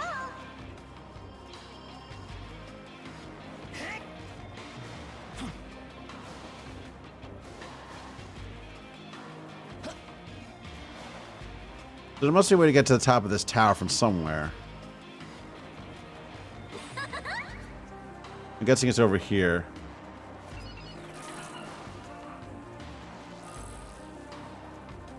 So, let's see.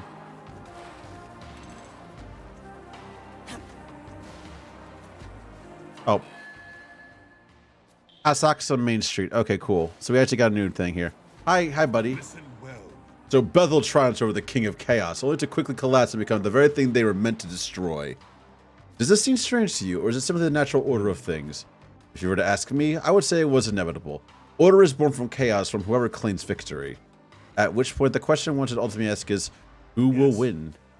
I will let you think on the answer.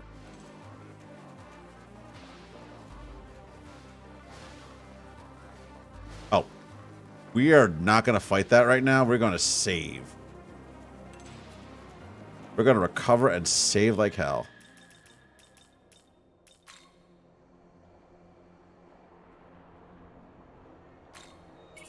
There you go, heal the party. And let's see. Chronicle Deeds. Yes, we are going to save. And then we are going to fight that abscess. See what it has in store for us.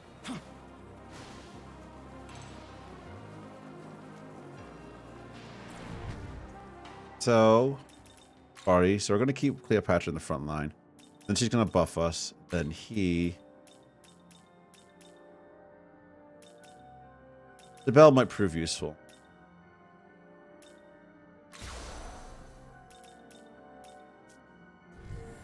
Oh, you want some? Well, do ya?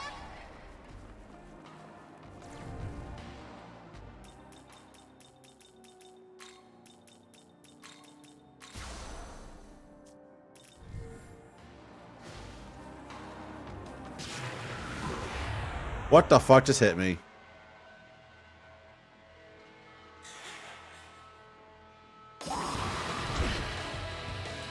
2 of them.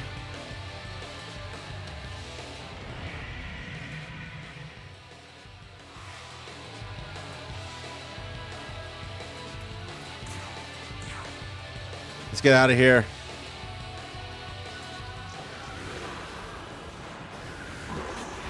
Oh my god, they're all huge. Why are there so many of them?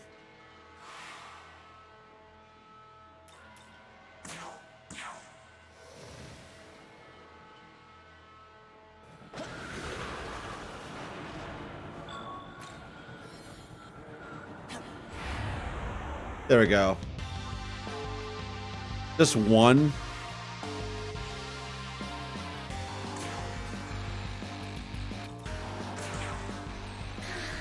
You want to watch, then gaze upon my beauty.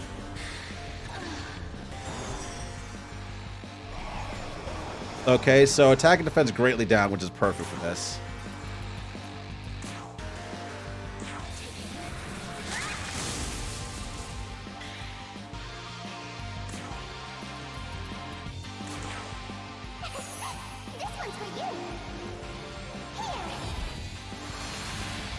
Why have the game speed now running super quickly with this? I really don't understand what the hell's going on here.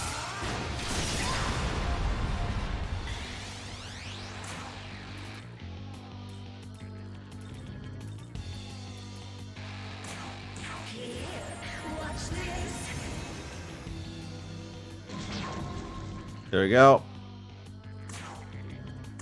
Joe died.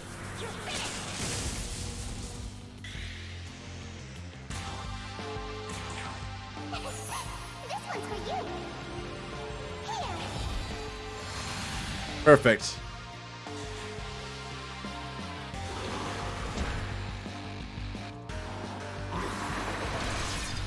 Wow, why is it attacking? Why is it focusing on Cleo?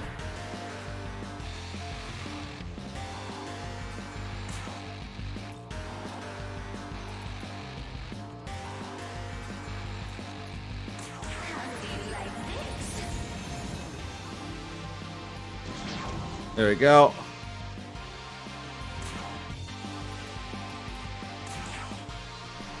Astral State Strike, please.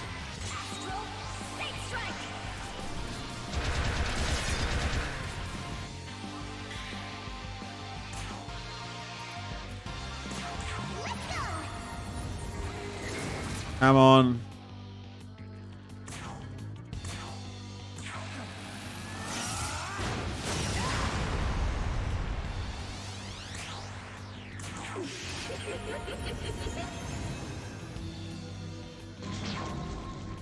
There we go. Nope.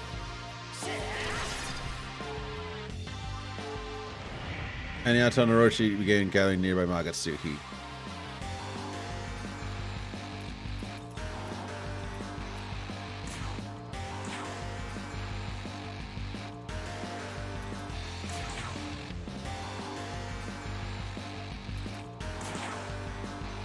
So yeah, this is just a souped up Yamato no Orochi. It's not that big of a deal, but we're gonna guard up anyway, just to be on the safe side. Perfect. You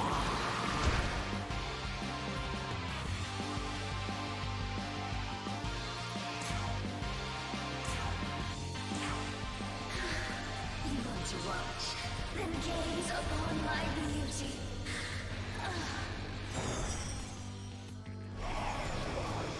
All right, lower his stuff again.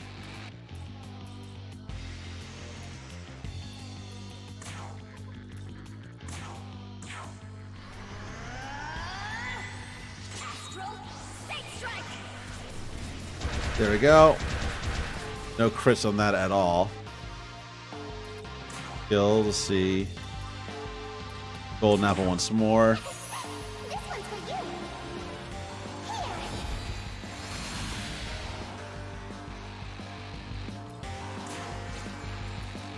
And change out you for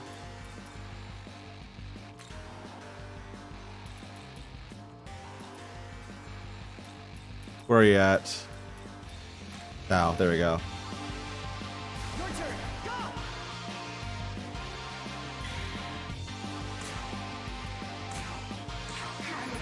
And a Baryon.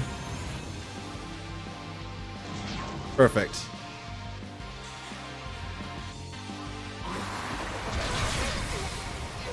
How the fuck?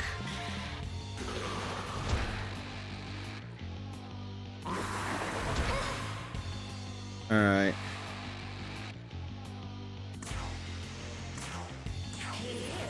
Watch this.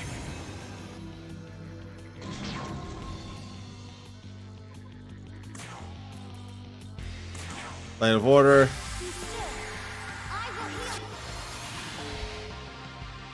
I brought everybody up.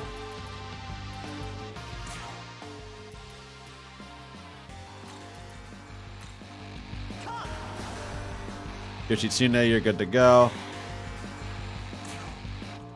And Hanabarion.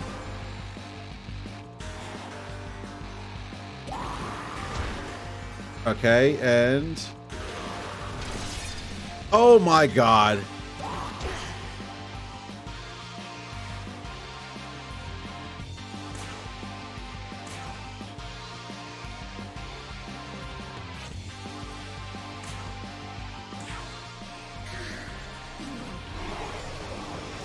There you go, keep the oh, he's charged now, cool.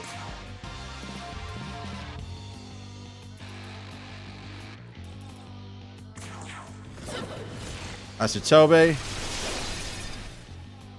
Good.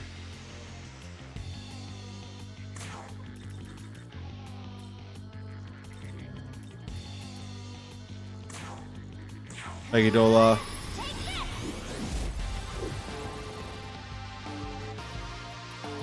Items. We're going to use our another revival bead on Artemis.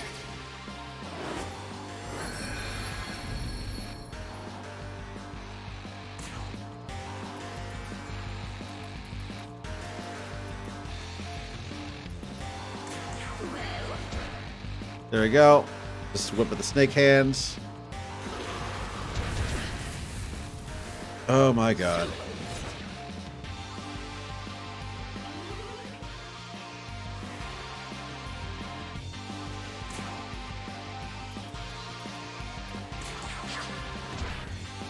All right. Asotobi. Perfect. Light of order.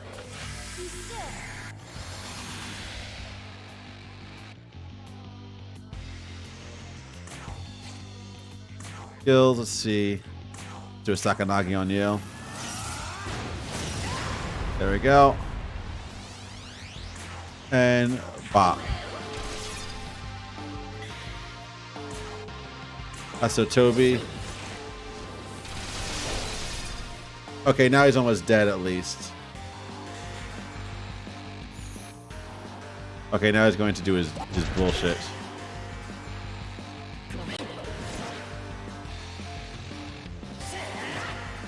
Double counter.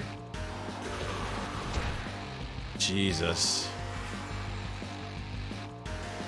All right. See.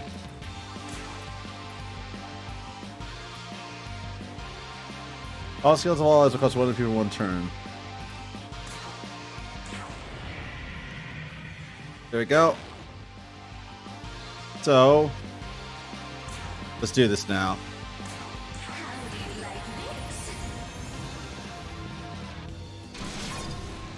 Perfect.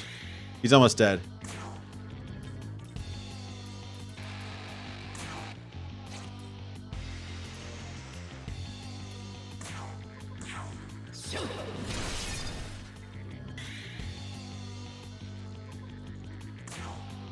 All right. There you go. Hammer on you. And Sakanagi. This should kill him. We're getting close to killing him. Yep, he's dead. Perfect. I got attack mirror. And you leveled up. Yeah, your strength is actually falling off. it's actually getting a bit difficult to keep. It's also hard to justify keeping her like Efficiency, Divine. Okay, so we actually got the miracles that we needed for that stuff. Almighty Mastery and proficiencies for more skills.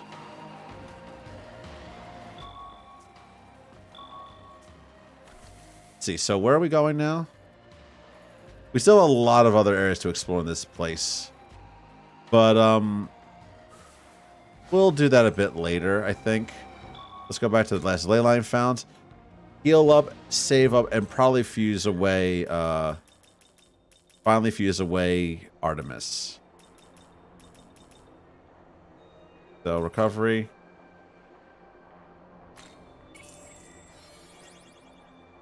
Because Artemis has unfortunately fallen off.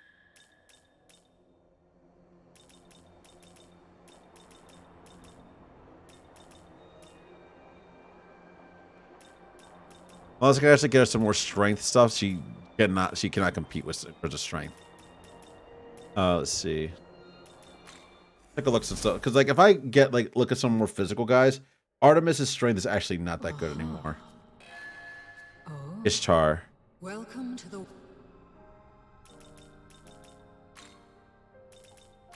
Ishtar, I can make I can start right now. Umau Lukaro Orabas and Osa, yes. Sorry. And she actually knows Zaodyne.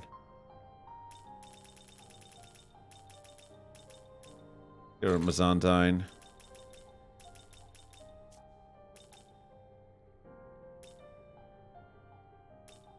What do we want to give her? Resist light.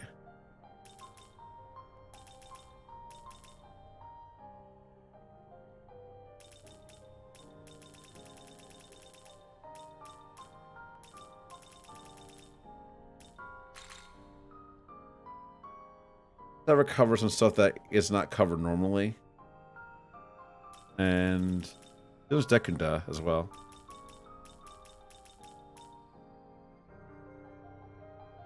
Yeah, giving her Dark Plural doesn't make sense. And Peter Fistful as well.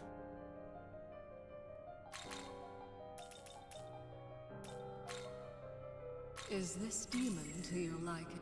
There you go, we got her. Ishtar.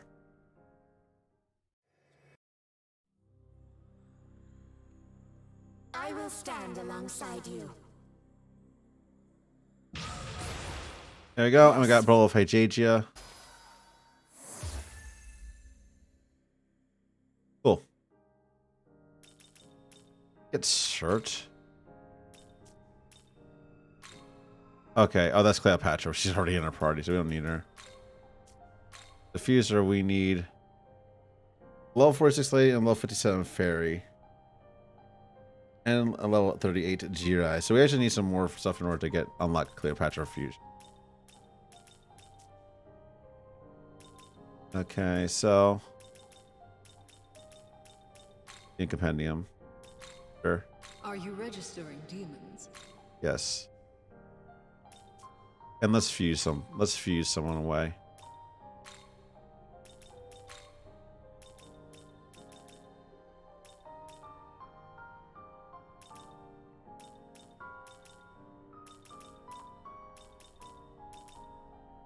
Let's see.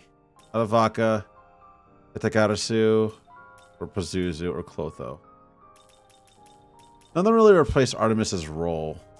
And Ganesh is also very, very good.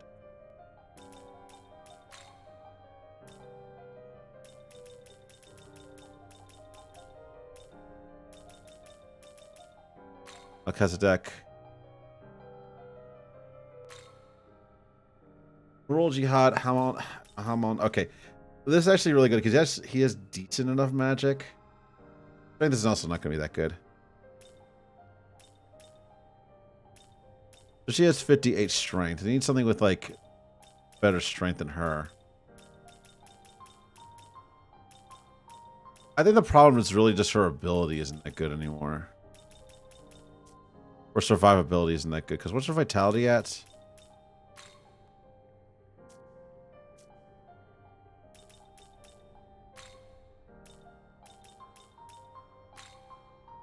Artemis' vitality is at 33. Yeah, she needs some more vitality points. Because even Idun has better vitality than Artemis. Artemis is like very, very low survivability at this point. She just dies instantly to everything.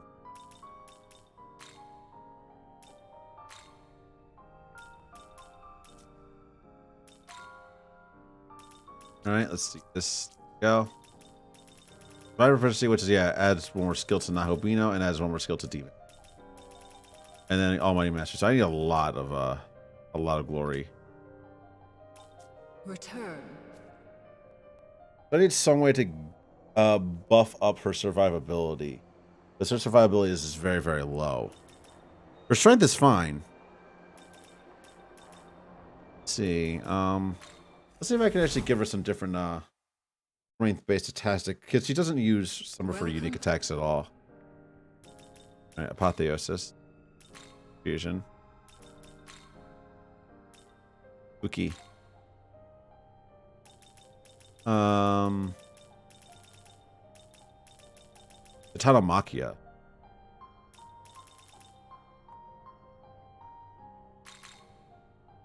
Okay.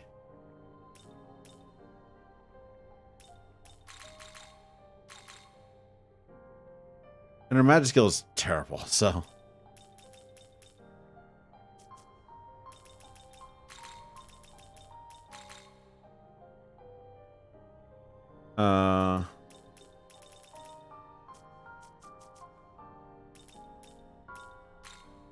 If I have Storm Draco Strike, then I could actually work with it.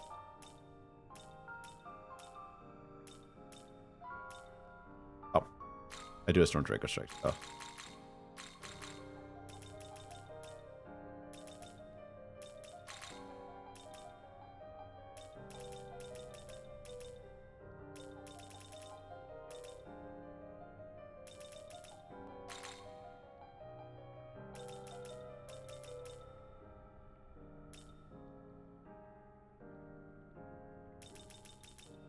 Alright, and then it's going to do Beast Eye.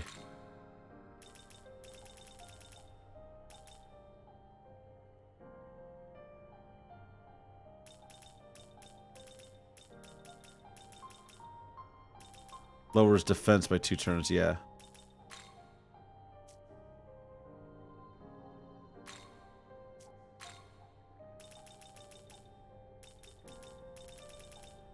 How is this? There you go. And one more change. 2 keys. Because that's a confuse, and then we got. Go.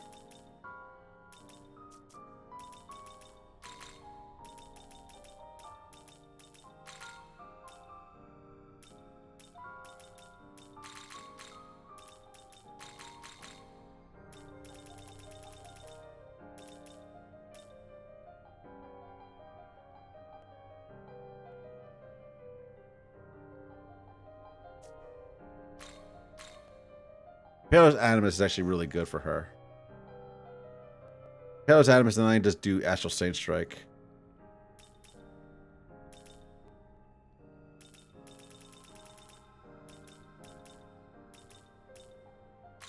How is this? Perfect. Okay.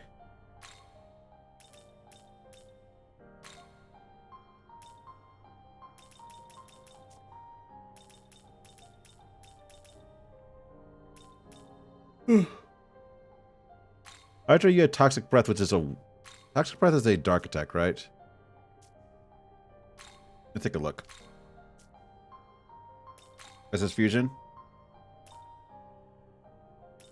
Okay, Hydra. Toxic Breath is me and dark attack to all foes. A chance. Yeah, it's a dark attack. Okay, cool. So it actually is useful to have him. He's super useful. And we have 2 open slots for whatever else you want.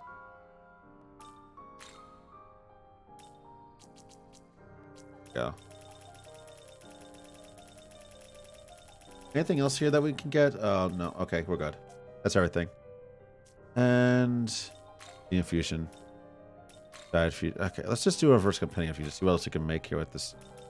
So we got Lilith, the Luke Odor and Cleopatra, Queen Madub, and Airah. Yeah, we're definitely gonna do that at some point to make Lilith. And a throne. I can always just recruit a throne. Barong.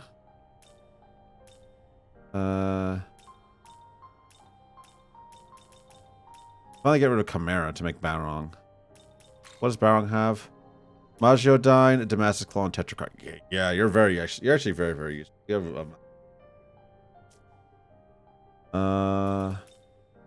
see.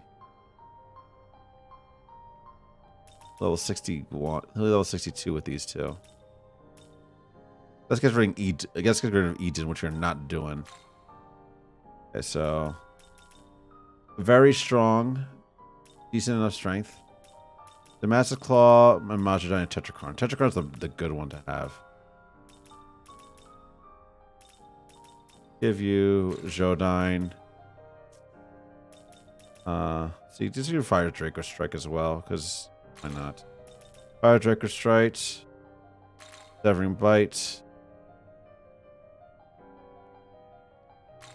Chomp.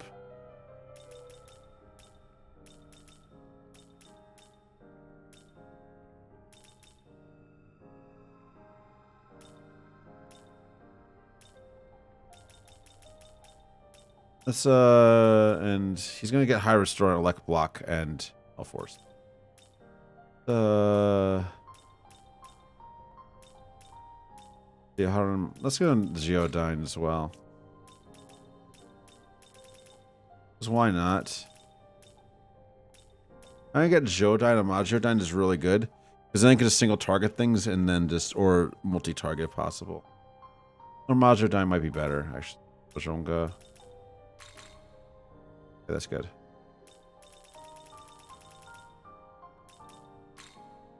Is this demon to your liking? And knowing Tetrakarn is good too.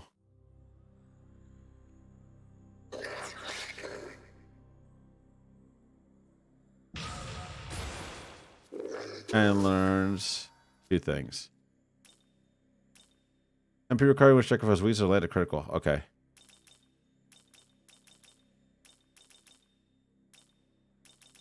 Massive Claw is 2 or 3 mean attacks to 1 foe. Get rid of that.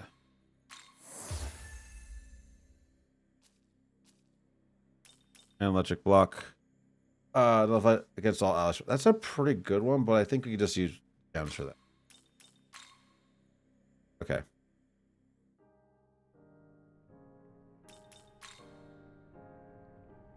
And the Avatar no Orochi is good, but let's see. Let's take a look at some of our essences that we can actually make to give Naho some better resistance.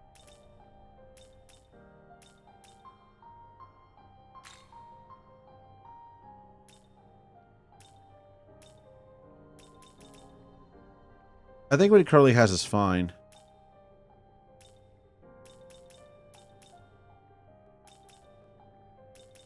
Weak to darken, still not good. Weak to frost is alright.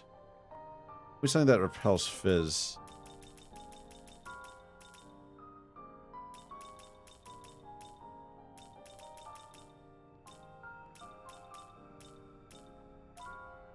See.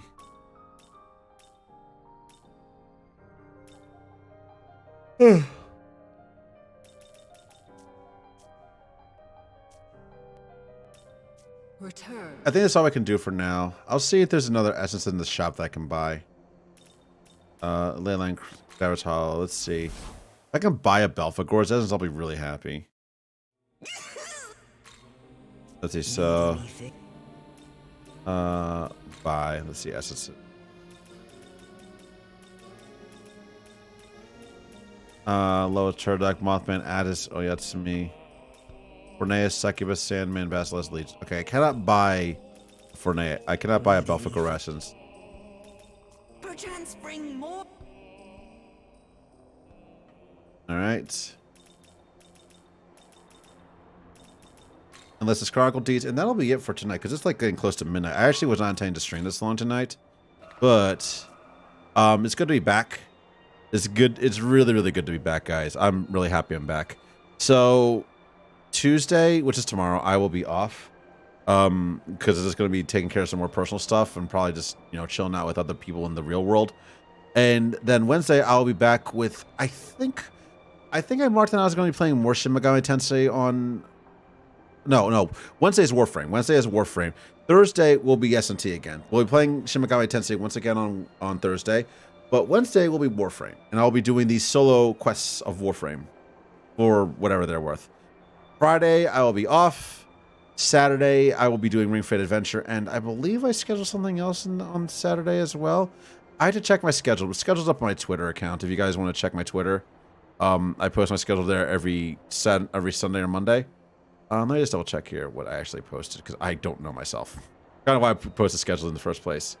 It is Monster Hunter Rise on the PC version of Monster Hunter Rise. I'll be playing through the solo village stuff because I convinced Millie to play the game by, well, purchasing it for her.